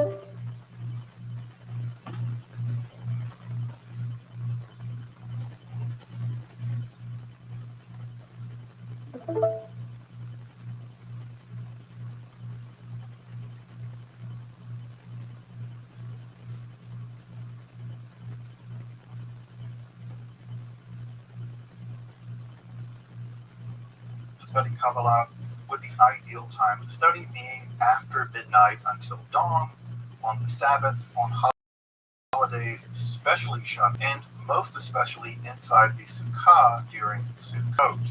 Now, there's some complicated stuff here to unpack. If you're watching this video, you've probably heard that there's an interdiction on learning Kabbalah prior to being 40, being married, being educated, etc., etc. Well, that's kind of true. This is actually grounded in Pirkei Avot 5, where it would have been Tema lays out something like a life plan. He says at 5 years of age, you should study Scripture. At the age of 10, you should study the Mishnah. At the age of 13, you're subject to the commandment, you become a mitzvah. At 15, you begin the study of the Talmud. At 18, you get married, young. At the age of 20, you're out there working. At 30, you have the peak of your strength. At 40, you achieve wisdom. At 50, you're able to give advice or counsel. At the age of 60, you've reached old age. At 70, fullness of years. At 80, you achieve a kind of strength. At 90, you have a bent over body. At 100, you're as good as dead and completely gone out of the world. I'm not kidding, it actually is like that. The Kabbalists took this at the age of 40 that one achieves Binah, and given one's previous education on biblical and rabbinical foundational texts, only then could one get ready to take up the study of Kabbalah. Generally speaking, this position held and still holds, but again, given the messianic fervor of Cordovero's day, they were a bit more eager to get people studying Kabbalah. These rules were for the sake of education and not for the sake of making rules, and thus they could be bent a little. Cordovero started at 20, though he does still state that getting married is still a prerequisite for studying Kabbalah. Having a righteous conduit for one's sexual desires was seen as a necessary precondition for focusing one's attention on the sacred marriage of Tiferet and Malchut, the Hieros Gamos of Israel and the divine, the physical and supernal world, rather than thinking about booty. Also, that studying from midnight until dawn, or even multi-day, all-night study sessions, the most famous of which became the custom of studying all night on Shavuot, became a staple of Savidian spirituality, mostly underwritten by the novel rise in the consumption of coffee. Coffee became all the rage at this time and really helped them stay up all night. Interestingly enough, a similar trend actually took hold at the exact same time with our Muslim brothers over there, also drinking a lot of coffee, around, staying up. Coffee aside, for Cordovero, the advantages of Kabbalistic study were patently clear. It speeds up the process of redemption. There's always that. It assures one a place. It allows one to merit the most glorious death possible, death by divine kiss. It allows one's soul to cling to the upper world. In this lifetime, you get accompanied by angels and souls of passed away righteous people. It elevates this generation to the righteousness of the generations past. It removes false and idolatrous anthropomorphic conceptions of the divine. Note there, it's a bit like Maimonides. It facilitates proper understanding of the Torah and its laws, and even allows one's prayers to rise up through the registers of reality, unimpeded by the evil klipot, whose sinister gravitation seeks to bind the world in eternal darkness. You get to bypass the klipot. Thus, the study of Kabbalah links one with the divine realm. It removes the dross of klipotic impurity, and it accelerates the process of metaphysical redemption more generally. For Cordovero, it's nothing less than the final key to redemption. Studying Kabbalah will ultimately usher in the perfection of reality. So, to get you started on this, the final sections of the Ordinary Rav form a summary of Kabbalistic metaphysics as they occurred, specifically the procession and development of the Sefirot as further detailed in his Pardes Ramamim.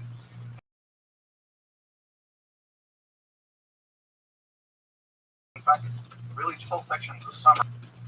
I'm not going to re-summarize it, like 7 or something, like summarizing a summary, but suffice to say, it's one of the most lucid depictions of the inner dialectic of the Sefirot as they proceed from the inner sacred void of Ein Sof, and we interact with them here. The text comes to an end with a final study aid. Cordovero actually mines the Sefer Zohar for the many metaphorical and allegorical names for the various Sefirot and other metaphysical entities of Kabbalistic literature, especially the Zohar. As I'm sure you know, the Zohar is a highly allegorical analysis or midrash of the inner divine, especially in terms of the Sefirot. Of course, the Zohar weaves these allegories using an extremely polyvalent system of terms, which are positively confusing even for experienced readers of the text. This might be the most difficult aspect of studying the Sefer Zohar. Here, Cordovero does you a solid, and he provides the beginner with something of a mystical dictionary such that one can kind of code even such a div as the Zohar on one's own. Again, this reveals Cordovero's commitment as an educator. Rather than gatekeeping at every turn, he seeks to empower the student text central to Kabbalah with inviting clarity rather than pompous obscurity or self-aggrandizement. He really wants you to study of Kabbalah or with a righteous teacher. The most famous text in the history of Kabbalah, the Or Ne'erav, is truly a remarkable text, not for its tortured hidden mysteries, but for its welcoming attitude and its transparent invitation to take up the study of Kabbalah for anyone willing to do the work. For this reason, and for all the other ones I've mentioned, I really advise folks interested in starting or restarting their interest in Kabbalah to start their journey with the Or Ne'erav. Further, it's freely accessible in both Hebrew and English online via Sefaria, so you can literally read it right now for free in the very reliable edition by Ira Robinson. You can find those links to the text in the description below, and it's even published by Real or Nothing. As I mentioned, I'll be coming back to Cordovero's Tomer Devora, the ethical companion to the Or Ne'erav, at some point in the future. Of course, Cordovero would pass into the world to come in 1570 at the young age of only 48. Legend has it that Isaac Luria would arrive in Safed that very day. As he followed the funeral train of Cordovero, Luria is said to have looked to the front of it and seen nothing short than the divine pillar of fire leading the procession to Cordovero's resting place among the saints of Safed. May their merit shield us. It remains a site of sacred pilgrimage to this day. The Kabbalah of Luria would go on, as you know, to eclipse that of Cordovero, but that's a story for another day.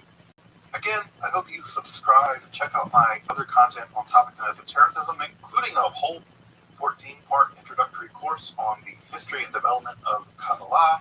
And again, I hope you consider supporting my work of making scholarly and free content on topics in a pretty vast array of esotericism here on YouTube for free. So if you consider supporting my work on Patreon or perhaps with a one-time donation. Again, you can find those links below if you're interested. Until next time, I'm Dr. Justin Sledge, and thank you for watching Esoterica, where we explore the arcane history, philosophy, and religion.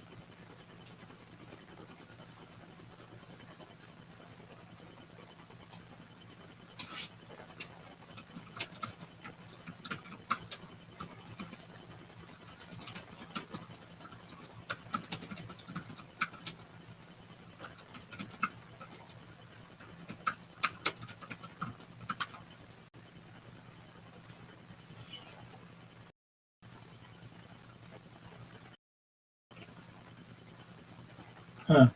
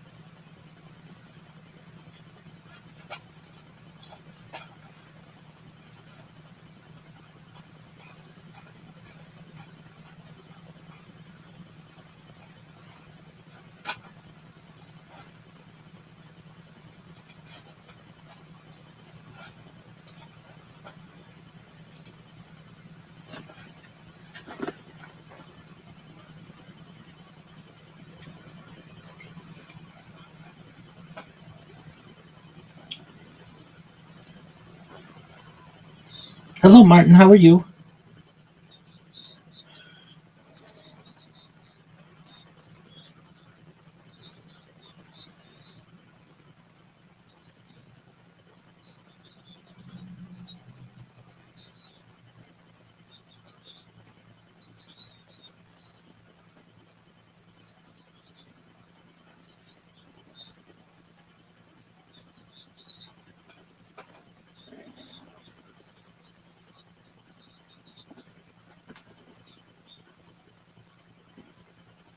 Yes, I do have a jacket.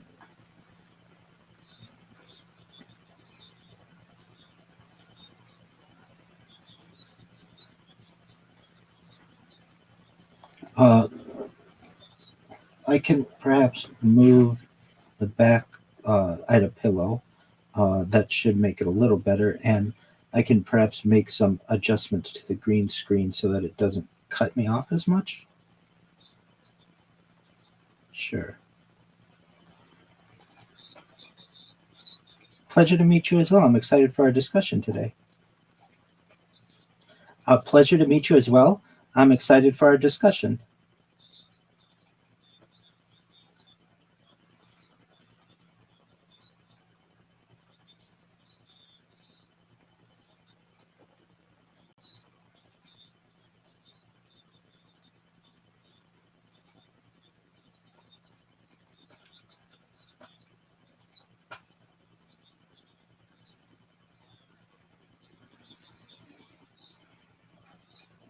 Certainly.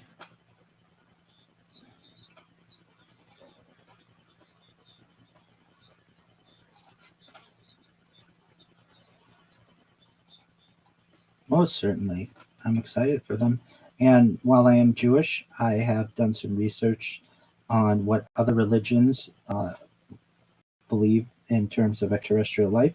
So I'm comfortable speaking from a historical perspective, at least of what their great minds have had on the subject.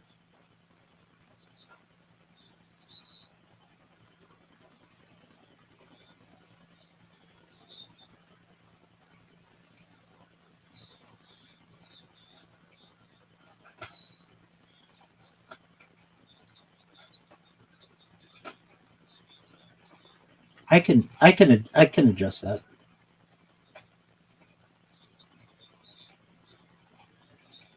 Most certainly. Just for a moment.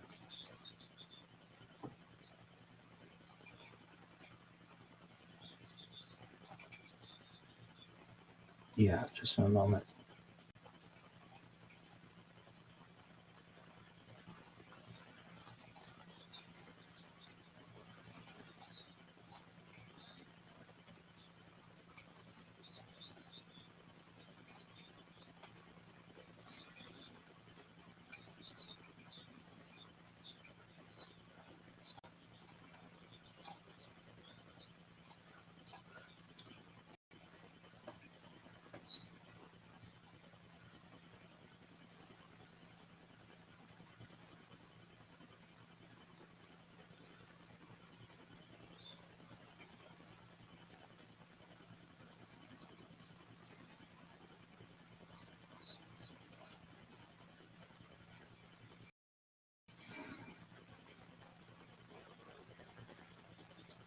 Yeah, the top of your head's no longer cut off.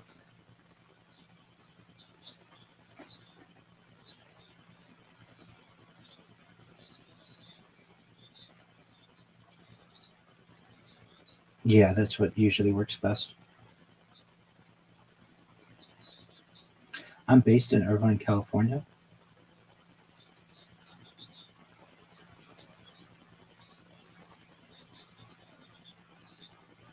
It says strong.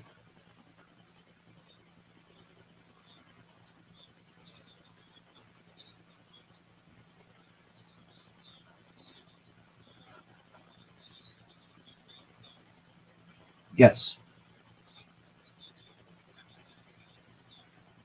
Okay. It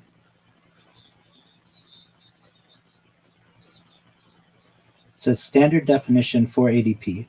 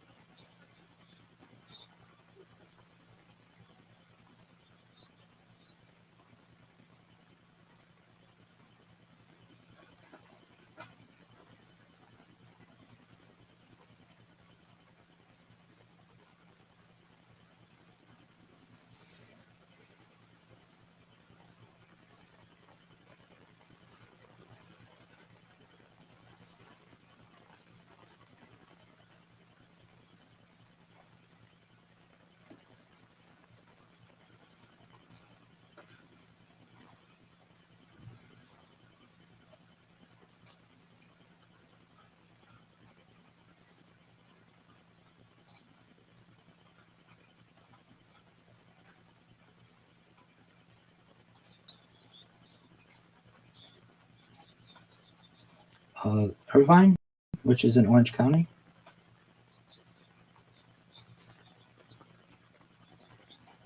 Oh, it's very nice there. Yeah, definitely.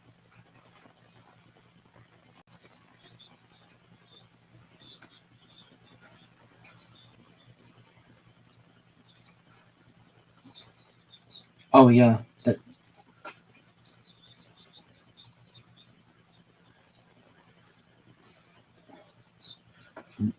that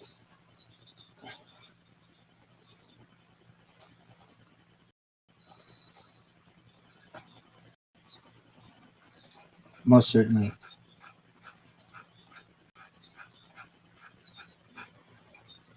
Extremely well-heeled areas.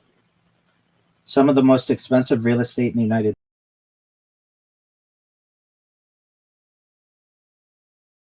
States.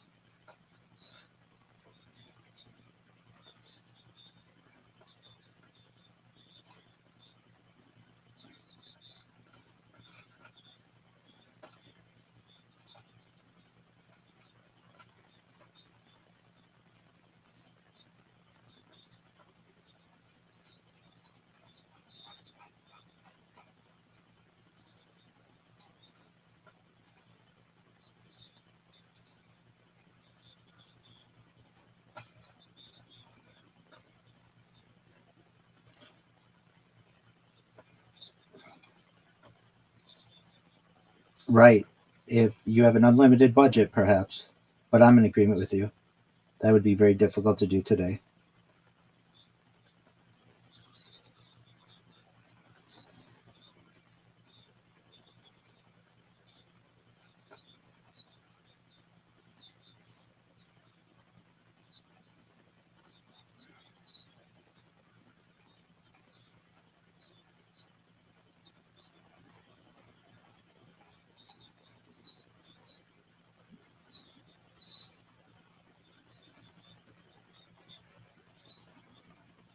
Yeah, it's very Mediterranean. That's why the average cost of a house nowadays is upwards of $1 million in Los Angeles County, even more in Orange County.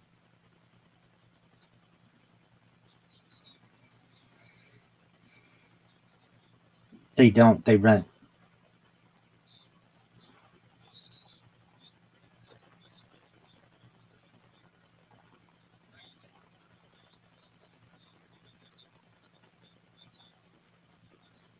Yeah, I imagine so.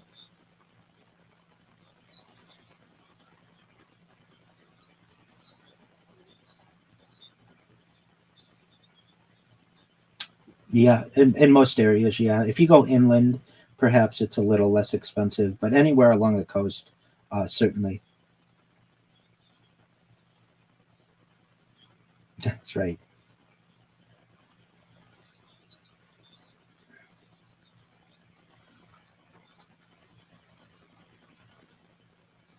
If I may ask, how long do you usually go, or how long are you planning on going?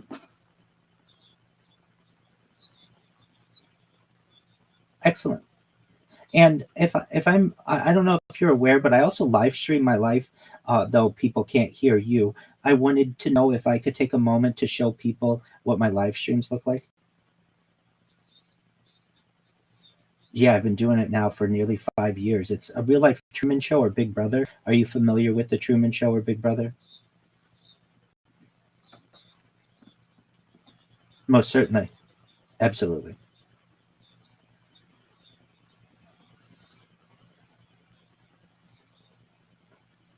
Wonderful. Absolutely.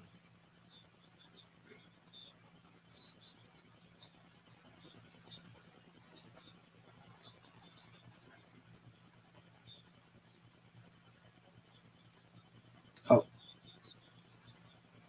yeah, absolutely. I use it all the time with different hosts, and I must hold you in high regard. You've been doing your podcast now for 15 years, which is quite a triumphant accomplishment.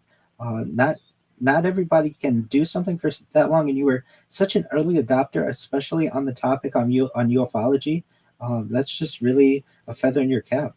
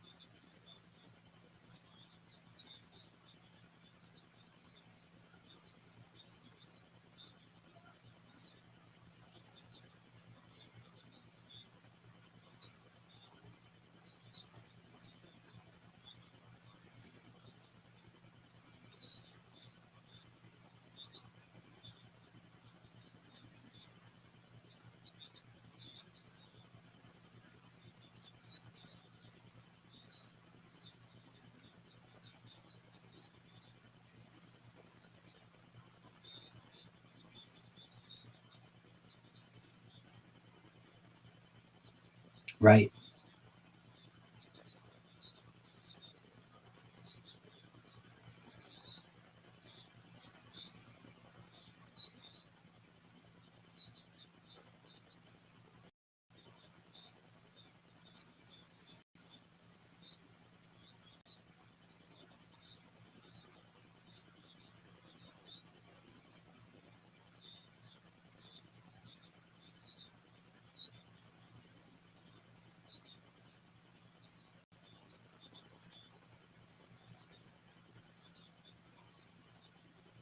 That's good.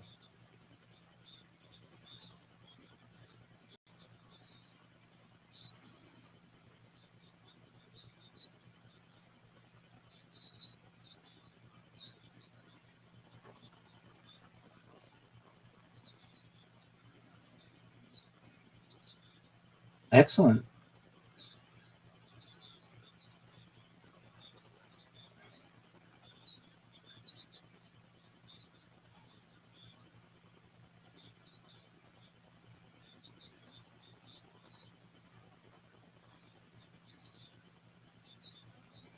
Mm-hmm. Mm-hmm.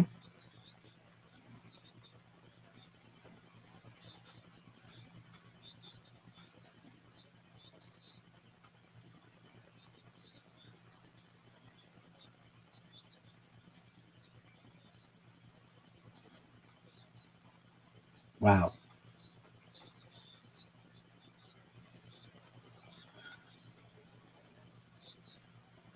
That's exactly right.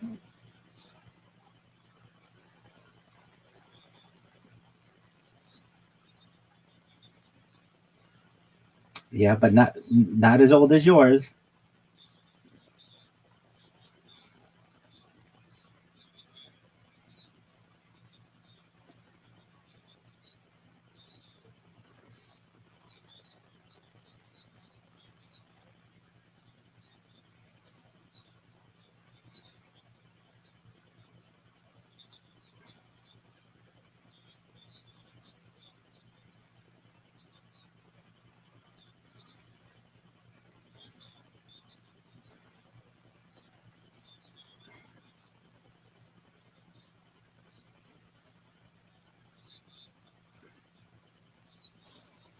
Well, in my opinion, it makes you a trailblazer in the community, and people of the future will hold you in high regard as they begin to through your archive.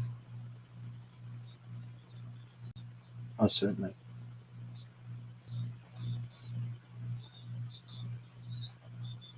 Yeah, I am. I teach a daily Kabbalah class. Moreover, I have had to adjust my life from attending synagogue 3 times a day because of my my live streaming program. But essentially, this project still allows me to say daily prayers on camera, say blessings on food, light candles for Shabbat, those types of things. So I do my best to live as orthodox a lifestyle as possible while still maintaining a 24/7 continuous live stream.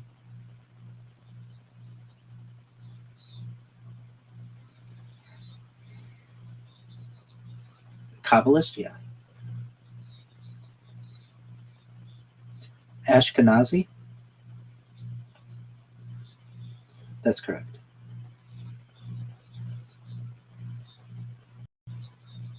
Kabbalist is exactly right. Correct.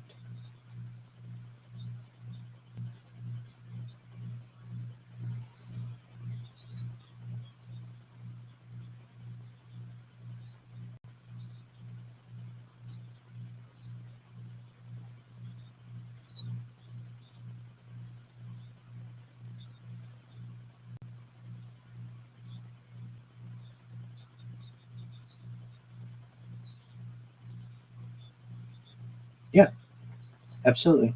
I'm prepared for that.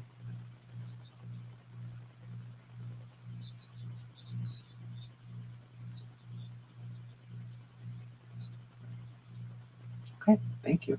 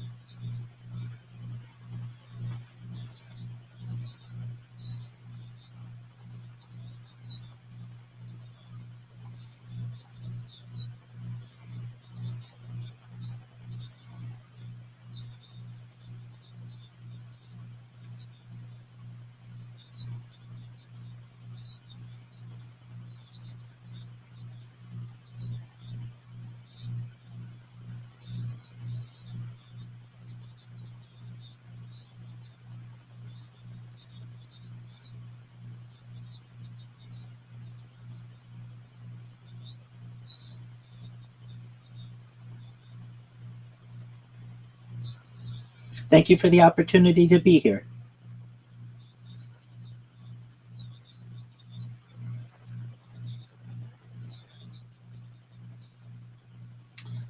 Since approximately 2008, prior to 2008, I would consider myself a major skeptic. I did not believe the UFO phenomenon was real. I did not take it seriously. I thought it was science fiction.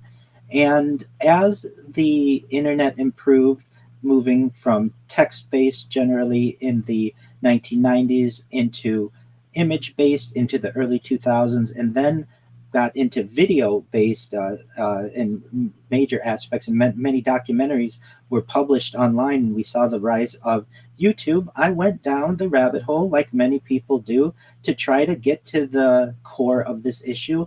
And one of the most convincing pieces of media that I was able to digest was Dr. Stephen Greer's The Disclosure Project, which I'm sure you and your audience are somewhat familiar. For those who are not, this is a 2001, specifically May 9th, 2001 press conference at the National Press Club in Washington, D.C., where Dr. Lear had on over a dozen whistleblowers who, for the first time in my life, I'd ever seen people with actual data who were vetted military and certainly contractors, not just from the United States, but globally. And when I, for the first time, saw that these individuals were speaking with such forthrightness, such confidence in their evidence, and frankly, with such, I would say, intellect, it made me really want to get into this topic much more. And while previously I had maybe spent a few hours really digging into the world of ufology, it started my journey into becoming as much of a ufologist as I could, which led me into Bob Lazar and alien abductions, and certainly the Tic Tac that we would find, and the USS Nimitz incident, and all of the major UFO events that we've seen since then.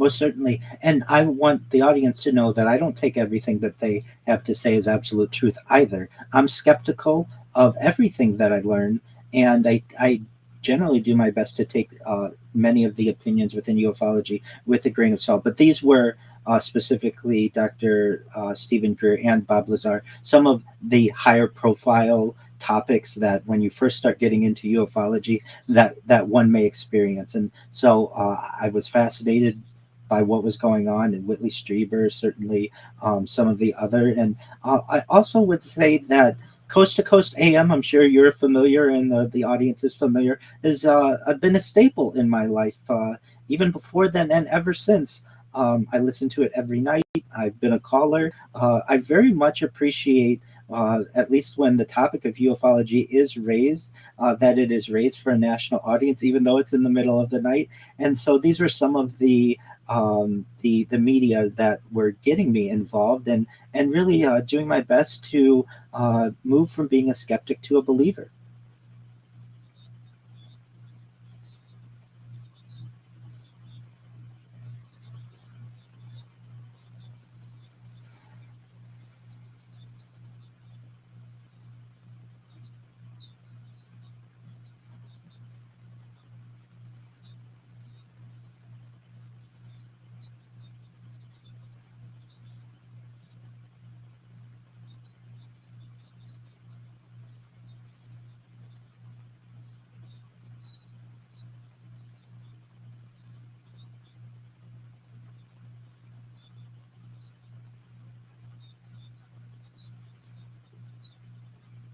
I agree.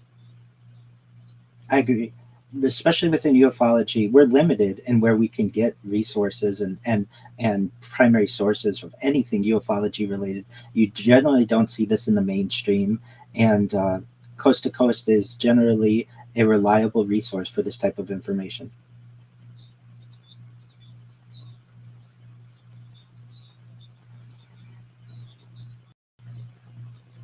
Yes, in 20 around 2013 or so, many people may recall was the plasma ball wave that was a flap around the world.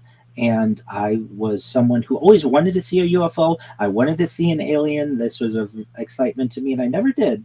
But I did have an incident where a plasma ball about, I would say it was the size of maybe larger than a beach ball or so. It was bright orange. This happened in the evening. It flew about 20 feet over my vehicle. I was heading about 20 miles per hour, and it was heading about 20 miles per hour in the opposite direction. And I felt that it had an intelligence, that it was not man made, that it was something not of this earth. And thereafter, I talked to some people about it, but I didn't report it to MUFON for many years thereafter, but I have reported it since. So it is on the record. And I would then go into the research of other people who have seen these plasma balls that have created crop circles around the world and have been chased by helicopters. And I'm not exactly sure what they are, but I can say it had an intelligence to it that I've never been able to sense ever since.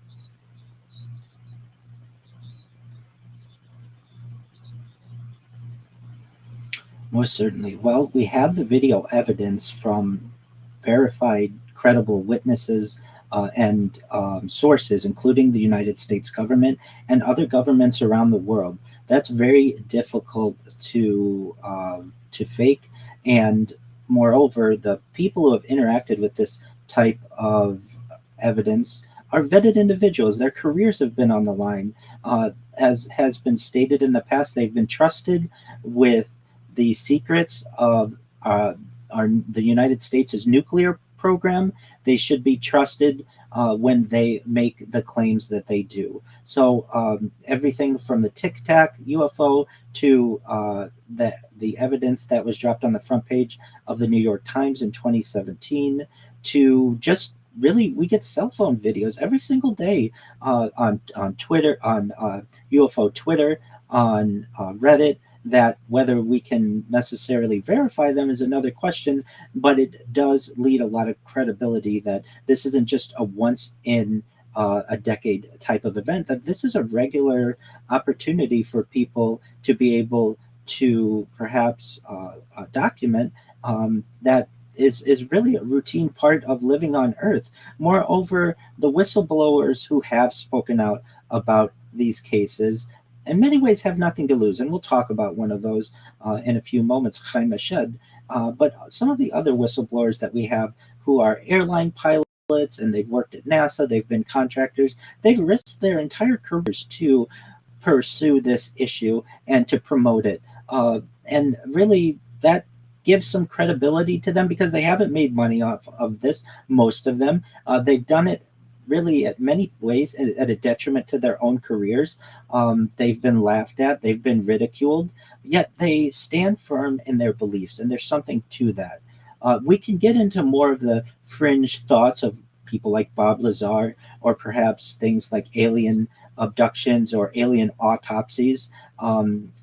Certainly some Soviet cases that occurred during the Cold War of perhaps crashed crafts. But really going back to Roswell in 1947, there have been just constant events that have allowed me personally to recognize that there's a lot of evidence here, that it's varied, that we have physical evidence perhaps of some people who have said that they've actually touched the metals at Roswell. We have FAA reports, we have radar, we have alien abductees who have allegedly been had some type of hybridization program that has occurred, in addition to the military whistleblowers. So it's not coming from just one source. The sources that we get of the evidence is quite varied. And for those who are watching this, if you haven't looked into the subject, you need to take it seriously.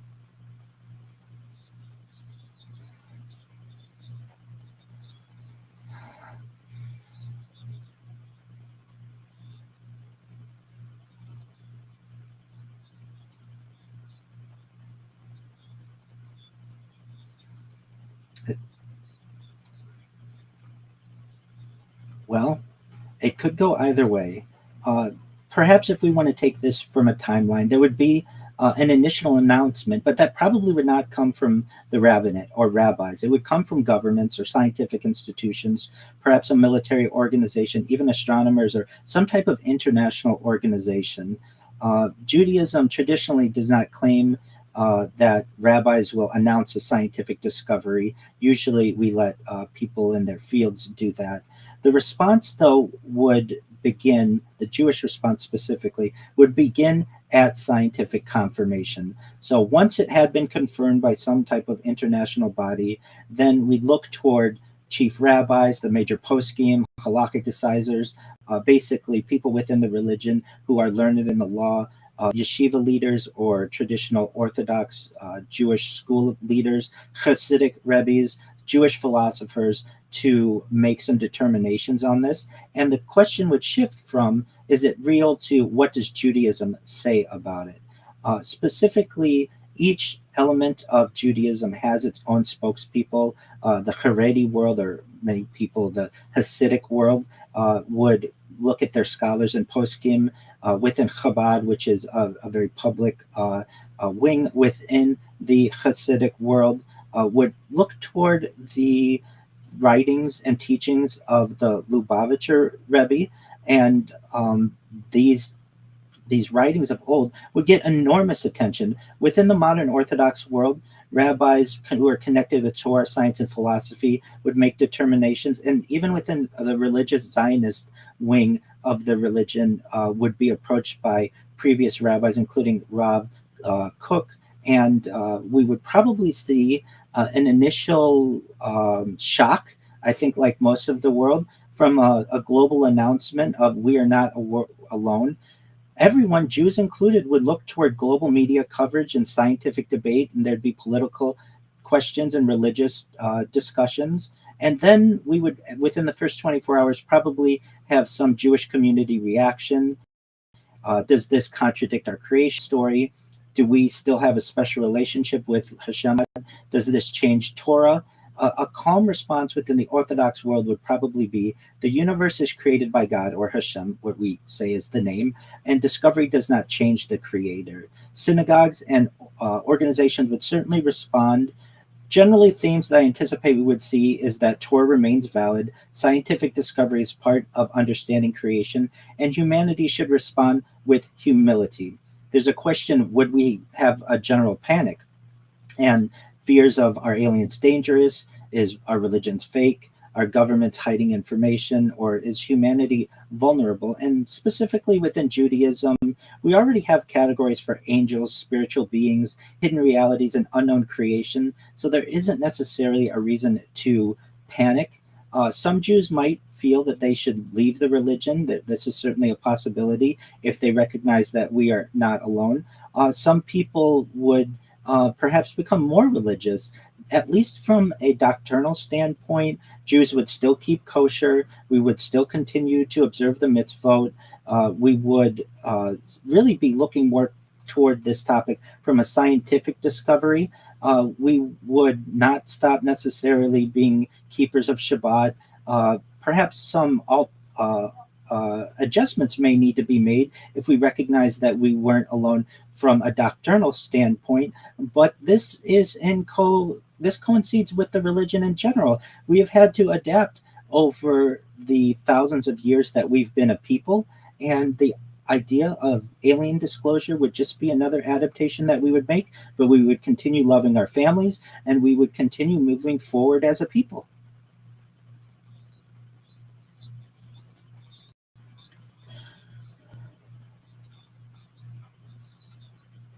Well, sure. There are certainly discussions. What are angels? Generally, the term angel means messenger. And specifically, there are some cases within Judaism that some people interpret to be UFO like events, though this is varied and there isn't necessarily an obvious UFO event, but usually this event is in the book of Ezekiel, where there is a disc that is discovered within a vision of Ezekiel with different faces and different eyes. And many people refer to this vision as a flying disc. And that might be something that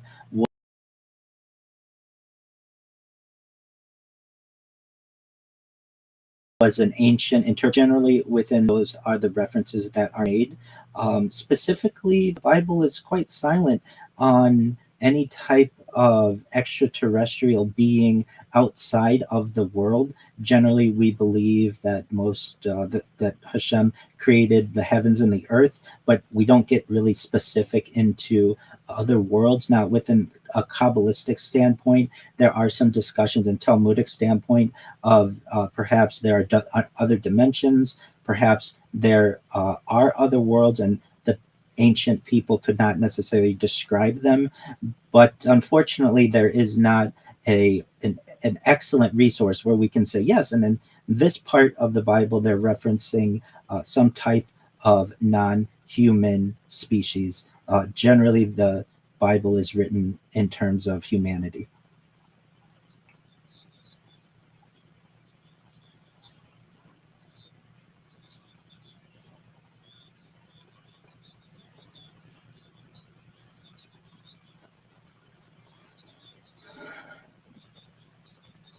As I understand, that's more of a Christian perspective, which people are open to that interpretation. I don't necessarily agree with it, and generally within Judaism, we do have demonic beings that are referenced within Kabbalah, but they aren't normally referenced in terms of UFOs or aliens. Generally, they are more mysticism.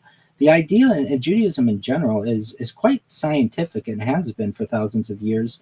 And the idea of perhaps alien beings would be another type of species, just with a genus species, just like we have of any type of biology on Earth. But that doesn't necessarily mean that there aren't interpretations within Judaism that aliens could be demons, but generally that's not mainstream.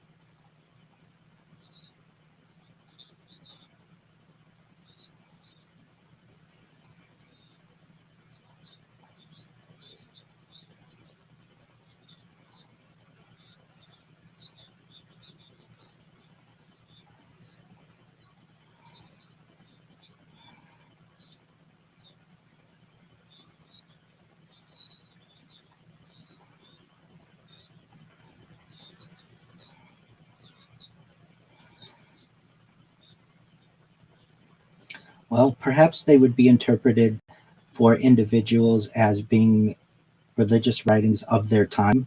So there may be have been different epochs of human existence. Perhaps there was some knowledge that wasn't necessarily written down, perhaps prior to the written history that we have within religions.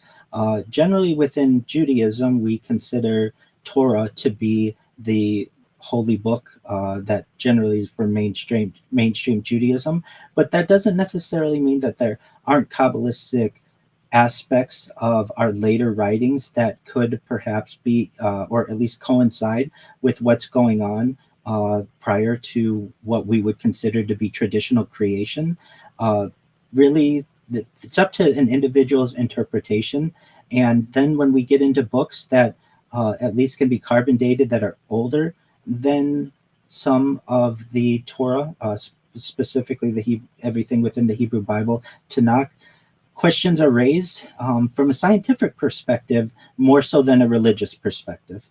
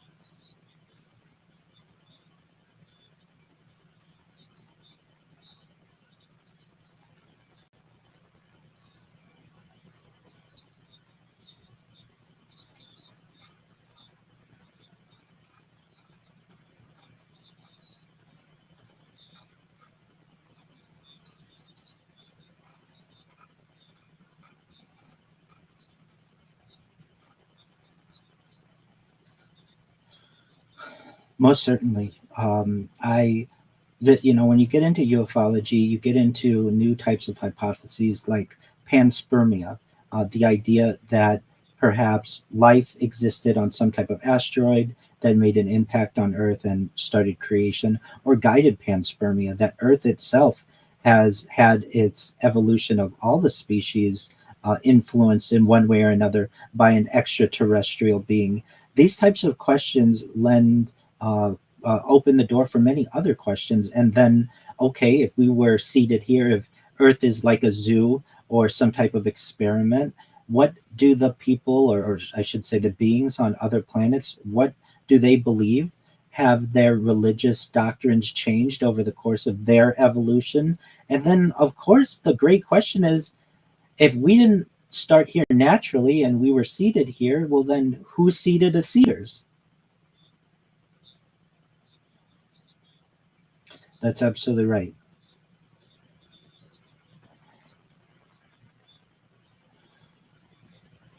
And how did that happen? Exactly right.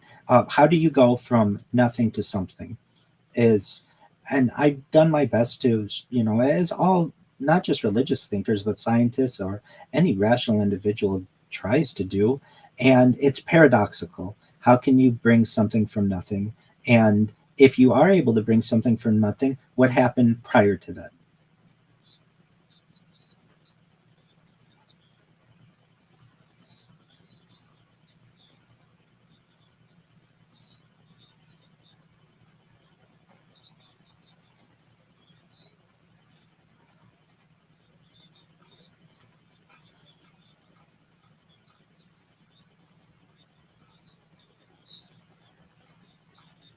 Hmm. Yes.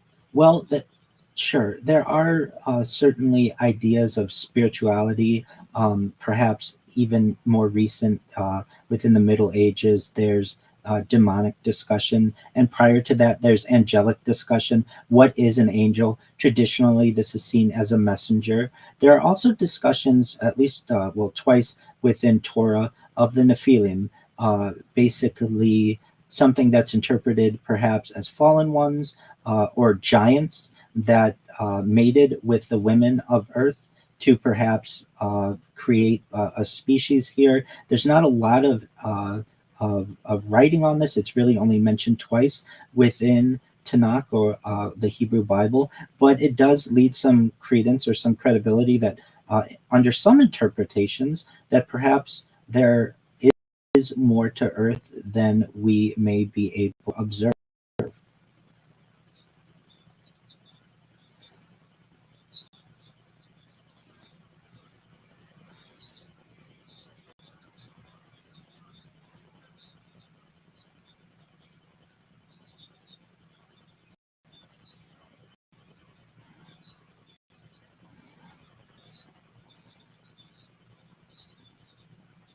It's an excellent question. I generally, this is just my own opinion, believe that they move more toward what we would consider humanistic, away from traditional doctrines as science becomes more relevant when on whatever planet they are. And I believe science then somewhat becomes a religion to them.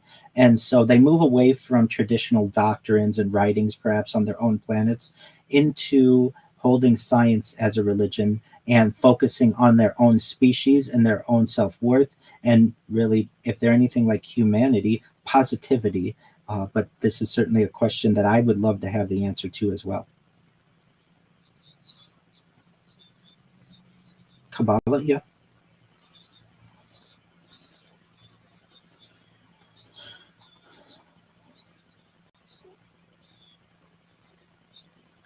In some ways, it does. It's generally known as Jewish mysticism, and it's really a collection of writings. There isn't just one Kabbalistic book, it's a collection of writings, generally of the last 2,000 years or so. And things like the soul are explored, things like consciousness are explored, what free will is, what it is to be a human. And there have been different writings that build upon each of those.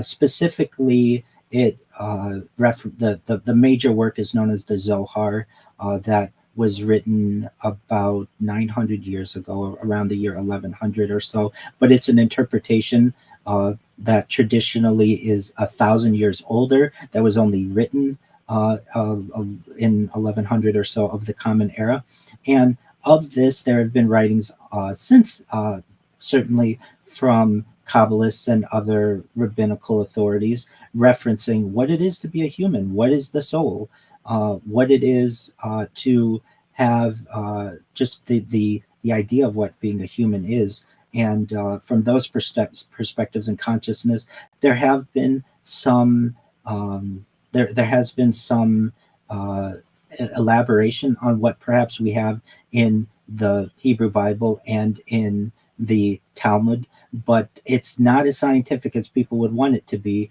It's very mystical.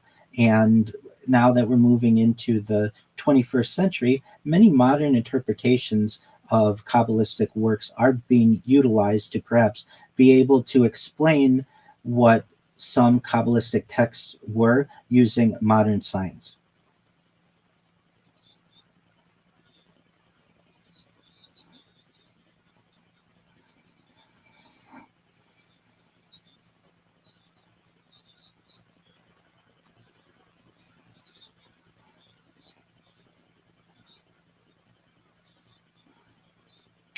They're fascinating, first and foremost. From a scientific perspective, they're evidence. Not all evidence has the same necessary value, but these are very of extreme value. This is valuable evidence that is to be studied. From a religious perspective, we don't have a wonderful account of one individual who was perhaps teleported or abducted, and this was in our writings. We really have to look toward the modern accounts of this, but there isn't anything necessarily that contradicts Judaism with the idea of telepathy or even the idea of perhaps aliens or non or extraterrestrials that have had encounters with humans. We recognize, especially in the modern age, that humans are perhaps one species of many others within the universe.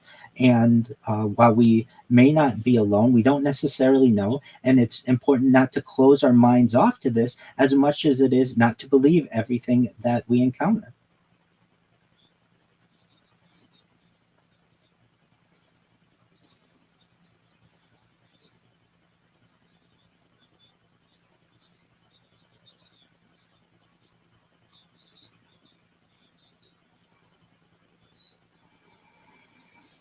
It's an excellent question. And while I'm not a Roman Catholic, I have known of Roman Catholics, and I can say that certainly the advent of telescopes has been important within the history of the Roman Catholic Church in understanding where we are in the cosmos.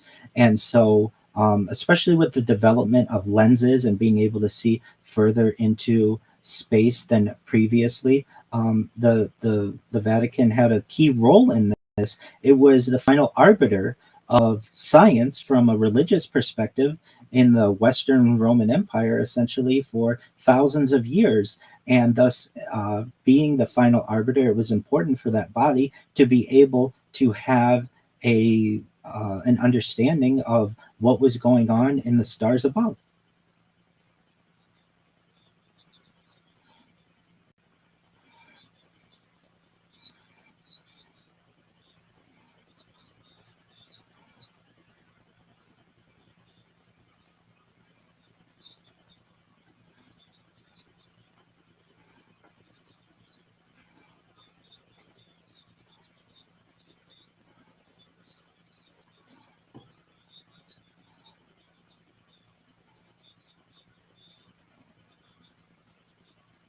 This is an excellent question, Tony. If we were to find out today or tomorrow that all religion was basically from another body or another species, it would shock to some people or to many people. Would we all react in the same way as religions? I don't think so. We're unique, and people have different opinions on this. From some aspects, this would be more evidence that religion is correct because these different species had seeded this information to us. To others, it may say that, hey, that was not exactly how our religious books pose our histories, and thus we shouldn't believe that either. In terms of the Abrahamic religions, so we're talking about Judaism, Christianity, and Islam, I think we'd find a lot of overlap and recognize that we all at one time take our sources to Abraham, and that there may not be that much that divides us as we think. And in fact, there's a lot more that unifies us. And if this information were given to us by a non-human intelligence, that's even more reason for us to become unified and focus less on that which divides us and focus more on that which unifies us.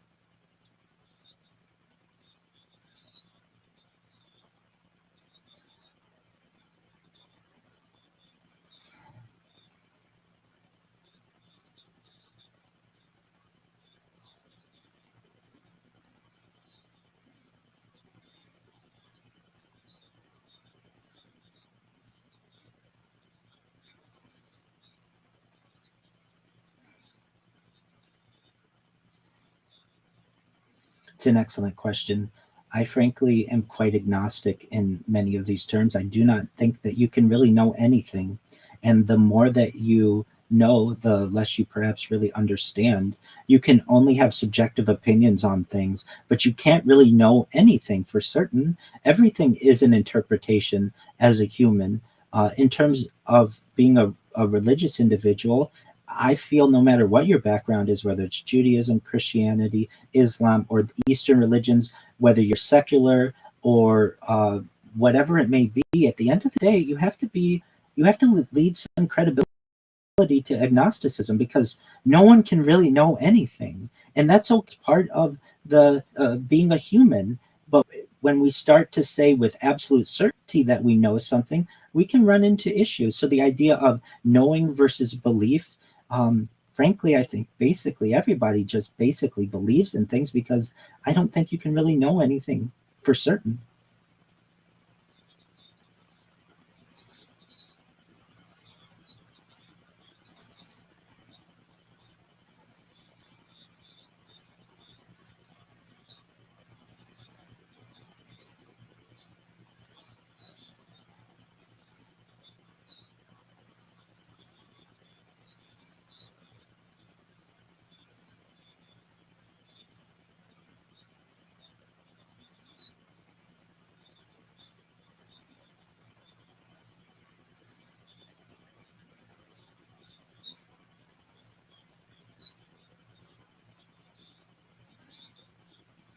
That's absolutely right.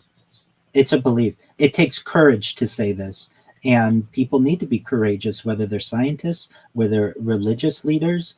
We have to recognize that we don't know everything, and in fact, there's the very real possibility we know nothing. So it's always important to question, but to recognize that you can't really know anything. It's very philosophical, but it's very true.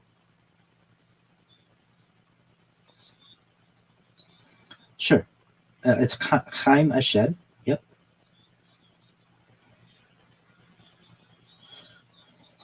Oh, absolutely. Very deeply. Yeah, absolutely. Absolutely. So, this is an individual who is the highest level of the Israeli Defense Force. He was a brigadier general, to give the audience just an understanding that generally within the Israeli military, there are no more than 24 generals. So, this would be someone similar way in the United States, the Joint Chiefs of Staff, who would make the claims that he made, which specifically were in December 2020.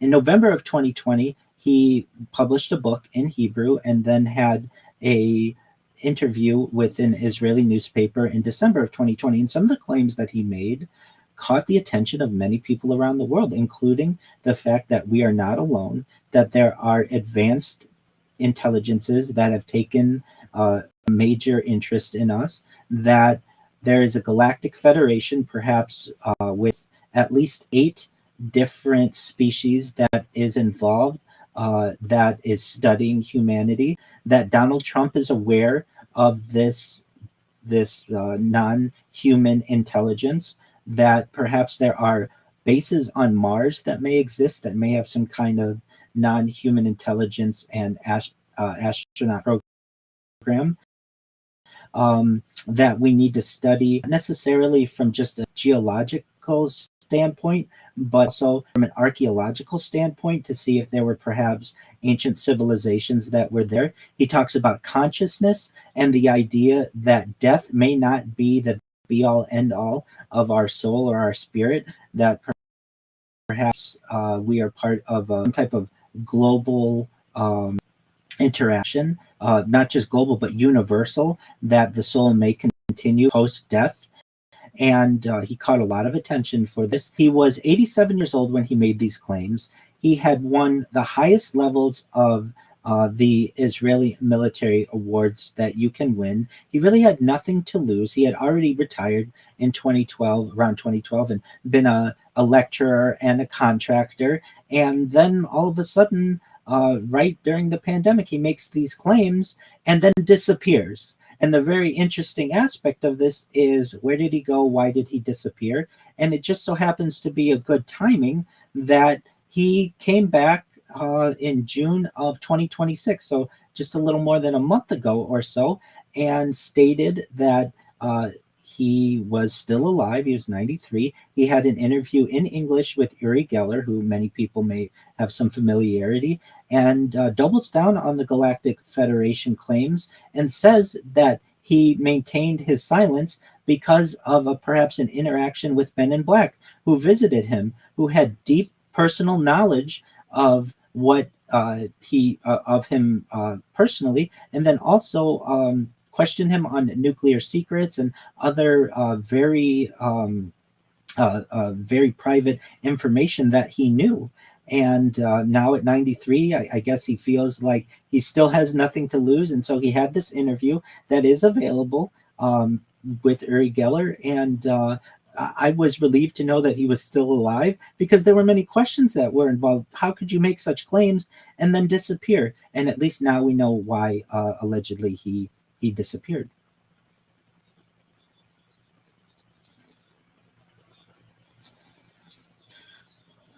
To some extent.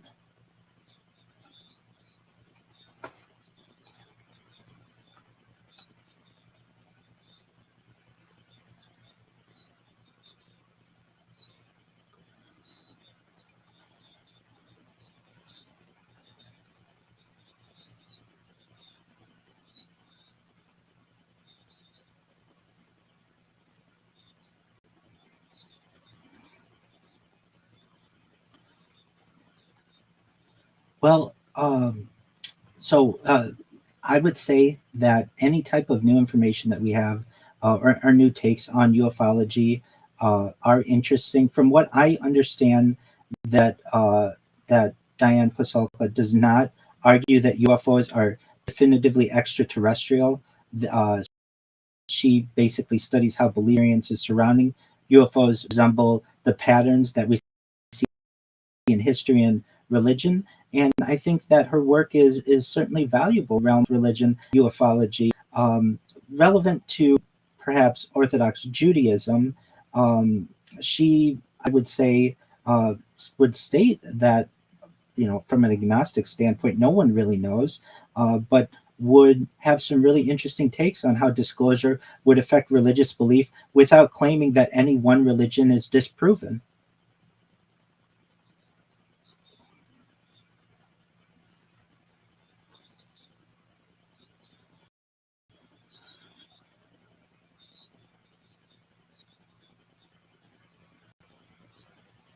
I like to think that we can handle this in a mature fashion.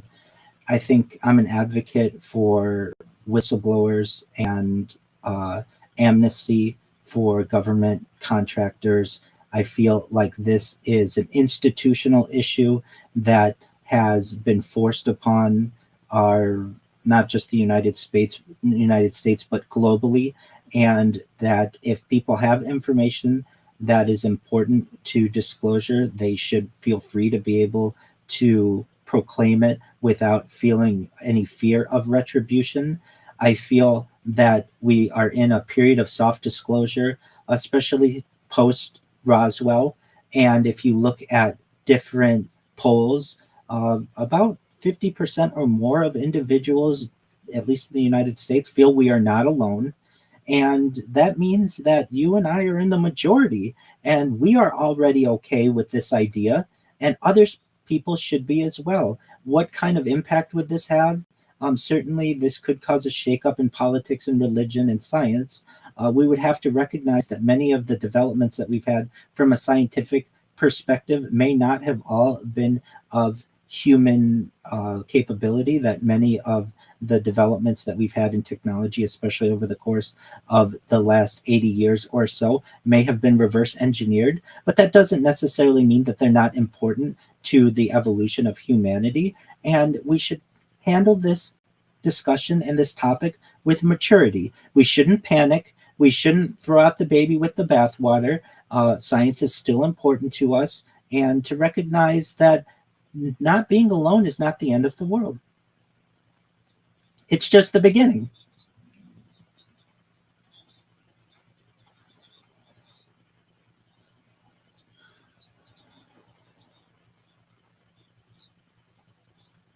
Certainly. Well, just from Chaim Shed's perspective, and many of the other whistleblowers, whether you consider them credible or not, there's a lot of emphasis, I would say, on where's your evidence? Do you have physical evidence? Well, if you have physical evidence, you're going to find a knock at your door of somebody who's going to confiscate that evidence. So much of the whistleblower testimony that we have is just that it's testimony, it's words. its writings, but it's not. It doesn't live up to the scientific method. We want to be able to test these different metals or different elements. Want to be able to use scientific method against them, and really at this point we're not able to. I would say as well that many of the people who are, especially in the military and want to be whistleblowers or something or behind closed doors, have their retirements threatened, and that shouldn't be held over their head as well. I don't feel. In terms of people who are alien abductees, we should take their claims credibility once they're vetted, because this may be a very real possibility, and they shouldn't be laughed at and they shouldn't be made the butt of a joke, because much of what we've gleaned from the specifics of alien civilization comes from their testimony. So, just overall, I'm a major advocate of whistleblowers. I want protections for whistleblowers, specifically in ufology. I'm an advocate for amnesty for those who feel that their positions and their retirements may be in jeopardy if they were to make claims. I'm about free flowing of information, and ufology is no exception to that.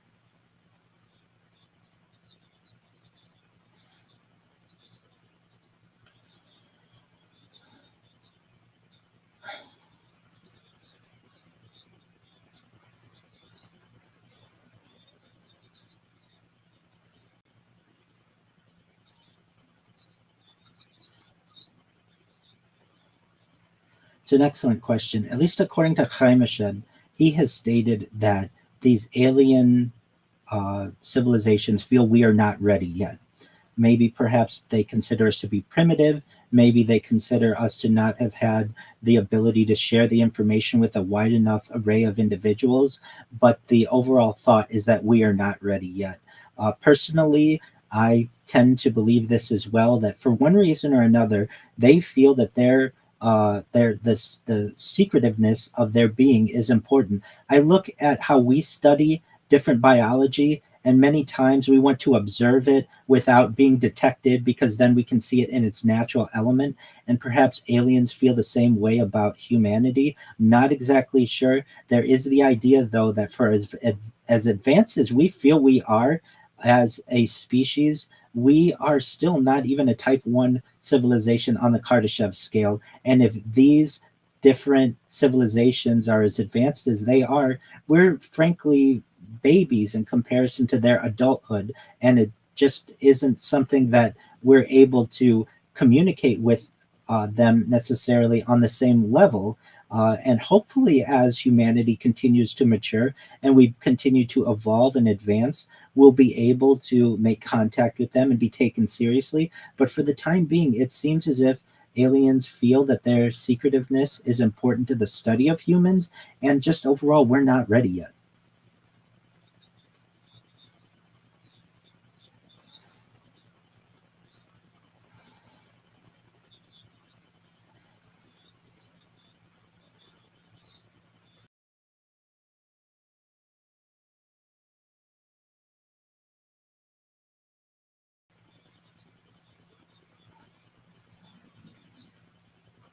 Well, certainly Ezekiel's wheel, if it isn't just a vision and was an actual close encounter, would be fascinating to me. That is something that I hold closely.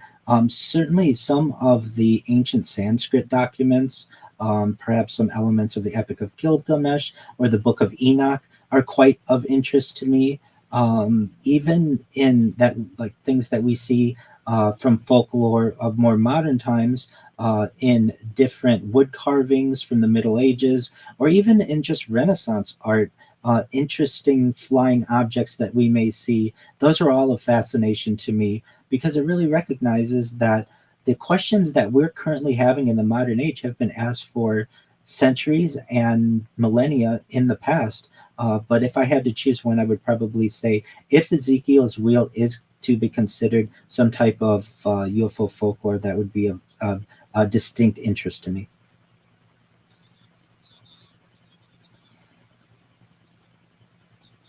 Thank you so much for the opportunity. I stream my life 24 hours a day, 7 days a week, 365 days a year for world peace. I've been doing so for more than 4 years. I'm approaching 5 years of 24/7 streams, not just on YouTube, but on Rumble, Twitch, Twitter, you name it. For anyone who wants to view my streams 24 hours a day, I invite you to type my name, Rabbi Rothschild, into YouTube and filter by live, and you will find more content of any individual than you've ever found before. Right here, we have more than a dozen views, including ceiling cameras that I have. You can view my life in 360 degrees. I stream IRL. I've streamed as far north as Santa Barbara, as far south as San Diego, as far west as the Pacific Ocean, as far east as the desert and mountains. I've streamed in Beverly Hills, in Los Angeles, at Disneyland, really everywhere in Southern California.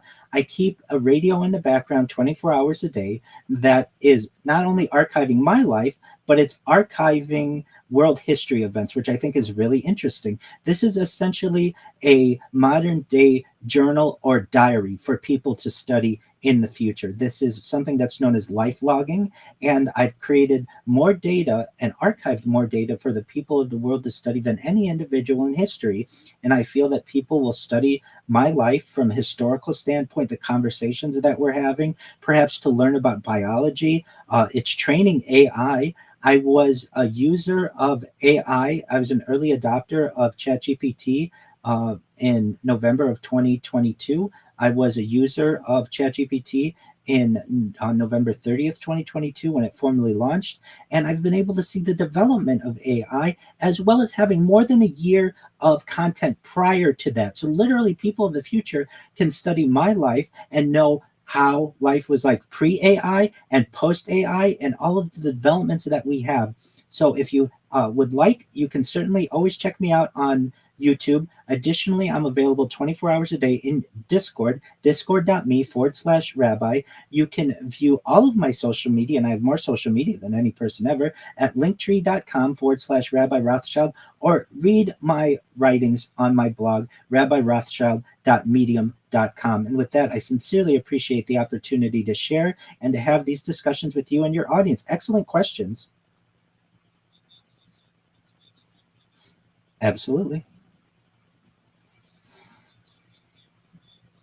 That's correct. That's correct. Only I can hear you up here. Me as well. Thank you. Thank you so much.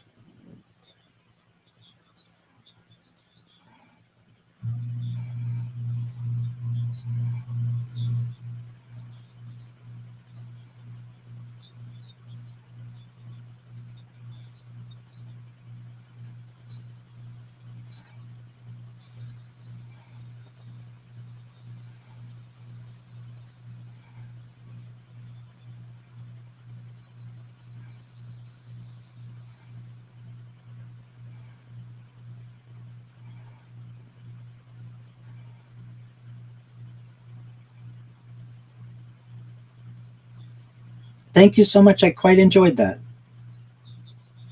Excellent.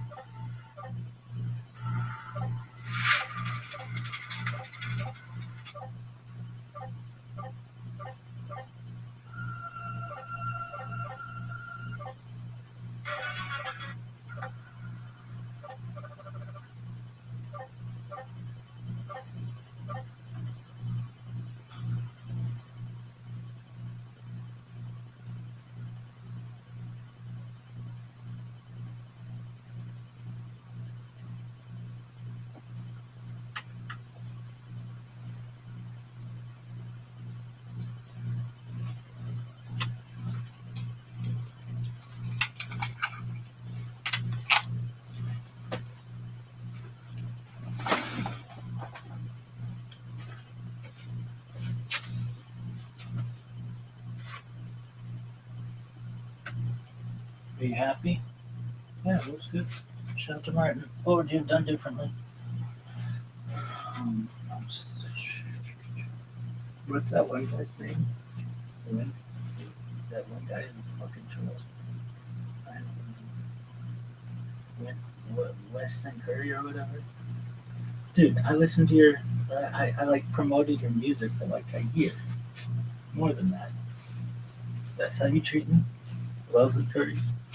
That's cool.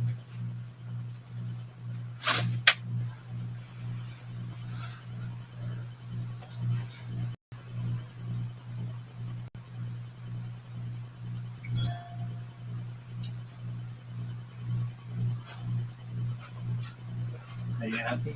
Yeah.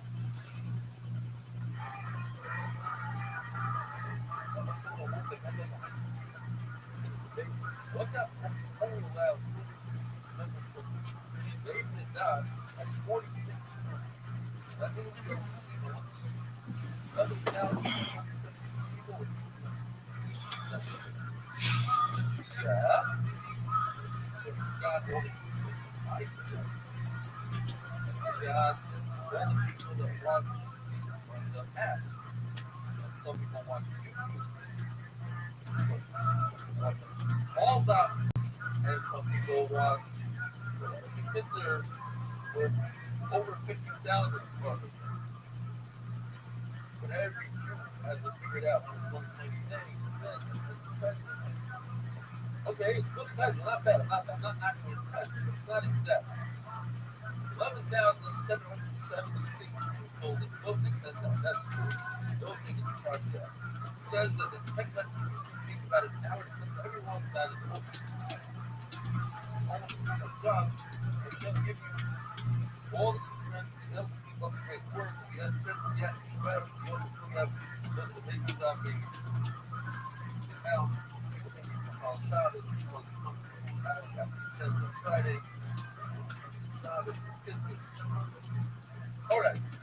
Your parents are going to sign up. Folks, press love on an hour rather than the parent is going to discuss what you're permitted to say from a Bible. Not all the parent or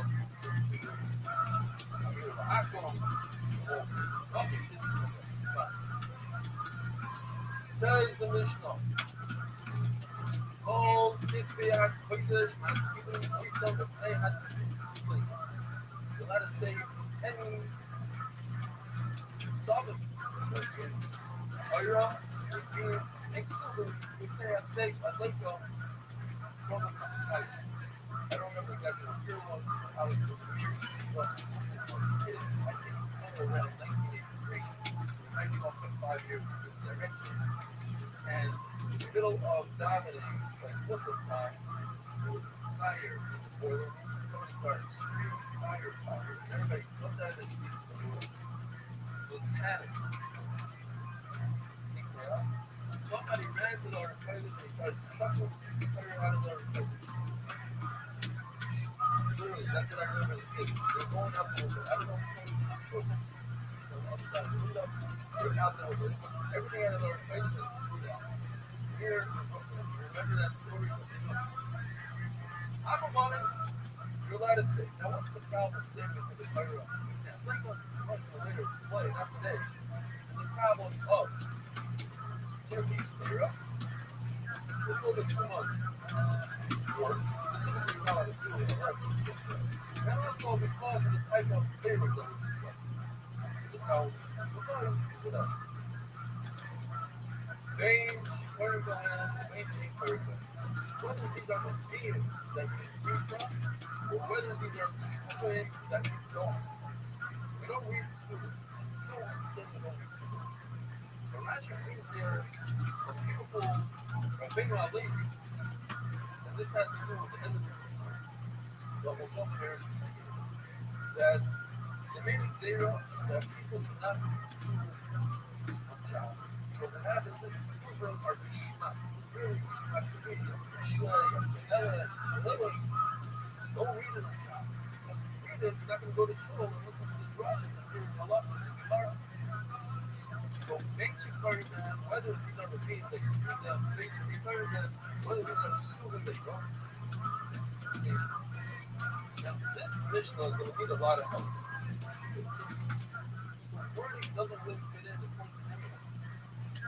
So you have to stick in a word here, a word there to make it work. How about Bishik Suga for Columbus? So we're going to point to them on the Omar right now that says you're not allowed to read from, what's this, Cairo, Megillah, whatever it is that was written in another language. You're not allowed to read from it. So even though another language, let's say somebody wrote the art scroll, all in English. So what? How about Bishik Suga Columbus? Well, it's in English, so you just read it simply. Even though it's written in English, you have to bury it. What about, are you allowed to save it? So the Lord can go into it. Something's missing.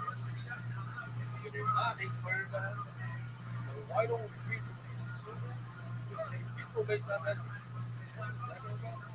But people just sit back and enjoy themselves learning from Ellis and Tiffany and all the stuff, they just type stuff. They come to this measure, and listen, I'll just throw in here real quick. That an art scroll Gemara, let's say, it was completely in English, is not as you couldn't say from a fight. Why? Because of the concept of case less sin, but sin is very good. They forbidden us to write things down in English, different languages. So therefore, what was permitted to be written down and to learn from, then I had to save it from a fight.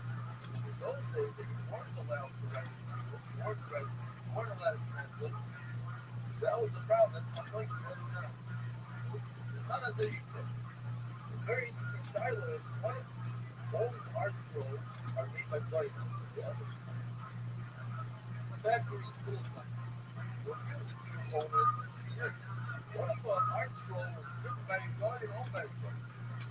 You have a few of the same as child discussion. Says awesome, but no case law says there should be very set on his art scroll. Remember, I'm thinking of Colorado, and this African American guy, he brought his art scroll stuff out. This is the only thing that was saved. It was on the news. I remember this stuff that was going around. So this is what was saved. It's art scroll. Anyway, so it's owned by him. There's no case law says they're going to raise it separate. They're working practically for them. So therefore, you don't have to save his English translated book. Now we're English translated Sparta. You have to say. It says Sparta, now we'll explain a little bit better.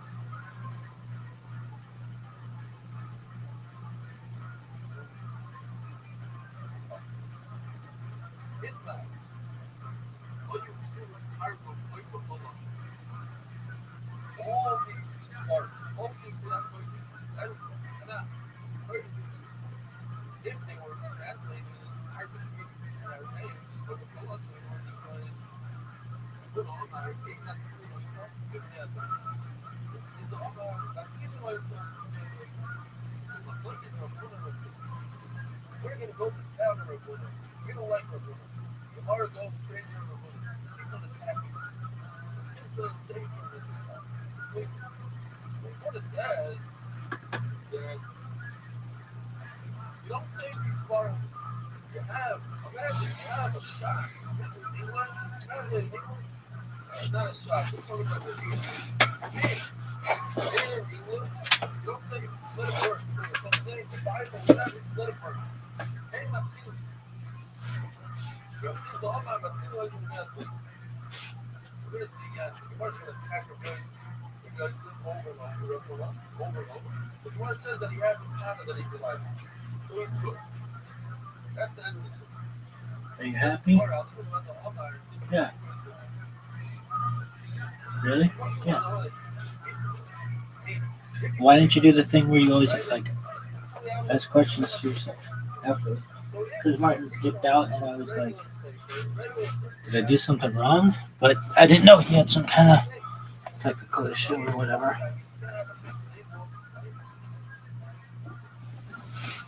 All right. Last week in Rico. All my things were one of the refugees go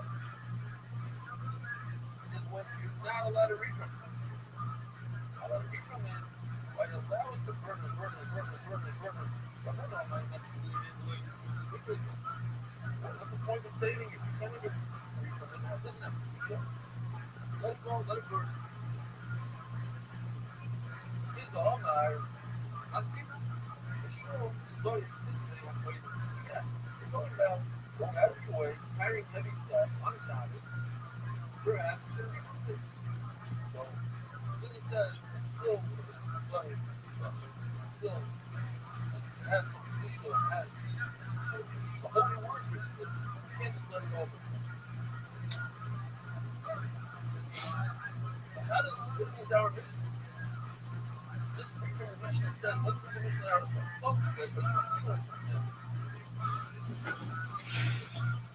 Basic plan, make sure it doesn't matter what you do. And that says, I thought we should sue the Colossians in the word. Even though it's in the language, what it means.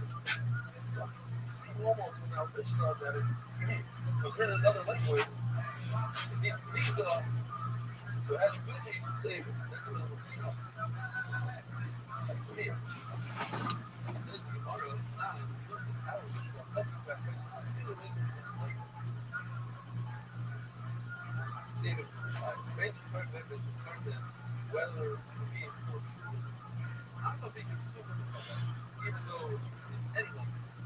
My law, required to have Machine code members. Now, the Gemara is going to say this line, and we're sticking with this. This is the real shot. This is the Mishnah. Nobody argues.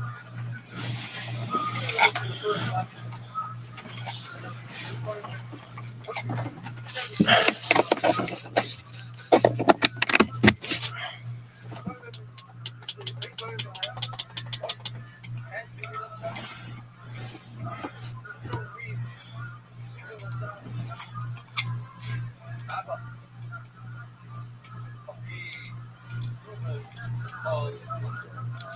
Even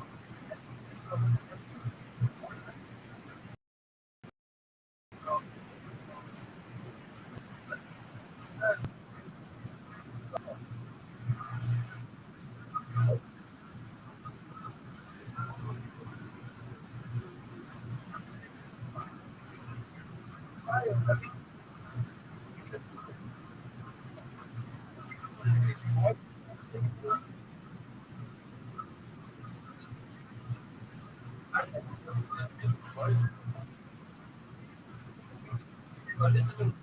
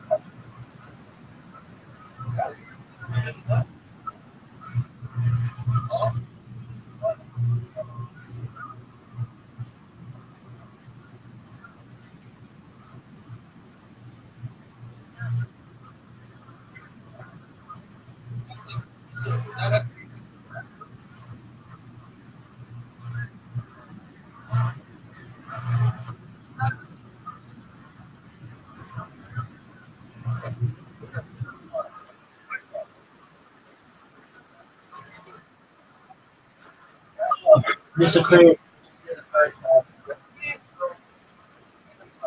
Okay. Good. Yeah, I did 3 of them in all 24 hours. And, somebody just contacted me on Twitter, and they're like, "Hey, I just found you on on this podcast, in the live podcast, and I've known this guy for a long time. We know each other from Twitter. And he knows, like, it was so wild to see you on there because this is a big podcast. This is the one of the longest podcasts on this subject in the world. It's been going since 2011. It might be the oldest, and so to be on there was really good. And I just kind of been happy with that. And then I did another one with it lady earlier today. It went for almost 3 hours. She was really smart at just like really into history. And I did one with a guy from England yesterday about the same time when he was on Twitter. And that's been really good. That I'm just I'm really happy. Really happy. Doing interviews is not easy.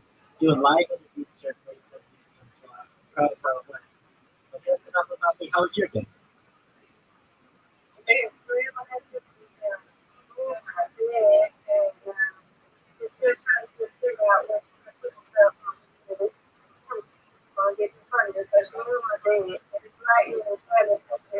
All right, well, that's perfect.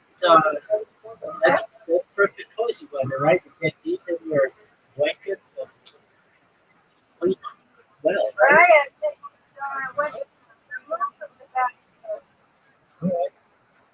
have to take. Go ahead. Go take it right now. No, we're trying to do Okay. Go take it. take it over this case. Okay. And I don't want to do it. Something else. Okay. The time will go down. That's it. Oh, it's good. It's good there, motherfucker. Oh, it'll be all right. I'm here. You got Brandon here. Okay.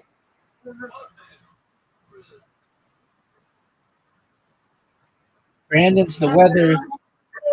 Brandon.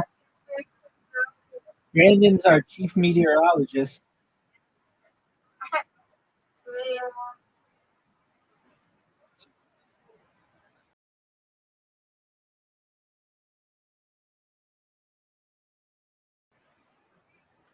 Tony, Tony.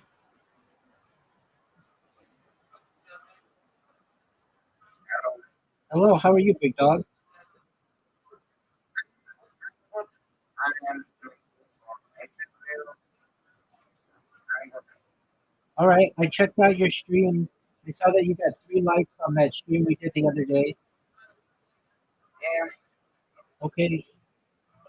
So are you going to continue to live stream those? yeah, I don't have 100 followers.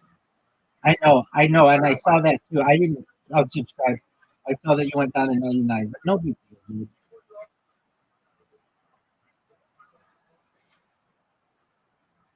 That's going to happen. I was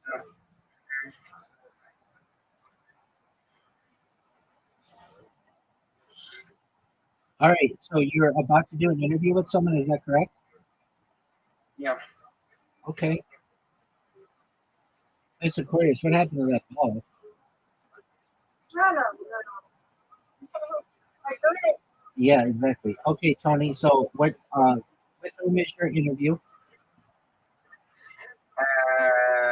It's like right now I am making interviews for the dates for date first. I'm doing some interviews to people which I support them and I yeah, All right. Well, that should get you a lot of views, right? yeah. That's good. I literally just finished doing an interview with someone, and someone who I know from something totally different watched my interview, not knowing I was going to be on there. And they're like, "Hey, I just saw you. You did a good job," and I was happy that they were that they saw me. I've done 3 interviews in the last 24 hours, and I'm ready for a little bit of a break. Um, Thank you, madam. They were good interviews, though. The one yesterday was with a person from England. The one earlier today was with a young lady who is just a really fascinating historian. And this one just now is on the oldest UFO podcast in the world. It's been going since 2011. You win, I win, you win. You know, go take your thing. Go take your thing, Mr. Ford. Yes, ma'am.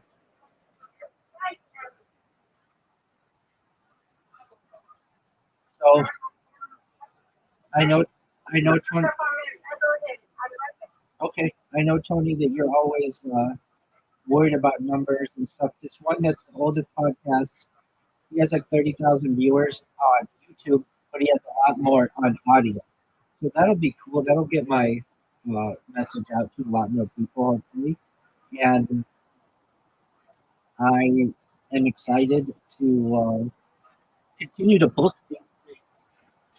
It's been kind of gone through a dry spell in booking them, and I'm not too concerned about it. I haven't really been able to focus on it.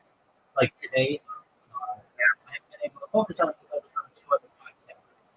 But not really gonna work it.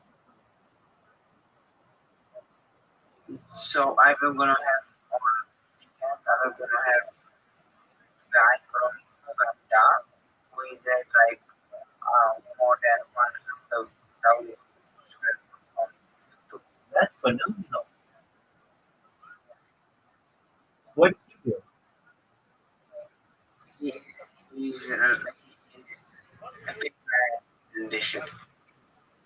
Wow, that's impressive. Mm-hmm. So you're excited? And yes, and I'm more excited than it's something that I will not receive my first ever payment from podcasting. How do you do that? I get to my country and I am going to pay for the episode. Oh, okay, so how much you make? I don't know. Okay, well that's cool. So you basically said, hey, if you interview me, I'll pay you. Well, remember I told you that's definitely something that can happen. Um, Look at you, you're already doing it.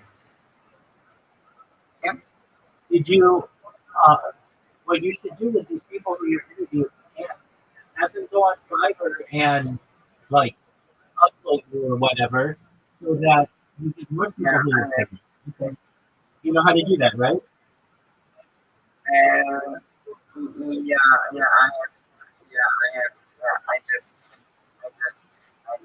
I do go to Fiverr, but like he's Oh, all okay. I like understand.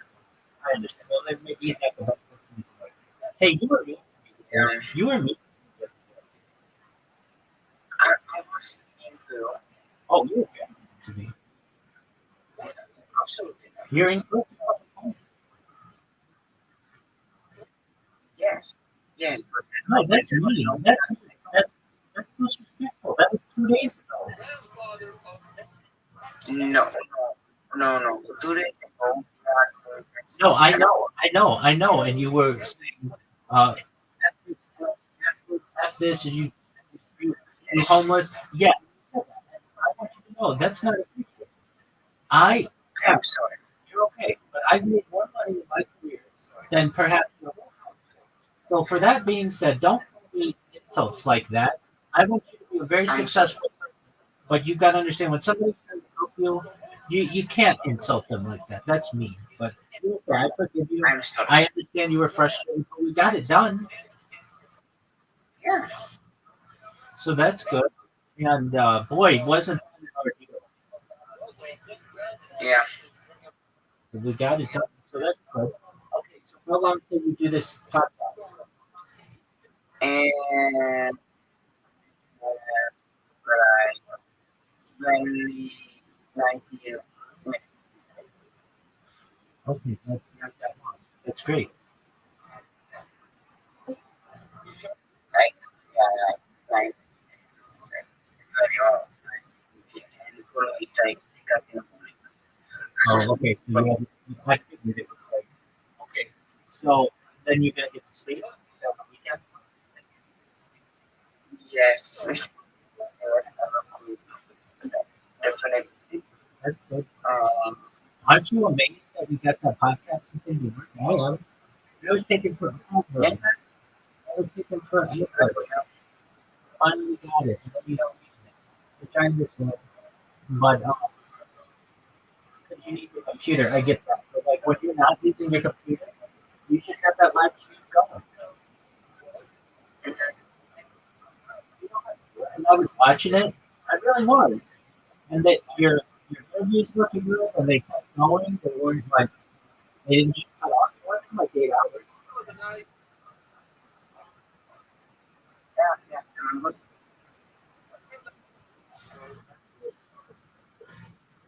So I'm happy that went and well. maybe I don't know. I don't know. What you're Maybe looking I did the all American podcast. Oh, really? Yes, it's not sure it's anything, but I am happy with that. And he is very close to say yes. Okay, that's great.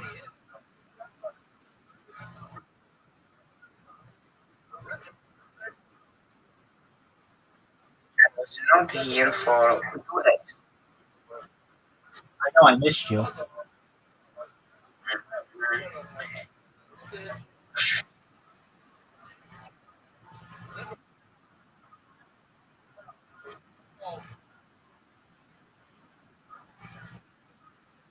Uh,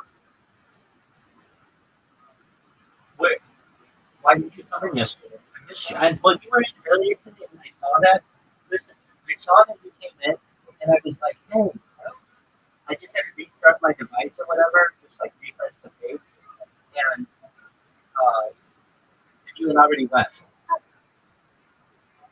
Yeah, because I was having some issues,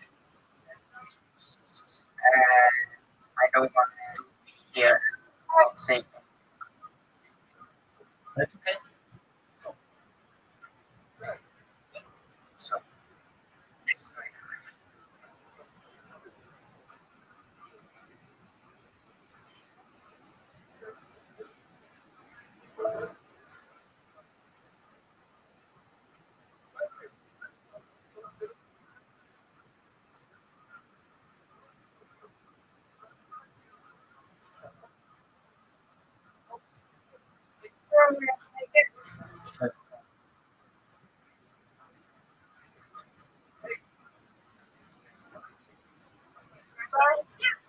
Take it.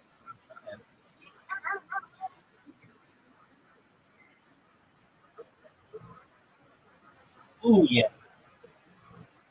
Yeah, that's a phenomenal step.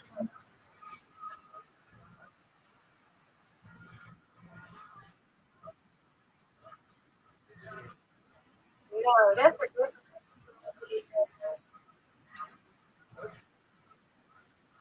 Oh my God, what is that? Collect the I see it. Sorry, Rabbi. Oh, no, I mean, you almost got something, though. Yeah.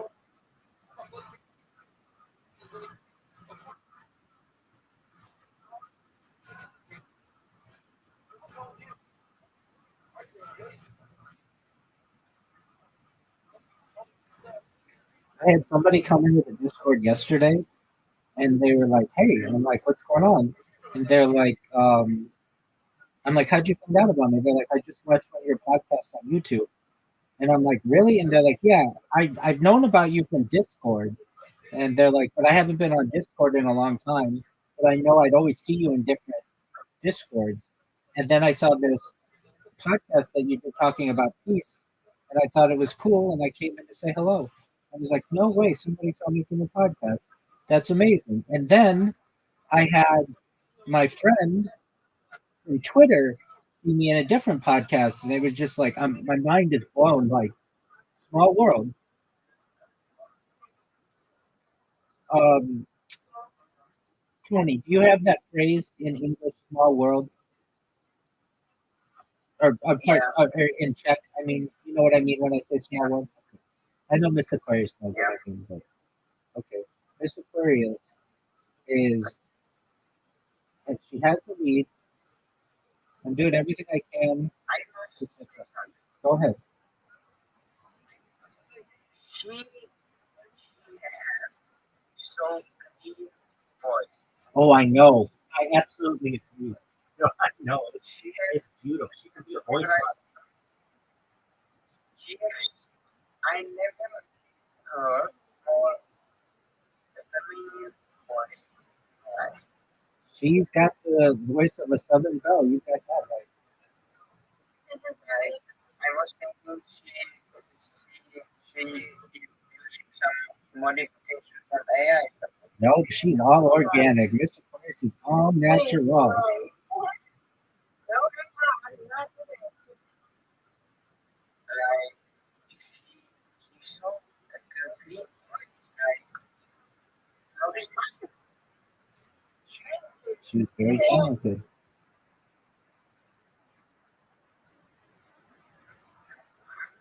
This Okay, I have no idea. Miss Aquarius, we're going to test something. Since this one doesn't count, I'm going to let the time go all the way down to just almost to end, and then I'm gonna throw the ball and see if it cuts off the ball mid throw.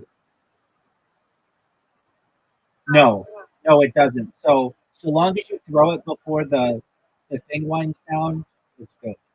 All right, Mr. Boyers, you win, I win, I win, you win. Undefeated in French. That's right. That's right. And go ahead, sir. You're fine. But I shy. Like she might be so young.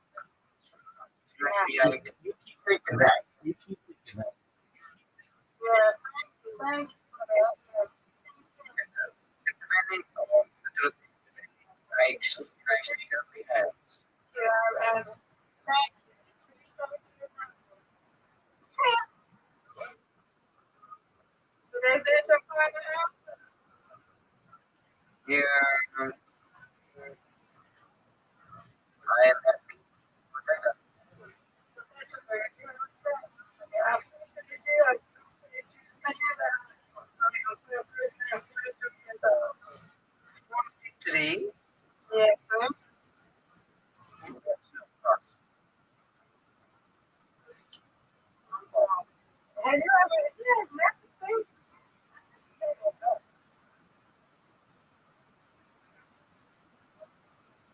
no, I don't like let me see. The rich part. She got the rich so far. I got the left part.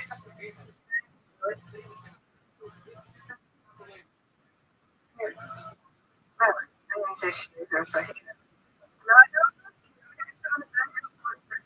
Hello, Tom. You are not for the free. She doesn't have a Like she doesn't this have is a over here. You she are d- not she doesn't have a no single no ring. Perfect. but I No, see, no. Oh, yeah, definitely. it's not true. Wow, oh my wow. I remember her birthday. Absolutely. Wow. Like you are some best speaker in the world. Thank you. Your voice is like a combination of kids and the so Thank you. Appreciate that so much. It's very beautiful. It's very light. yeah, it's really idea. I would say like a there. And It is very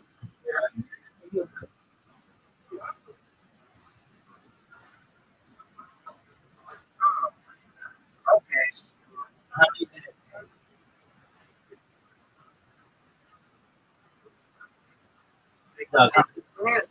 How many minutes?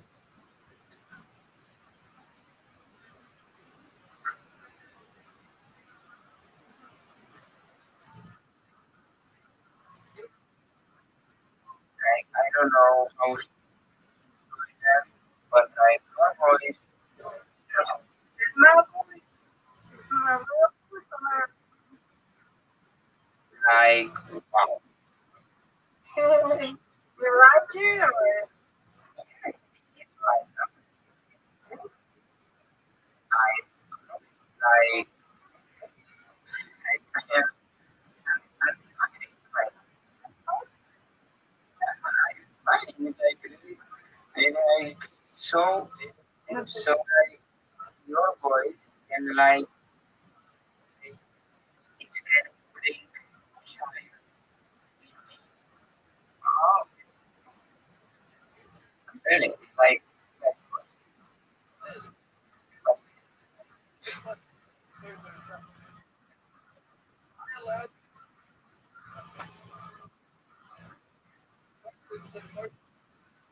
Tell me what's wrong. and like, you are from Africa or where are you from? Like, I'm in the USA.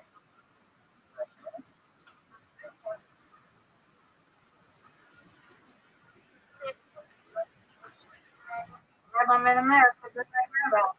Yes. I need to catch United right? Not yet. Maybe in 2 years. For the Olympics, maybe. This will be epic. Yeah. This will be epic. This is going to be like Rio and Rio and Brazil. That's right.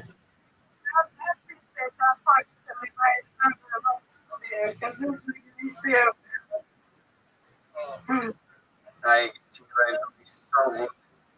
Uh,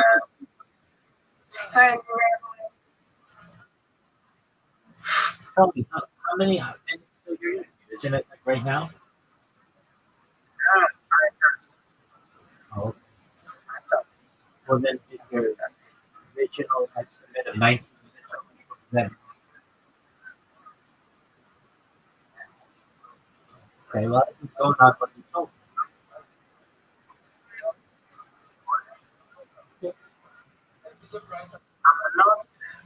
I'm not I think becoming very, my Okay, and what's the topic for this guy?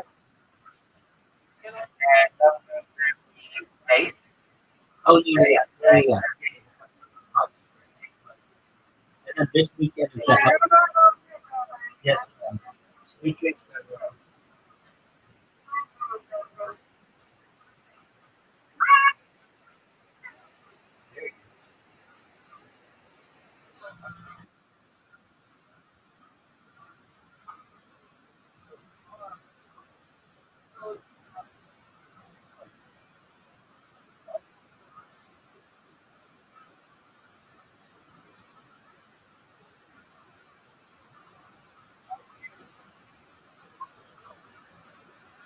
All right, Tony, you know that they're coming out with a movie with your name, right? You know the name of the movie? Called Tony. He holds the fire. Yeah, it's on a chef, a very famous American chef, and that should be interesting. And I am glad this went well. Glad that my friends got a good job. Um, And I am back. yeah, I'm glad that you're back. And you're nice. Like,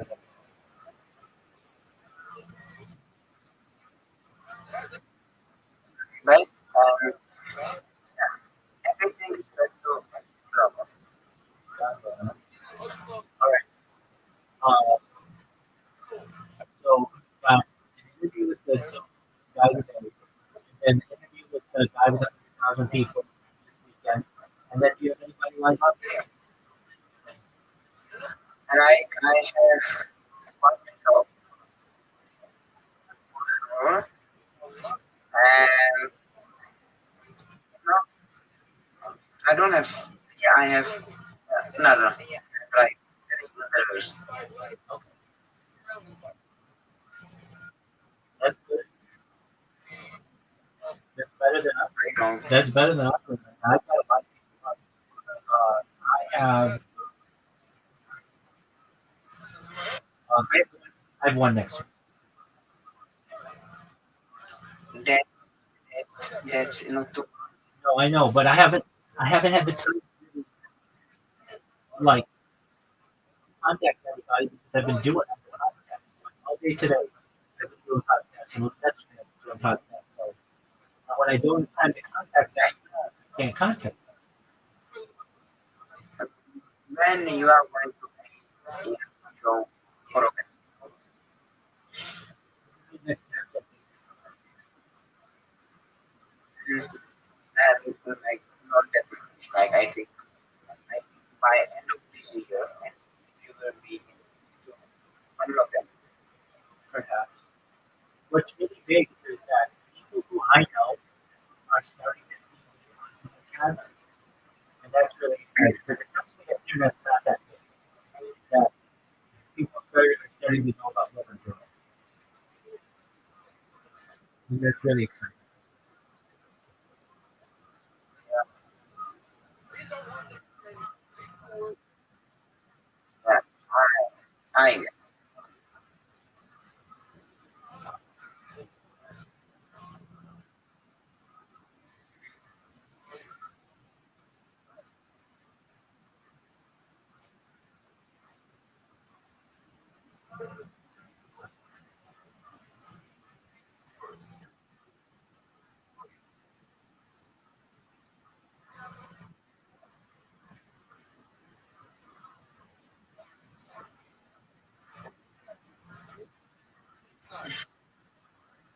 Okay, so we'll do that. We lined up for this week and next week, right?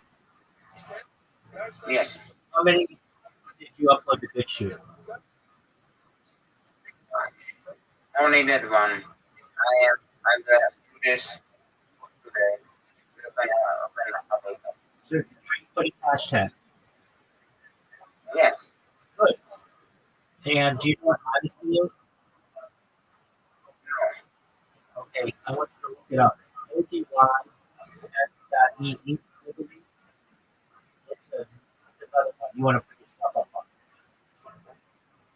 Mm-hmm. Do you see it?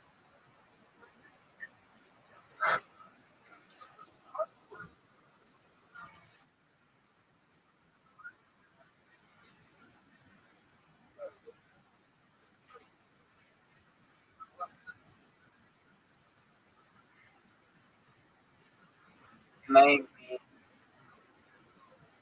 I will find makeup. You're going to find it. Yeah.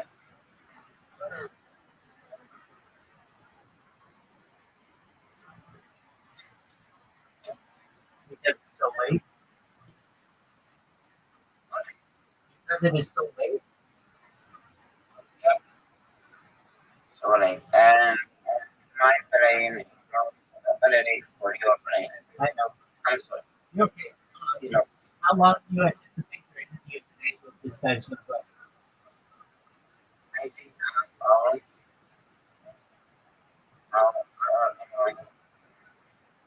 Okay. Have you ever thought of doing a longer podcast? yes. Yes, I did. Okay. Let's not do anything else.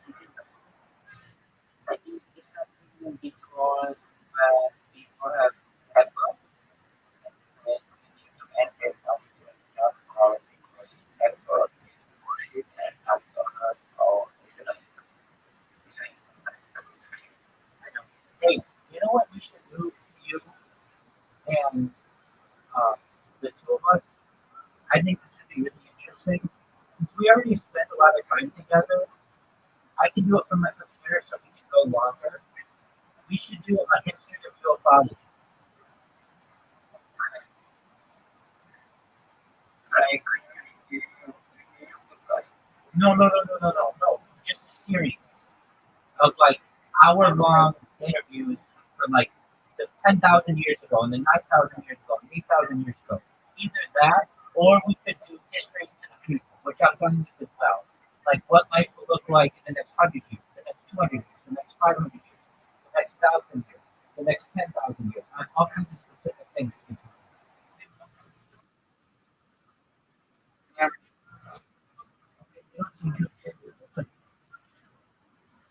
well, it's focus like I said, my brain is not so psychosis like you.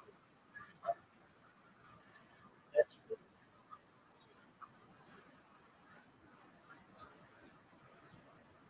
that's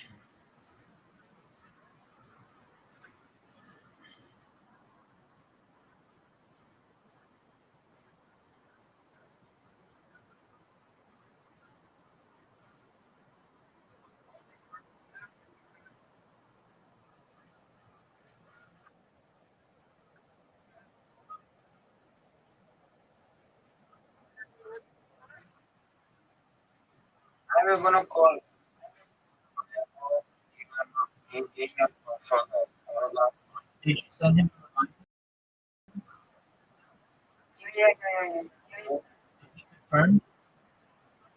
Yes. Okay. Okay, so I have to go. I think I will be present here. okay, you've done really well, man. What's the name? Under What, so no, you have. What's the name of the which I Odysseus. that's right. And do you know that my priest is coming back?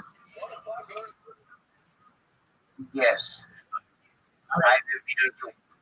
Yes, you will. The best. Yes, sir, my friend. Okay. You take care, big dog. Yeah, you too. Bye.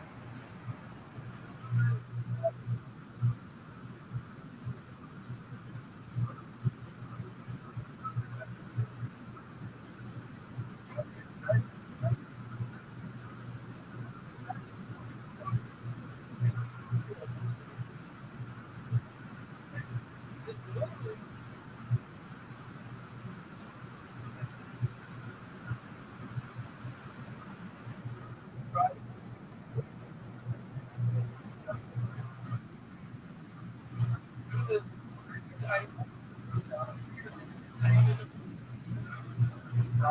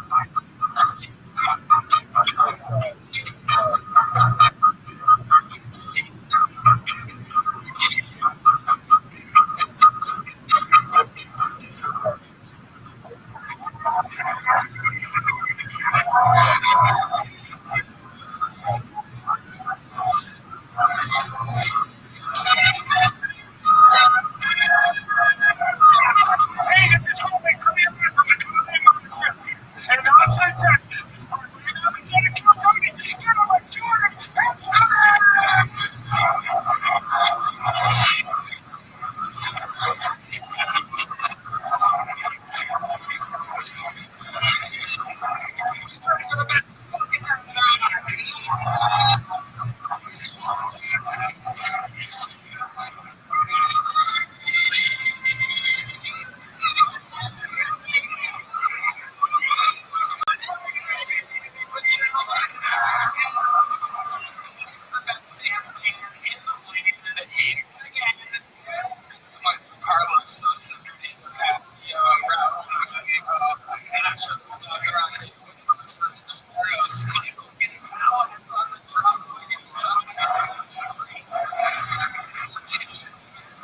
on the electric guitar tonight. John Bees on the keys. And alive in the flesh. This is indeed deep madness, ladies and gentlemen. Oh, Lordy. Here we are. Another beautiful Monday in Austin, Texas. This is the #1 comedy show now.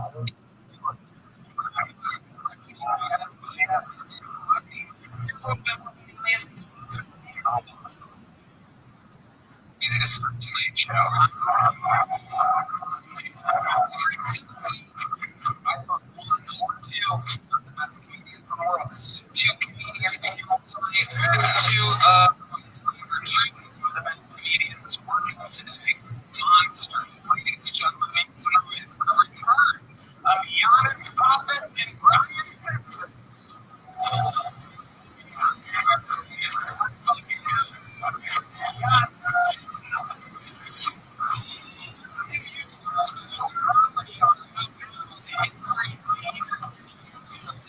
Brian Simpson is alive with Film the Mothership on Netflix. Shot here. Welcome, gentlemen. Welcome back. How are you guys? Good. Things have been good. Good to see you. We're going to fix some computer chooses right as I remember. It's me. It's me. Filled with testosterone, audio guys. I'm not before this. I need something to use red as well. The red man takes the opposite approach to being green and ice. Sits in his couch and does virtual reality until 6 in the morning. He's lacking sleep. His hat is covered in cat hair. You probably can't see that. It's a disgusting cat. Maybe you were correct by your head.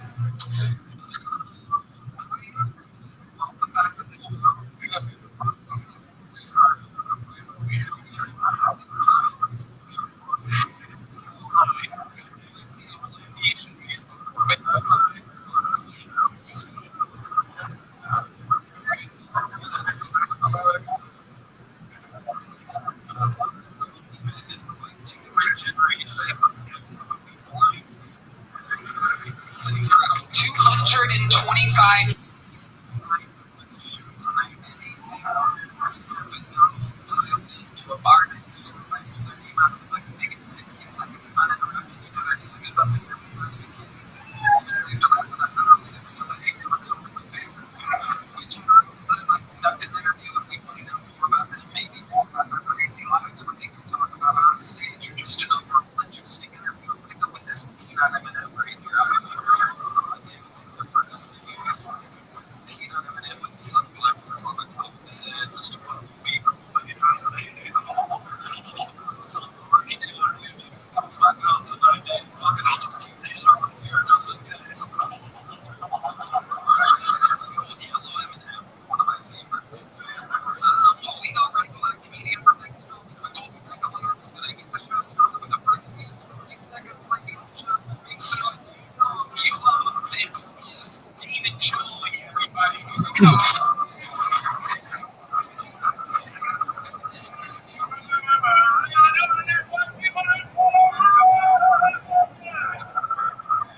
I've been in Texas now for 2 years. Yeah. I like the Mexican.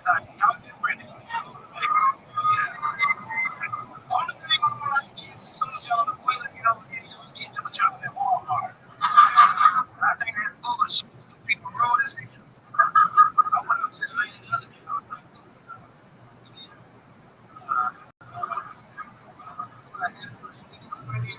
she said, you know,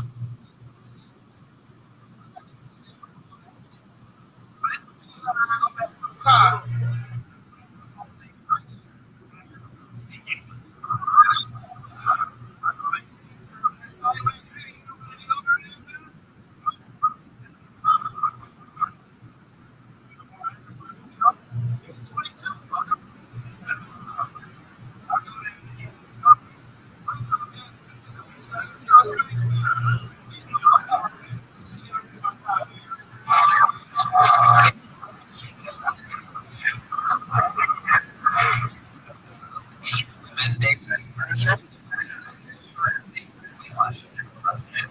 Real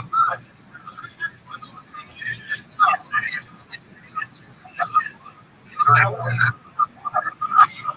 Walmart, you shopping. Everybody, motherfucker.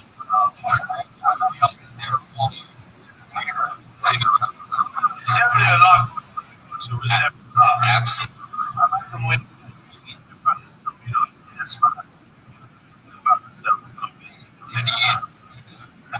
Okay, yeah.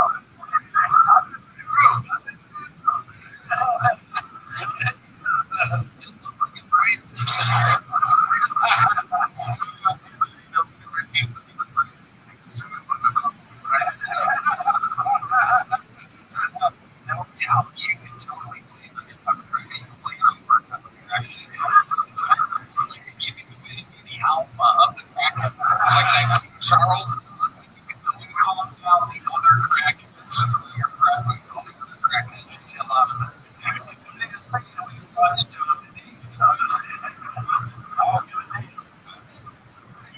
I'm feeling it. I'm feeling it very, very rough. I'm feeling it. I just put on lotion, but it kind of. But it's don't worry about it. What happened? I don't know what you. What happened? Well, if you just emphasize on the commercial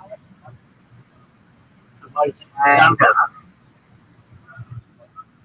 yeah, and I don't know why you can download it right now. But for instance, I got to try to page. Let's try this again, and I have to um, it happened. It happened. No big deal. Not get to go to bed. I mean, these things dance on me all the time. You know, that's how. Why don't you sleep? I'm not ready. Okay. All right. All right. Maybe something you want. I know. All right. You know you can keep it. I hope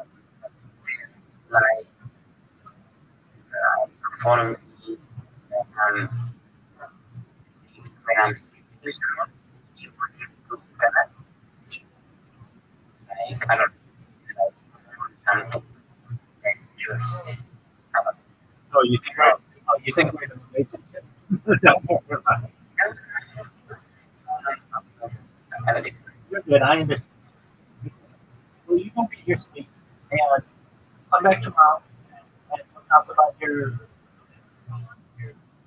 schedule of interviews this weekend. And make sure that you tell the guy this week for this weekend so he doesn't forget and he's ready. And he has everything installed. Uh, yes, you know what you should do? The guy who I interviewed me today, he's been doing this for 15 years, and it was really good. He sent me a message beforehand as a reminder, hey, we've got this interview, and it says, before we start, make sure you have a phone or a device that has video and audio. Make sure you have internet connection. Make sure you have the app downloaded. You know, he gives me that all beforehand so I can test all that stuff. But it's not your fault. I'm just saying it's not a bad reminder. Okay.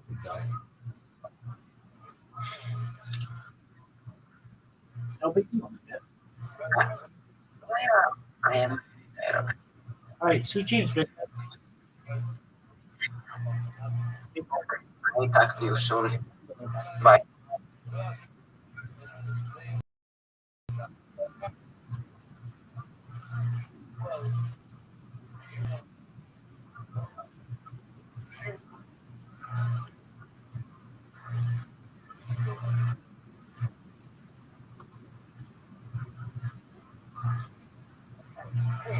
Talking about you wear lotion, Tom. Surprisingly, I do, David Charlie. I don't have to. I would turn into absolute dust. Still do it for aging reasons. I still can't use lotion. There are many benefits.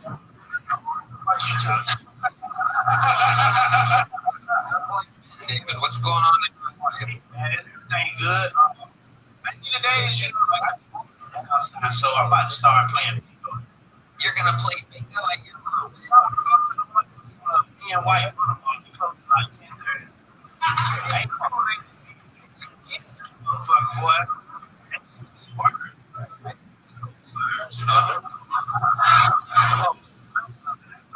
Yeah. A lot of ends. You know, one of these guys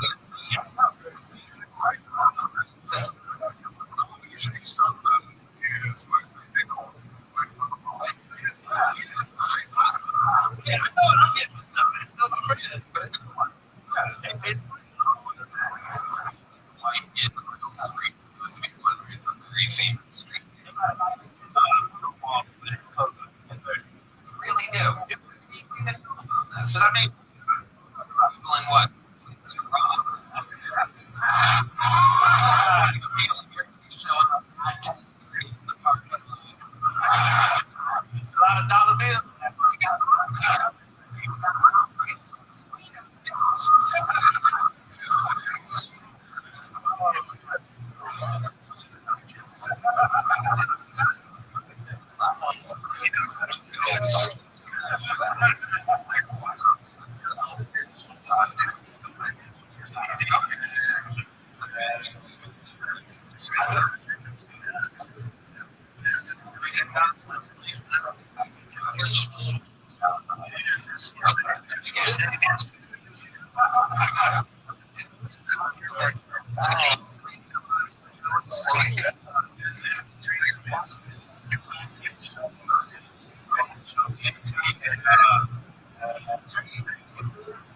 What's your Instagram? Some people will see the stuff you're making some funny stuff from Montgomery.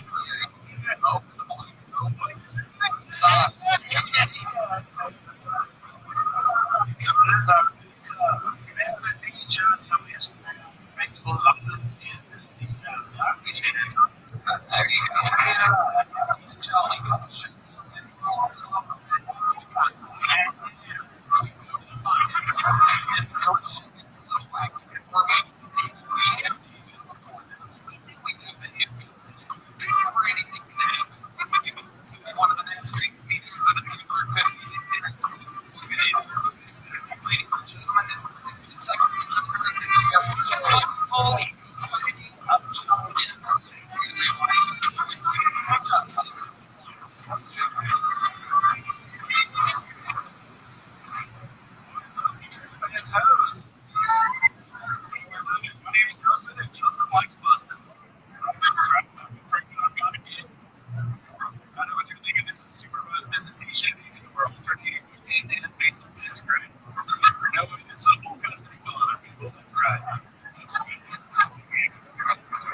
Just graduated high school. Just graduated high school with a sports scholarship. That's right. I did not think the beauty blockers were going to work that well either. So, just as surprisingly, I was working skip. My son is 18. He just turned 18 and he just got really bit the other day. This thing on Sunday actually turned in his dream for a street shoe card. Yeah, I'm hoping that this Ukraine conflict takes up so that way I can put emptiness or a little bit of food on later. And then I'll be alive. That's right. I'm back on the dating apps. But then I wonder about dating apps. You can't be totally honest on these things, right? For example, this is 6'4" on all the platforms right now.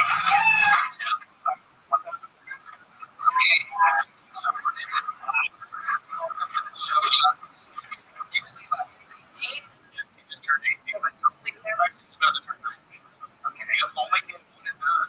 Wow. How long have you been with the baby mama? About an hour, actually. That's all it takes. It's pretty good. Absolutely. Great to make a child that fast. It takes us something to apparently. Yep. What's the kid doing? He works at the plasma center perfectly, so he's killing it.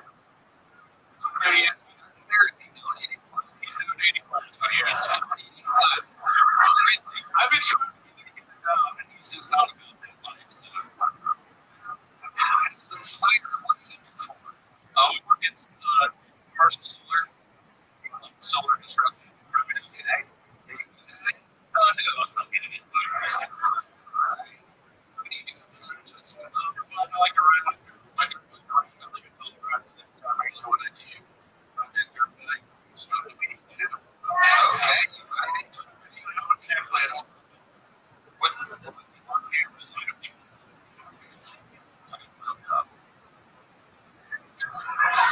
okay. It's a unique thing. So this is well, you already said it. Not everyone does this. You're going to deal with it. High school level. All right, just all right.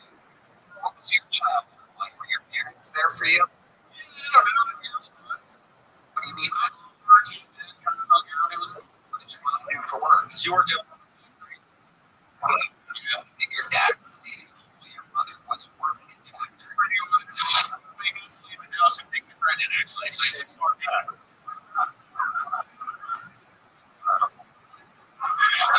And you live in Colorado now? Yes, sir. Yeah. What part? Yeah. Okay, in the city? Thornton. Thornton. Riverside. Okay, you're not in Denver. So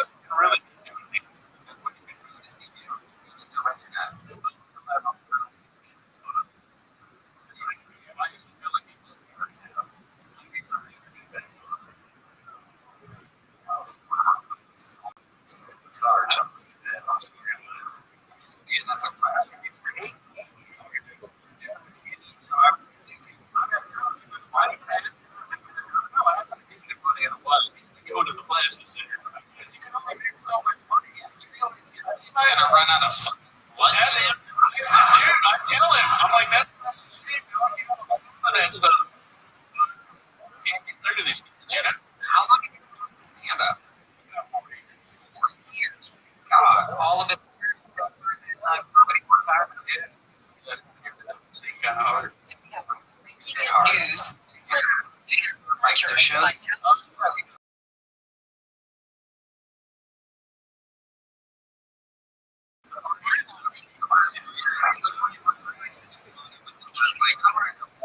Let's just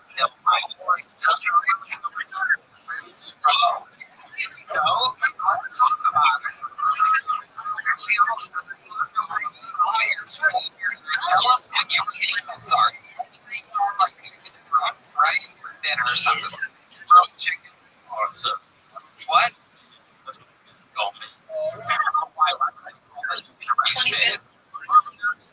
The court has like chicken curry. I like that inside of my microwave. It will actually match the Justin. Why don't you just stick with the easy questions that I'm asking you? I'm trying to set you up for success here. Turning. You have the little Colorado open mic fucking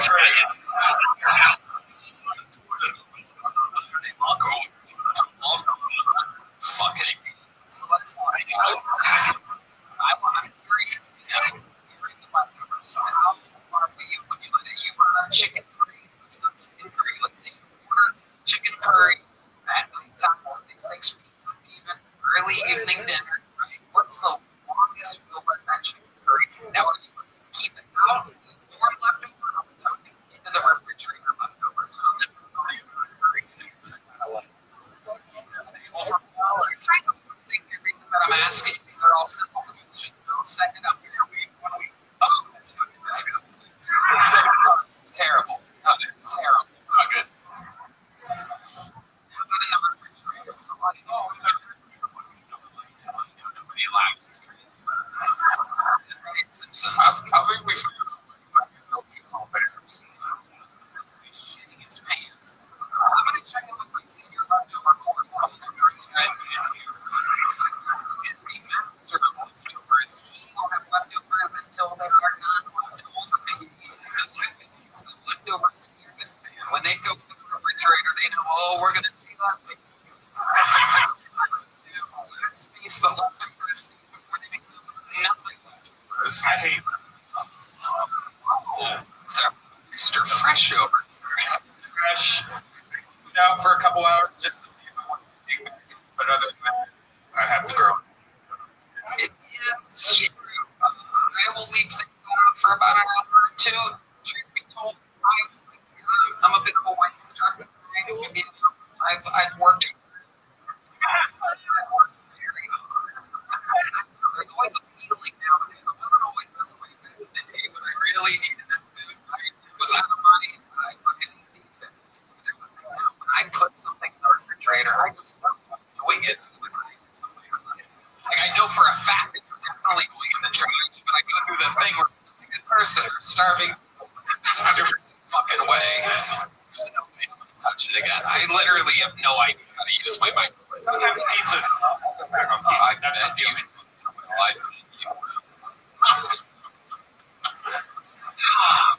fun here. I've worked together for 12 years. Can you tell?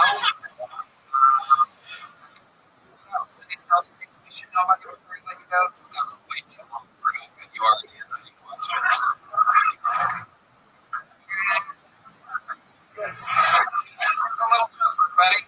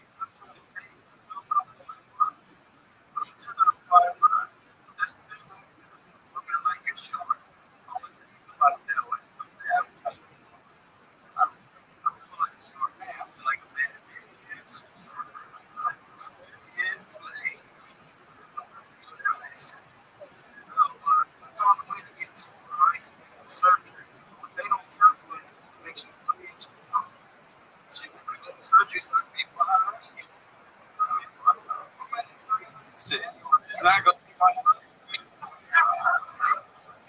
3 inches, 6 feet tall. No fun. Maybe 6 inches. You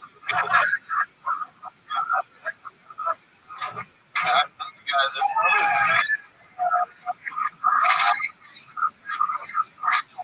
could have known that he's the second comedian wrote to lie about his height. Everybody's doing nowadays. All right. Well, welcome. Are you really from? Yeah. Shoes off.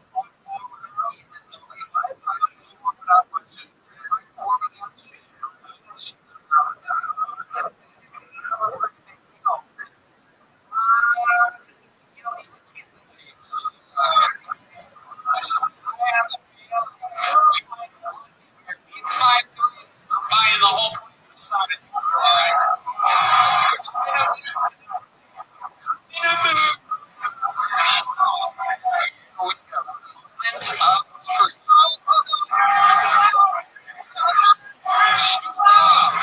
Get those fucking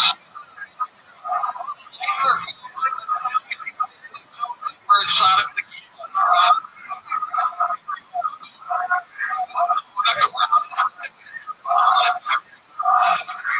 Stay still.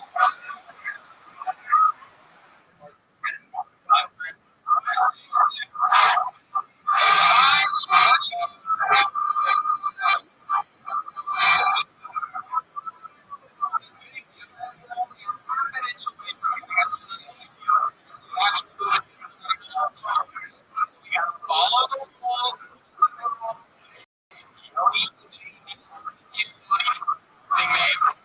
So we have ourselves a shot. I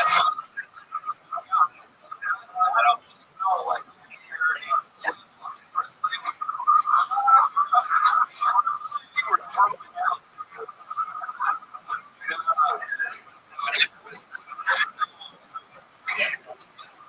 from so obvious. So,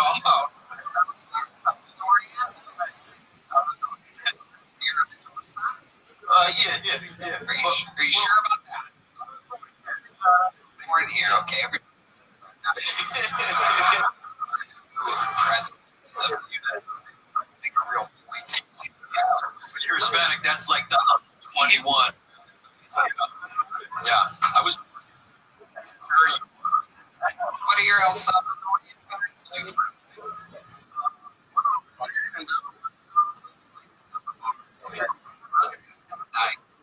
okay. My goodness gracious. When did that happen? 2020. Goodness, that must have been okay. Enjoyed it. Cancer was it? Pancreas, yeah. That's a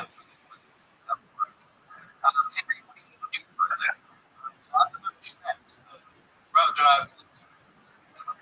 Specifically only snacks. Yeah, I route drive the snacks.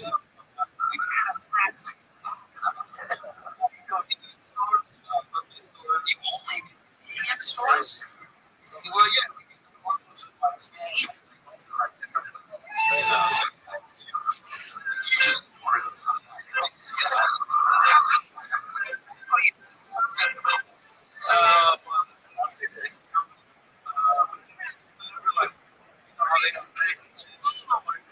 So,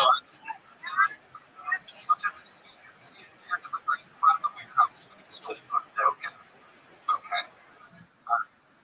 Yeah. Sometimes. Shit. What are your favorite kind of snacks? I like the. Oh shit. Nacho cheesy or cooler range? Oh, he loves cooler range. What's your love life like? What's it like? 5'3.5", telling people that you're 5'5", blind, 5'9". What's it like living this life of El Salvadorian tourists? Well,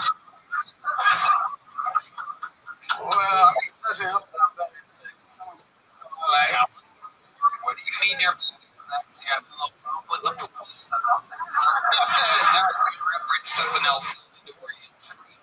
You got to see an El Salvador pupusa. I don't know about the meat, but I know about pupusas. What's your problem in the bedroom? You're on the bed.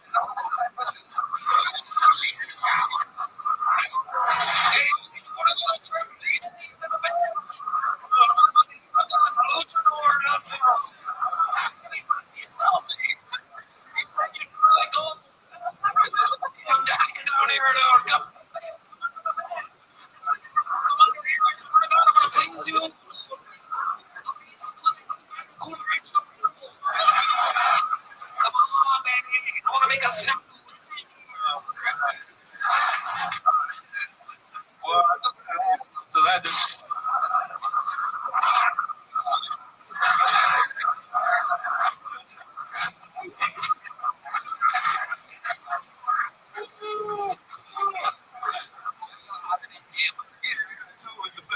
oh my god. Wow, you have a backup just in case. So when you're with a girl, sometimes that takes your breath away. I'm sure you get a little nervous, a little excited. So you gotta pump on that shit. Your pussy goes drier than David Jolly's elbows. Rub lotion on our pussy. 3 layers. I understand. 3 layers of lotion. So that happens where you didn't use the inhaler on the girl. You're like, hey, baby, I swear to God, I'm not a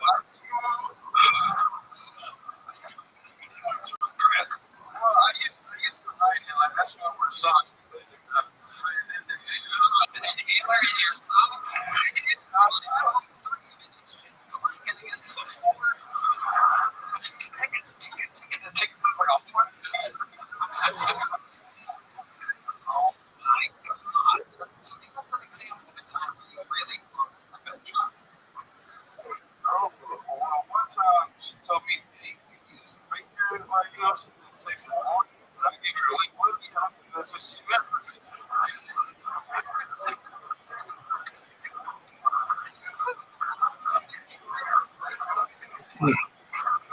She was like, oh,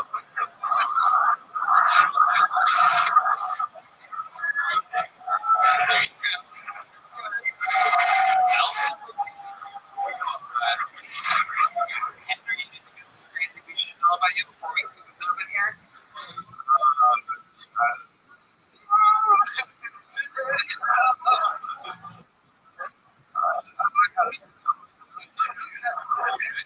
I'm still on you about your height, your embarrassment in the bedroom. You gave us a lot to work with, and that's what the show's all about. You know, it's not necessarily about the minute. It's about being honest in the interview. Clearly, unlike the last time you were fear of losing your snack delivery job. Go up for fear of much like your height. You know what I'm gonna do? Even though you're a small guy, the set was okay. I'm gonna give you a medium size. Here you go, buddy. It's gotta reach 2.5 feet. Look at that. Give it a bend over. That's a joy. 3 foot 4 inches in the air. So there he goes. The debut of Henry Cruz. Cooking baby, 67.1 degrees here inside the room. Everything's good.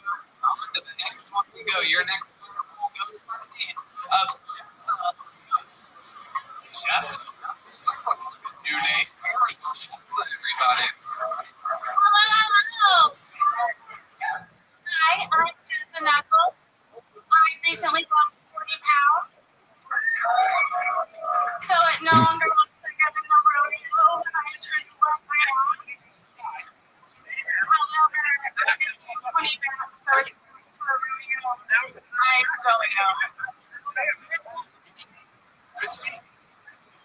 My doctor says that I might have sleep apnea. So I really hope it's treated by my friend as much as they stay, because leaving the streets is later in the streets. Between, I'm also a type 1 diabetic, so between my diabetes and my sleep apnea,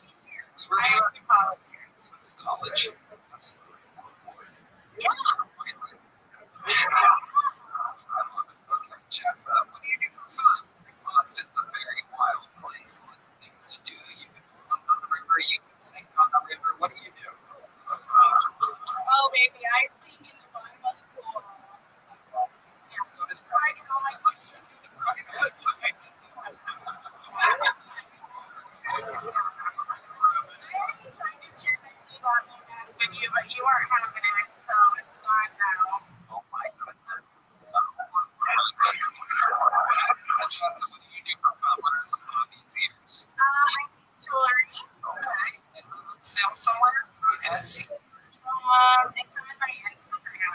Okay. What's your Instagram? Not Jeffy Boots. Yeah, I used to make cowboy boots in college when I made that Instagram. So, Okay. do updating to current events. Sexual harassment. Sexually harassed? Yes, I used to be quite the looker, Tony. Oh my goodness. Where do you think you are? What happened? Sometimes I'm just like, what happened? Really?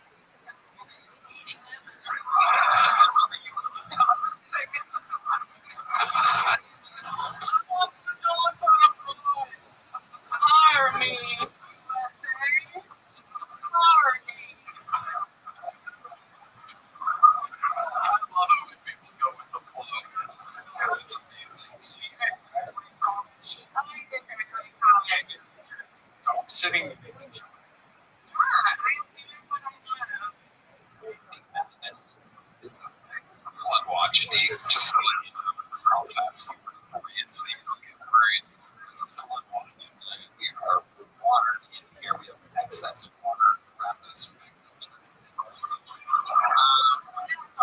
Knuckles, yeah. Absolutely. Did you want to do that? Did you make that? No, actually, it's locally done in my own called Shock Factor. Very nice. Very nice. I can't tell how beautiful it is. You know, It's gargantuan, and it's ageless. It's one of my favorite pieces. you it looks. So, yeah, everyone's going. I thought you were eating it.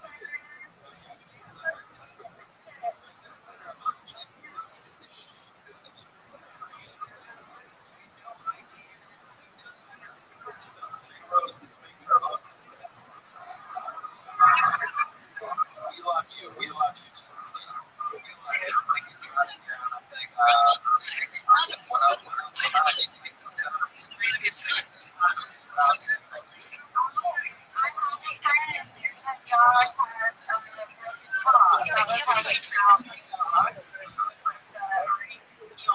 And this Rottweiler uses it, we call it her rainbow paw, Why do you call it that? because she uses it to scoop you in so that she can help you harder. So I fight these wild dogs off constantly. Maybe with this point, but no. Pretty sure that's the only way to be great, Justice. So that's exciting.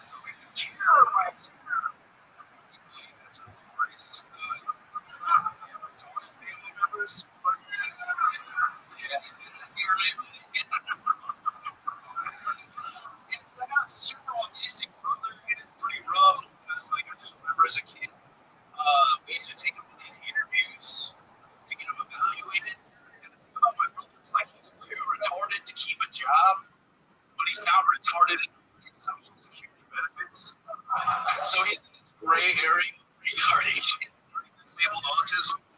Dude, we would take my brother to these fucking mental evaluation interviews as a kid. And he's still autistic that would be like, now's my time to show these people how smart I am. I mean, like this reverse dummy for all situations we bring up in these interviews. And if it's, thank you, turn up. I'm just asking for permission. Are you the retarded? Yeah. Holy shit. What am I supposed to do? You're done. Okay. You want to finish? Finish. Okay, I'll start our work now. We'll finish. No, we're not yet. I don't know what I'm talking about. It's so that we can it's so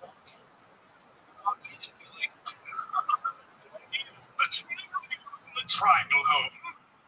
And the square goes in the square. That's right, that's great, that's great.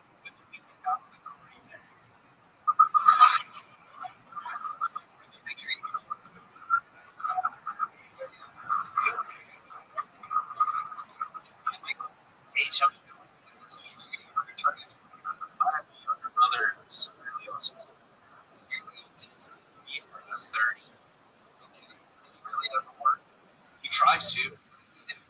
Usually like Taco Bell or like food service. And he gets the first food. So he's basically the most employed person out of any other people. Just I do my best for him. I thought so. I get hired one. We didn't know dirt bike. It was like BCC. He's got a dirt bike. Yeah, he loves bikes too. That's just okay. Do you ever ride with him? I haven't seen him I'm not here riding because we're in Virginia. I talked to him anyway. How do you think he's going to feel? Because this is a couple rides. I feel like this is really much of a 4 miles.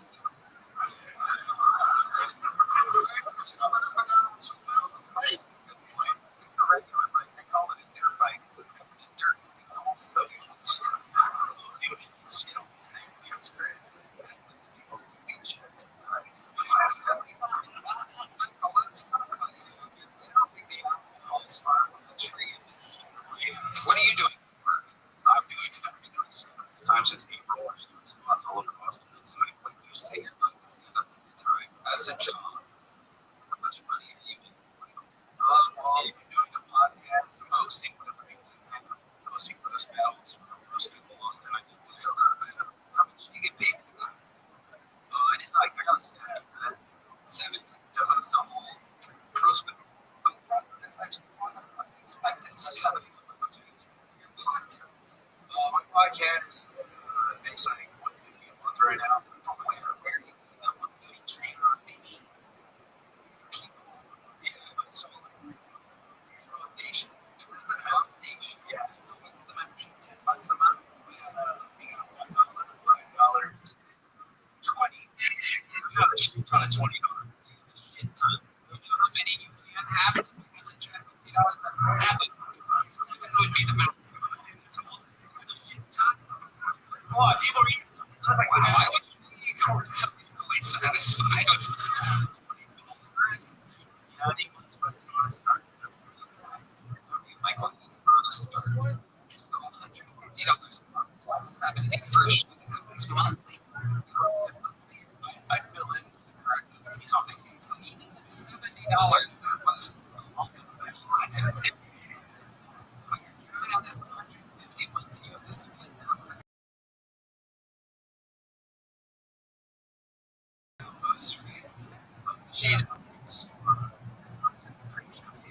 Before the basketball work, what do you think you made this class?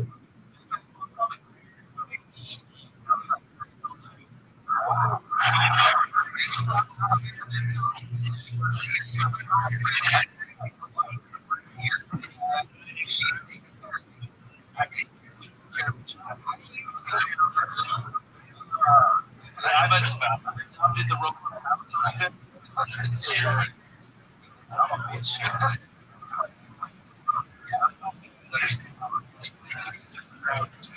The dishes start up with that.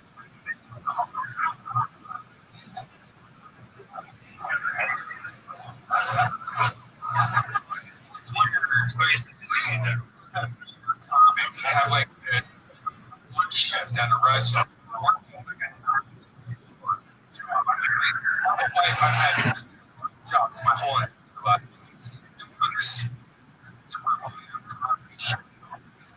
So it wasn't like this always. Also, 3 years ago, I was working at Vulcan.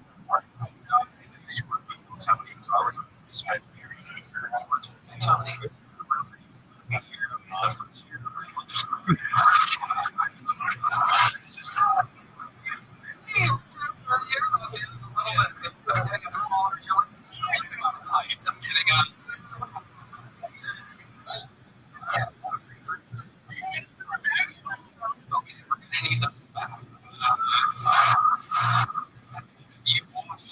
you're a house bitch.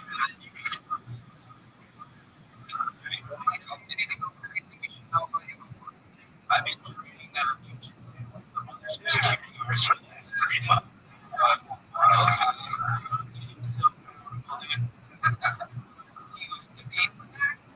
No, my wife thinks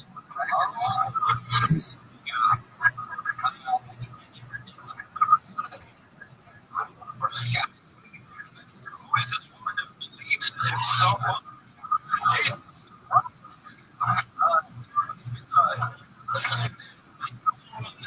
It's a woman that's orgasming quite frequently. I don't know.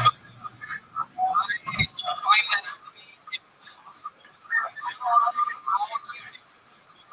Guys listening to this show all want to know your secret with the face like that. What the fuck are you doing? Worse, drugs. Style squad pointed down. What is it? I don't know. I've heard like so her head or something. No, she's like your lady is from like missionary position, and her legs on your shoulders. It's a lot like the jujitsu class right now. But this makes sense. I'm sure her legs on your shoulders, your feet on the bed like so, sumo style, froggy style, and then you just bounce on the bed. Oh yeah. That actually makes sense. It's one of the rare times when you get an actual physical correct answer from the question, how do you please your woman in the bedroom? 12 years I've been asking that question. People are like, oh, let's see, we're going to pray for the but now you get an actual answer there. Yeah, I mean, look at it. That's it. That is a good one. It's a lesson for everyone out there. Different angles, try different things, experiment. Very good. Congratulations. You already have 2 books, right? I have one. One from 3 years ago. Is it Phil? No, it's on my thing as a woman to keep going. Well, they're keeping you for sure. It's your only option. Bye-bye. Michael really needs to another fucking here. You're not going to use it to our special treat that we have. This next comedian looks like a room. People see this before. Make some noise. We're buzzing from Surrey, everyone. What is up? There's obviously you can tell. Sports. Such I tried to skydiving for my birthday the other year. Now I see. Here's what I got today. Look at me. I was like, yeah. No. Sorry. Apparently, I'm at the top of the sky. Something about the reserve that's supporting my race. I've seen them from tapes into Ukraine. Right? It's crazy, man. I think the gym, Korea, it's not even a real it's Korea. It's an umbilical ring, which basically means I'm so fat. There's nowhere else to go. It's crazy. It's not all bad. The other day at work, my boss said an idea I had was worth its weight in gold. They got me thinking, what would I be worth my weight in gold? So I figured it out. Worth $675. Tried them in cash. Now I just got to decide. Do I sacrifice half of that just to go skydiving? Thanks a lot. Okay. What's a lot of facts there? Just a lot of facts. thing was the fact we all want to see the fucking belly button. Am I correct? Yeah, the only one. I didn't know enough to except for our stoner leading sound guys who paying attention to the show. Sometimes you never know. Oh my god, is that a rat? Wait a second. Let me see if I can pull it out again. Oh shit.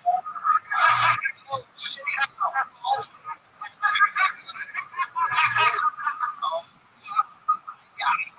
He's got that. That's more than an Audi, my friend. That is more like a color. See how many fine things you can put in there.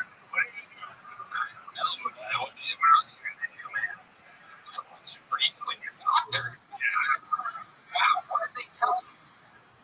So lose me. Okay. How was that going? It goes pretty good. How do you do it? How do you lose it? How do you gain it? Just two strengths and stuff. Okay. It was like 90 pounds. And then what'd you do? Just started. What were you eating? You just don't know shit. It's like stress. Stress? The fuck with. Wow. Yeah. Wow, what are you stressed about? I just lost my job. Oh my goodness. What was the job? I was a quality man. Quality manager for what? Quality manager. So what exactly does that mean? It just food safety and food safety quality systems. So how did you lose the job? You seem like you'd be great at monitoring food. How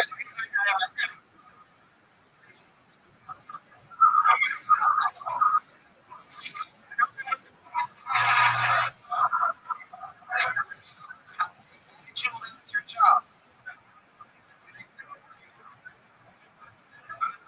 Just it was how long did you have the job? 4 months. Okay, what did you do before that? Same similar thing. Yeah, food safety for another. Is that what you do? You do food safety auditing. Okay. Did you get to? Well, you know, loss prevention.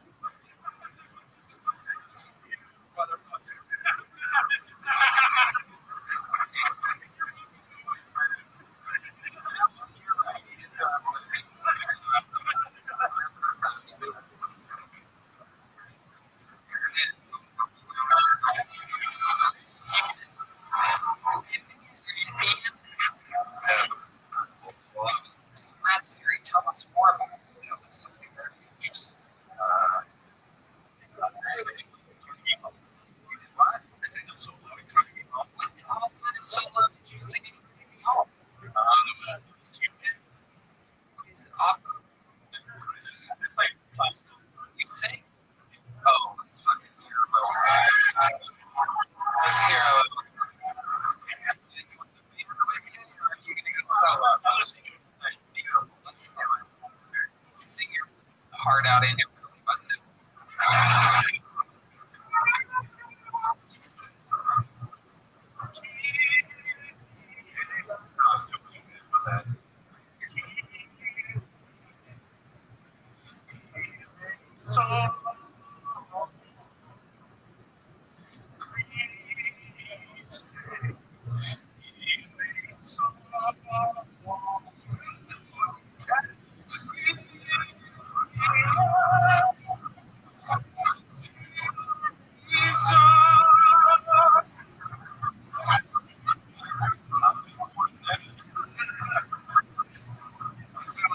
Is there like a key part? Is there like a, that's it?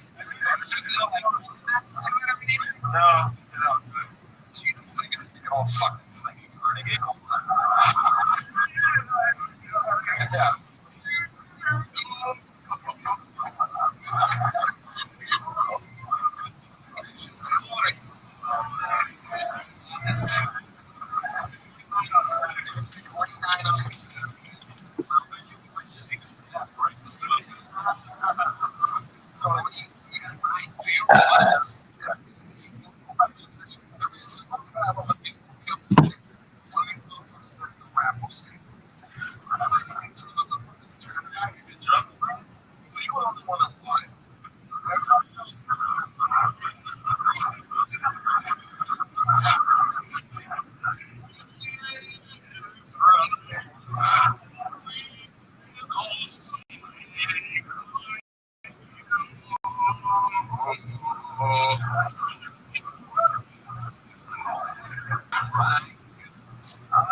It's very fun here tonight. Feel for you. It's cool, man. Yeah, we'll sign up. Do it again. Have you been on the show before? No, it's the first time signing up.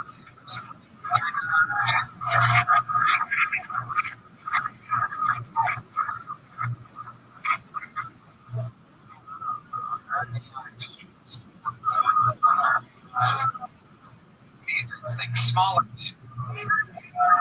Small?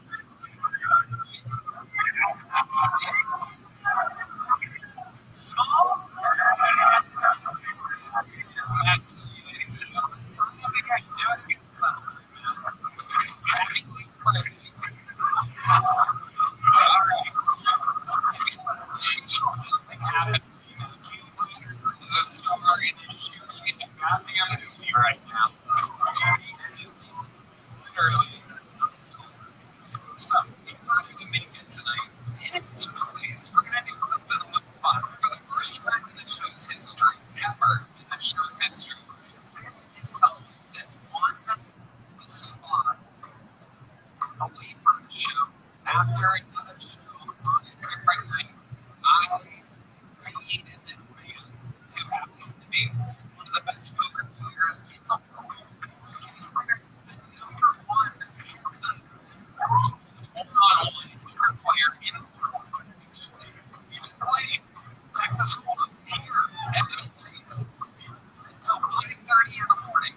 On the line, I could have won $40,000, or he wins a spot with Bill Tony. Here he is. Ladies and gentlemen, make me preparing a month for that. We're going to have some fun right now. Make some noise.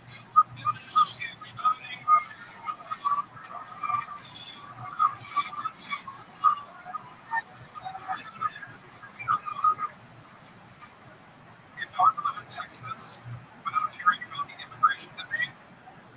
They're bringing drugs. They're taking our jobs. We've got to do something about these Californians. We're going to build a wall. We're going to make New Mexico pay for it. I don't understand where they're coming from anyway. For the last few years, the California real estate market's been on fire.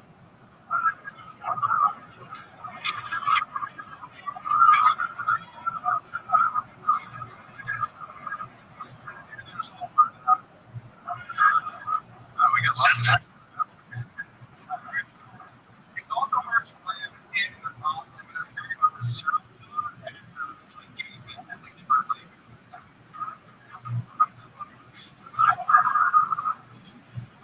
I didn't think much about it. And then the other day, my friend called me. He's like, "Hey, where are you going outside? I just want to make sure I can find more."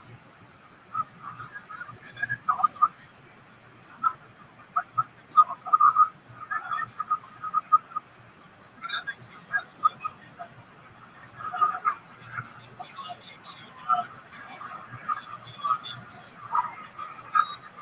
I'll tell you, I'm pretty sure I'm right here. I'm pretty sure that's the best set of the night from everybody. Absolutely incredible. Pretty you put your mind to it. I mean, you've been practicing for months. We're buddies now. I met you that night. Great, crazy fucking night. It's just one of those nights where it's like a fucking Scorsese movie. I told a story a couple weeks ago, but it was just people telling me, hey, even the best heads of poker player in the world's here. And you're after doing something every Monday, we have a party after each game. They here it all night. We were on the other side of the bar, going in, we were, and then by the time we finally got to meet, by the time our paths crossed, I was just drunk enough to challenge you to poker. Turns out you won what, from what I'm told, is literally the best poker facility in the country. Yeah, well, when we got fed, I thought we would like exchange names and like some pleasantries. I'm like, oh yeah, Doug, man, I'll give you a poker.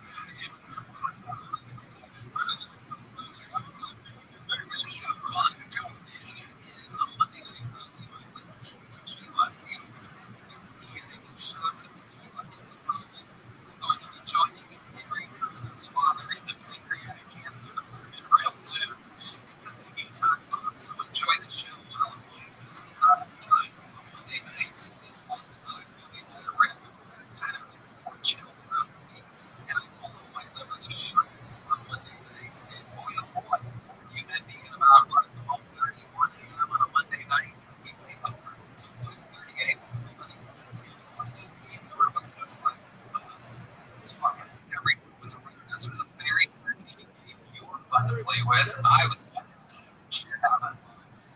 doing things like looking at one cover, fucking seeing the gig, and so big the other covers. We were having fun. I saw people play that kind of makes sense. Yeah. I made a mistake in negotiation with the States, right? Because like, I was on the show, but it was great. I was getting most of the drug too, so I was like, $20,000. It was like done. I was that. Yeah. Growing up, I learned from Steve, but I was gonna be like, don't know. And so fast I realized afterwards that I am the sucker. And I didn't realize what was happening here, but my buddy, he would go on, and I would go, well, no, I want to play. So, what was it then? It was basically the same guy. Dude, we were so drunk, I don't think either one of us could retell the story. So, it sounds so fucking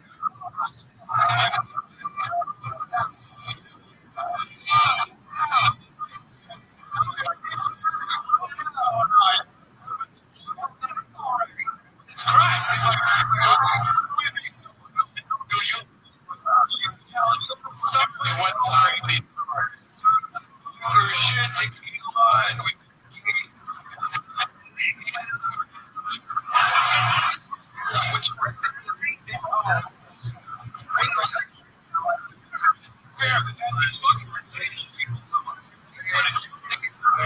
Which guy just started.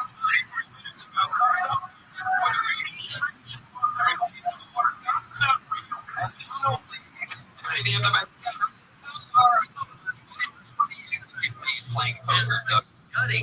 So I'm about 10 million in tournament. This is why I want to fuck this.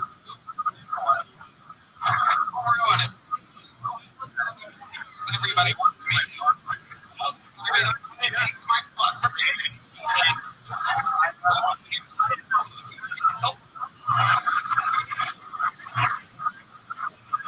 Why you didn't hit it? You should have already did.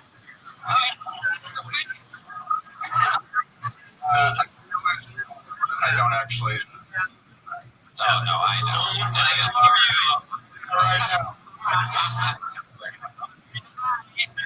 Hey, come on.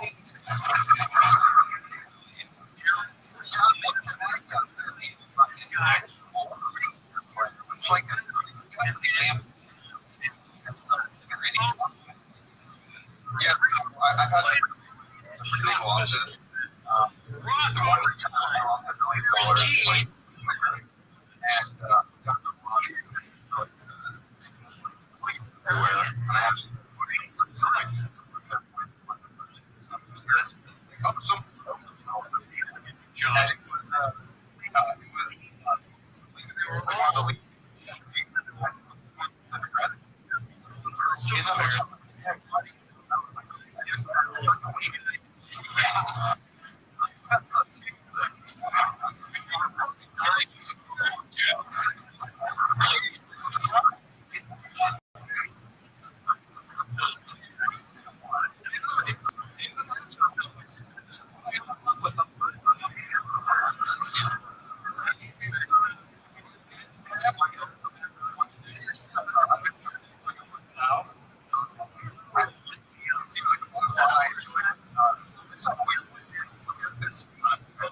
that's how it's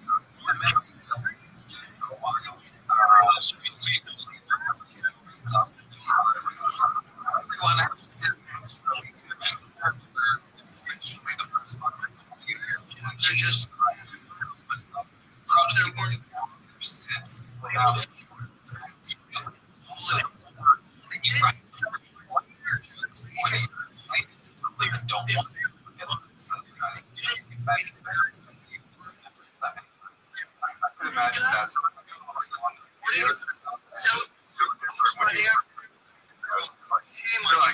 Guys, don't talk here.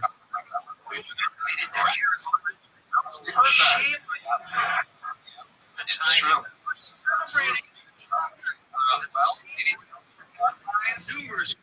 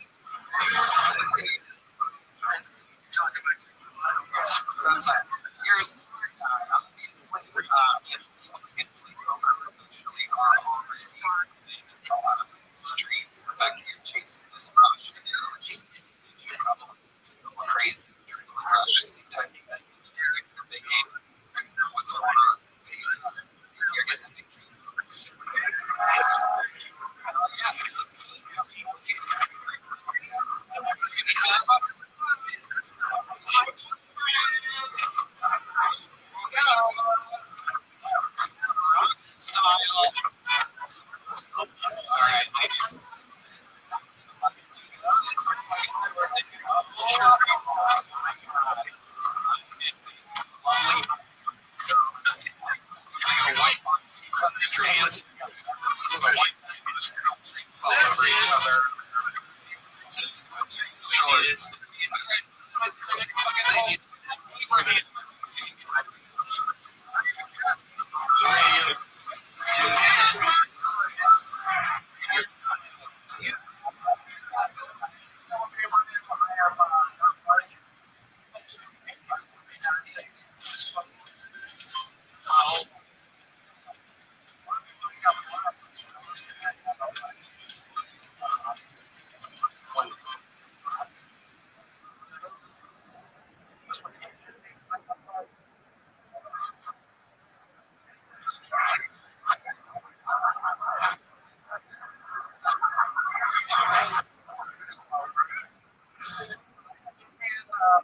And Indian, Puerto Rican.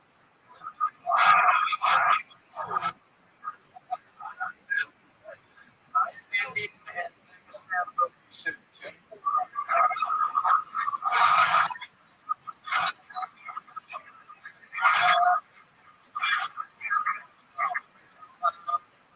Most Indians, I'm a little Jewish. My mom's Catholic.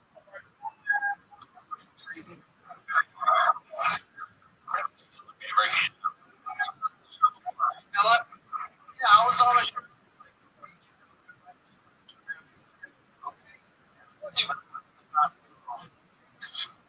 Well, yes.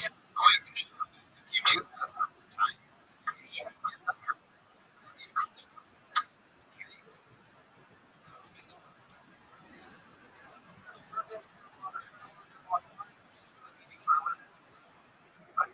Experience designer. What does that mean? I like apps, website. I was about to say what it means to sit to his parents. With the computer shit. Are you building website?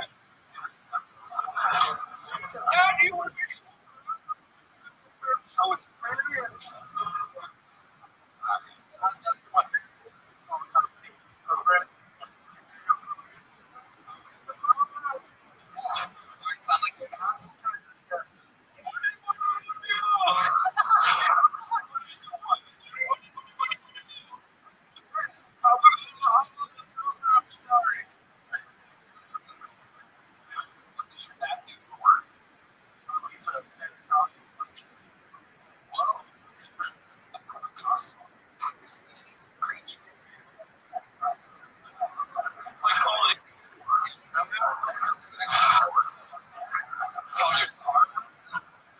Rican at one point.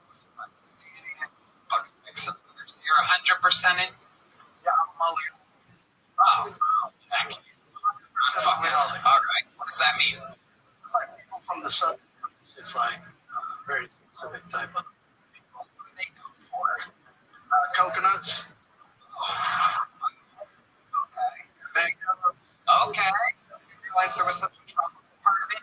They don't put their feet on the North Indians, just fucking okay. Those are the North. We don't want them. You guys don't get along. No. You guys been fighting a little bit? A little bit. They kind of look at stuff. Oh, they do. Especially why do people smell the same fighting so much? Why? You just don't kill each other.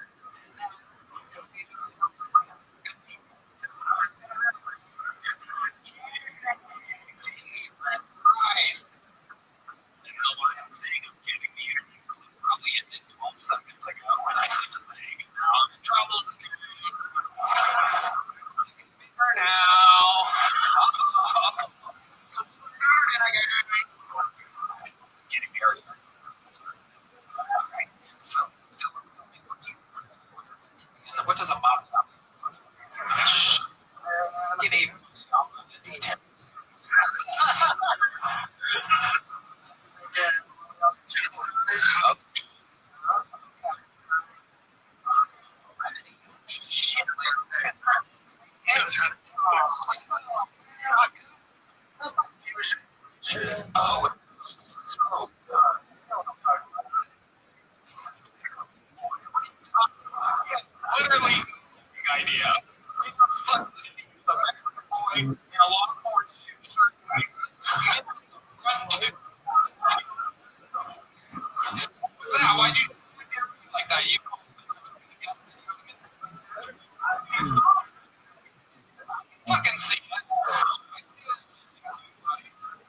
Congratulations.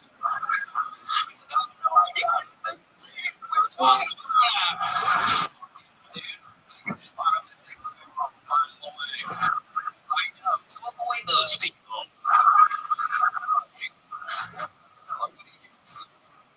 Yo, look who it is. How you doing, big dog?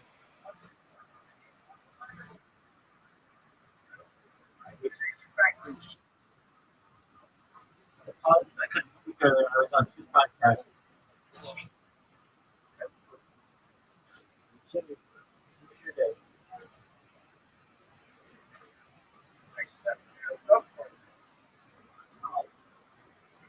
Kenny Tricks.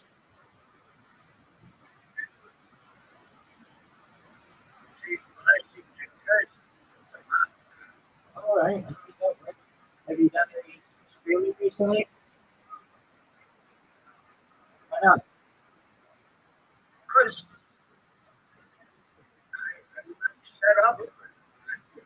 What are you talking about? We got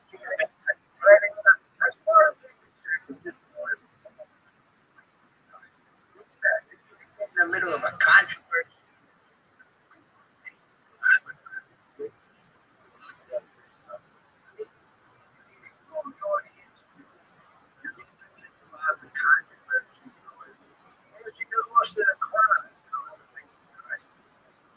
so go find a controversial topic and do a podcast on it.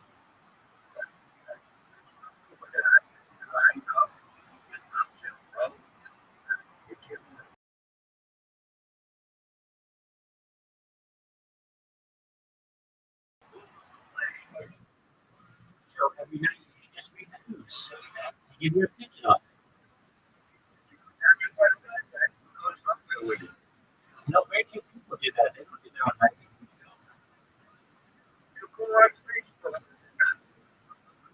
No, but they don't do a news show. I'm talking about you do like NBC Night News. We give you that background and you just go through everything else.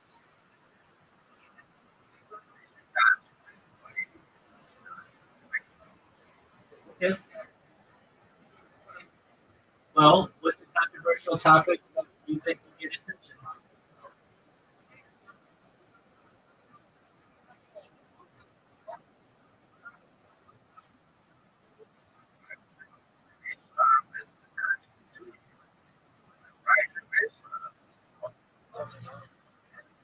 So do a podcast on it.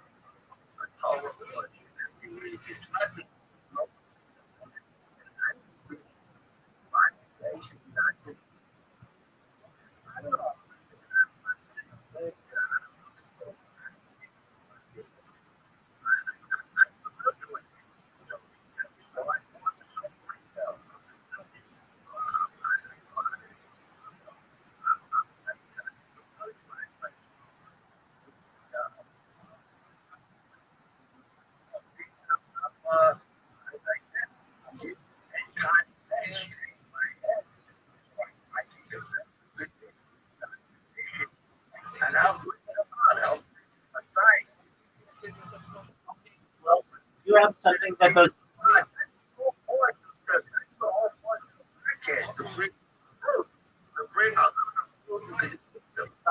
I agree. We've known each other for like a couple months now, though, and we know you're still trying to get traction on the podcast. If you don't record it, it doesn't help to promote your mission. That's the mission. To bring the kingdom of heaven to earth. To bring the Messiah. Okay. We should have a lot of fruit, not a people one in the kingdom of God. That's the intention of the people. It,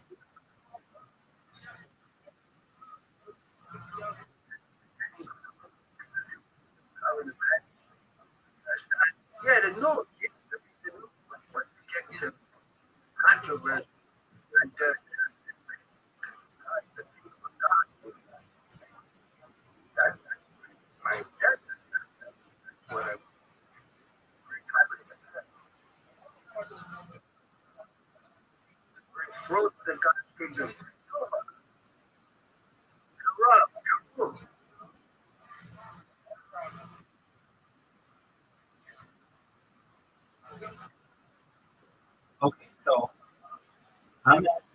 GPT to give me a news script for today's headline to get a lot of attraction online. Let's see what it says. I don't know.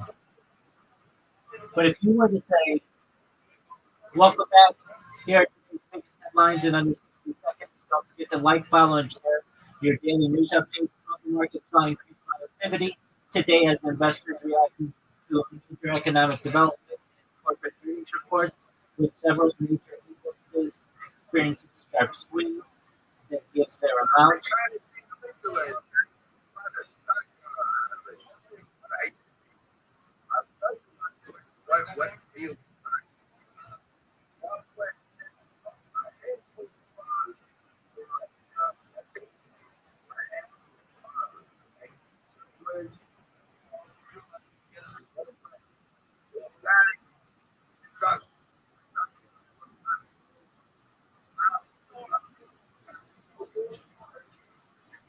healthy people. Now, with Kennedy, it's really regenerative farming practices, that's good because it takes away from the environment as well. It takes away from environmental destruction.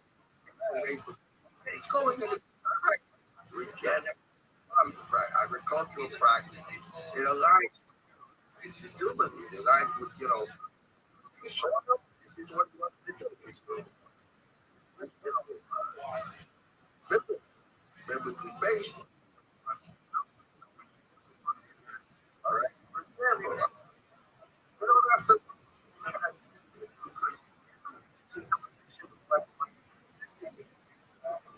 All right. Creation. The way people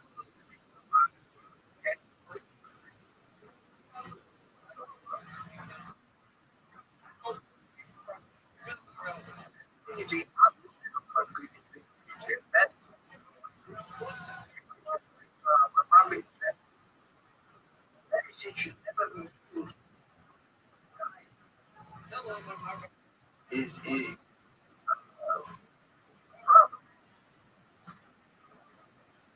on the way to get up instead of attacking to get it. Every diametric that the people create. That's why we send that person come out of When you talk, I feel like I must do a podcast. I think it's a good idea that you record it.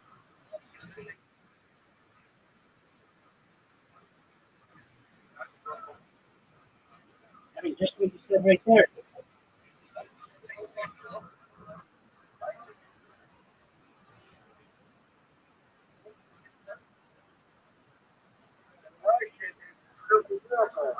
That's correct. they're not calling it That's correct. Right.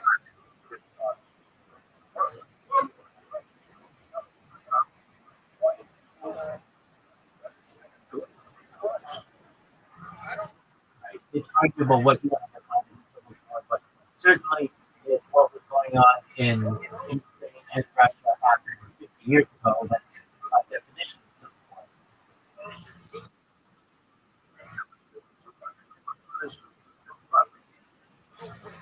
I mean, two separate countries.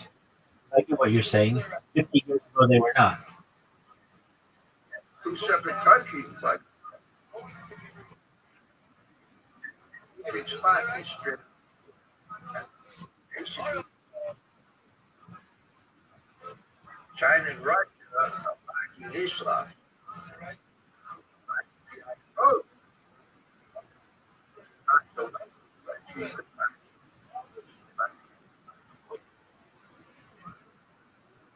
rebels.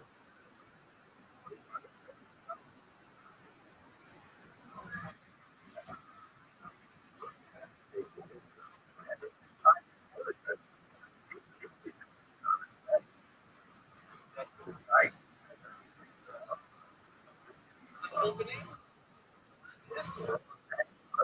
Basically, America, the United States. Yeah, that didn't pass, but it looks like it probably will pass in the near future. That's a That's a jury certified. It's very controversial. that's a tiny.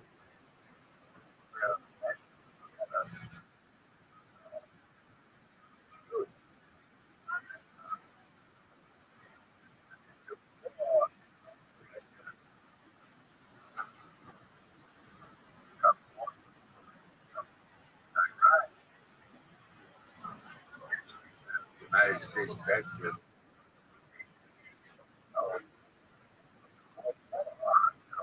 right.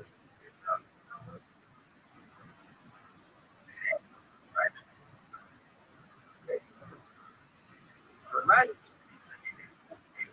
Right. Right.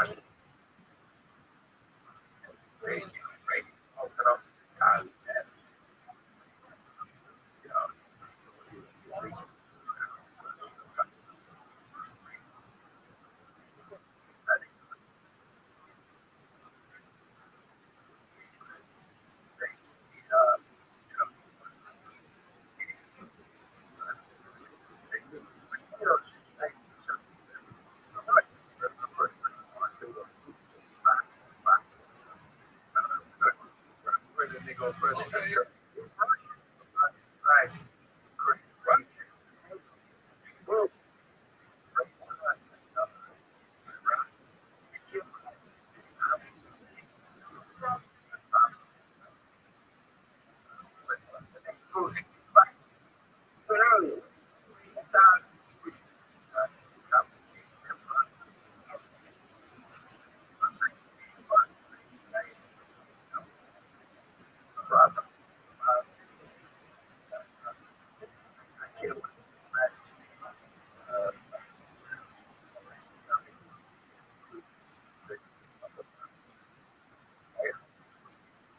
Right.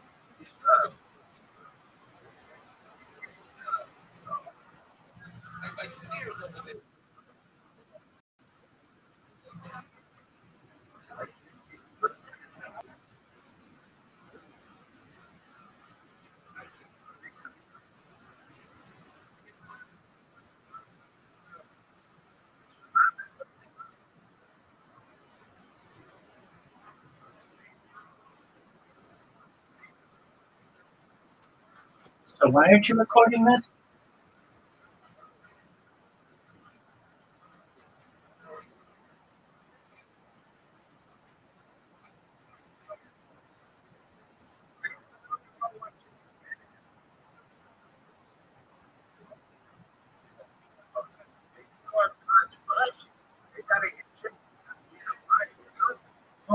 Hold on. Just answer my question. I get what you're saying. So why aren't you recording this?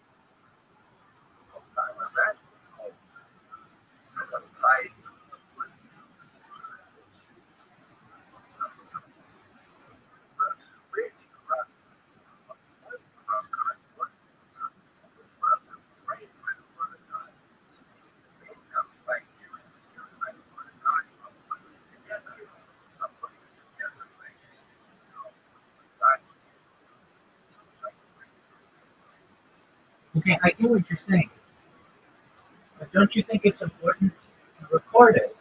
And then you just stop, just stop, just stop, just stop, just stop. Just hold on. You record it. Then you edit it. And then you put it together the way that you want so that it's exciting.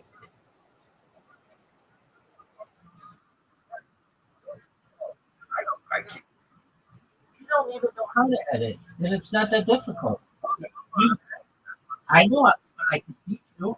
If I can teach you how to get a background of the Western Wall, I can teach you how to edit a video, and even easier a sound file, and it's free. You can do it from your laptop. And you literally have absolutely nothing to do except edit it.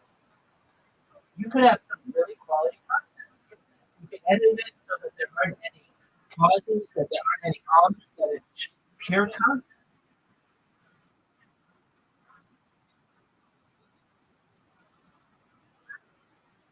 And it'll be better than those people on Facebook. I don't know what it's. I have no idea what it is now.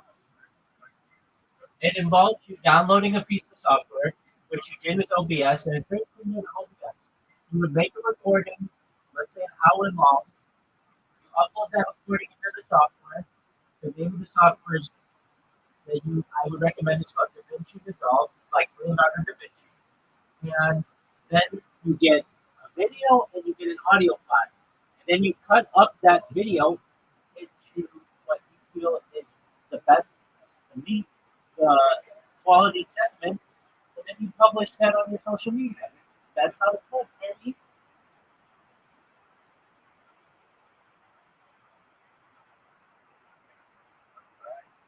Okay,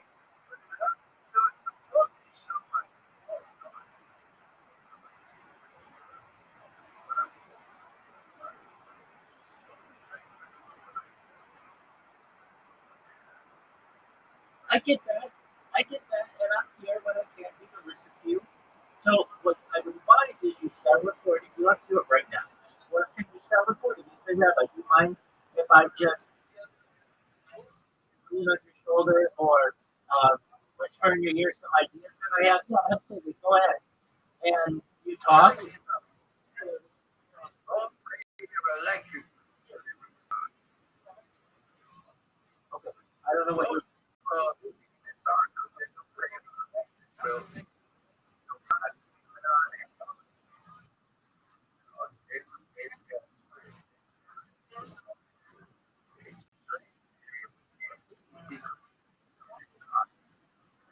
God's courage. You have very little self awareness when you're talking about it, don't you? Like when someone else is talking and you have an idea that comes into your head, you just say it. And I know you don't mean it personally, but you stop listening what the other person was saying. What I was saying is that I'm willing to be, you're okay, I'm willing to be a sounding board for you. If you want to come in here, you hit record and you say, Rabbi, I want to talk about the end times, I want to talk about Mashiach. I don't know if it's going to make sense, but I'm just going to talk, and when you feel the need, say something back if you want, and then I'm going to take that hour-long stream or whatever, I'm going to take tomorrow, I'm going to edit it up, and I'm going to publish it. I'd say, great. You're, you're welcome, and that's what you should do. But the first thing you have to do is record it. I don't see it right back. I don't know. I don't know what to do about it. You're not. You're not. You're absolutely not. Okay, so the first thing, and I'm not saying to do this now, but maybe you should write this down. Like you should watch some videos before you download the software. It's called DaVinci Resolve, like Leonardo da Vinci. Take your time. People are in God. They don't like you. They pay. They don't pay attention.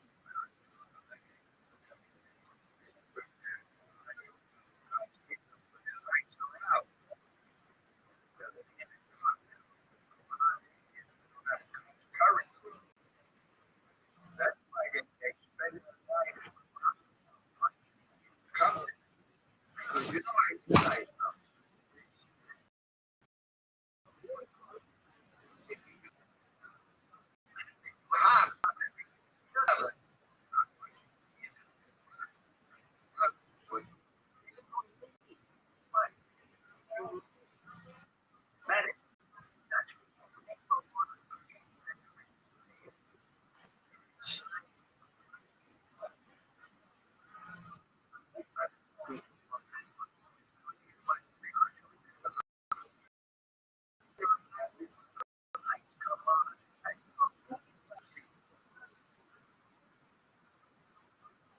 I'm listening.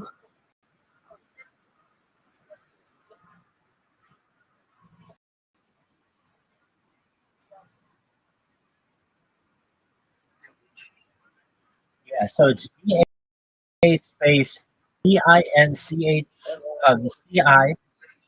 Yeah, it's DA and space, I believe. Yeah, yeah. D like David, A like Apple,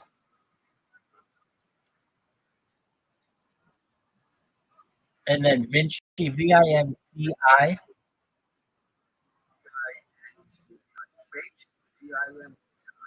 Yeah, so it's DA space VINCI, and then another space, resolve. RESOLVE. Resolve.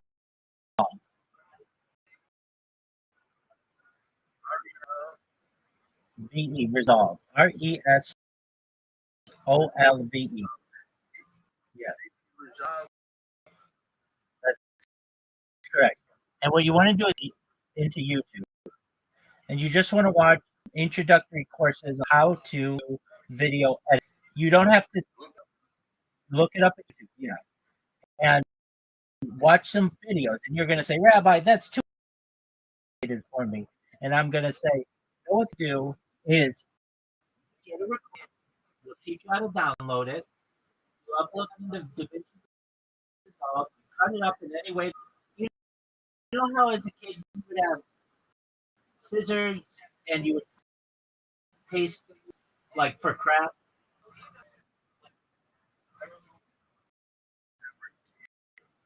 You still say that you're a kid. You know what I'm referencing. It's the same way. You cut it and you paste it and you make the way that you want. And your videos don't have to be super complicated. You could have an intro.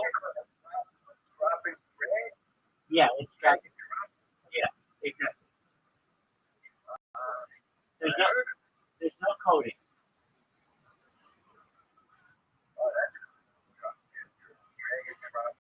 I heard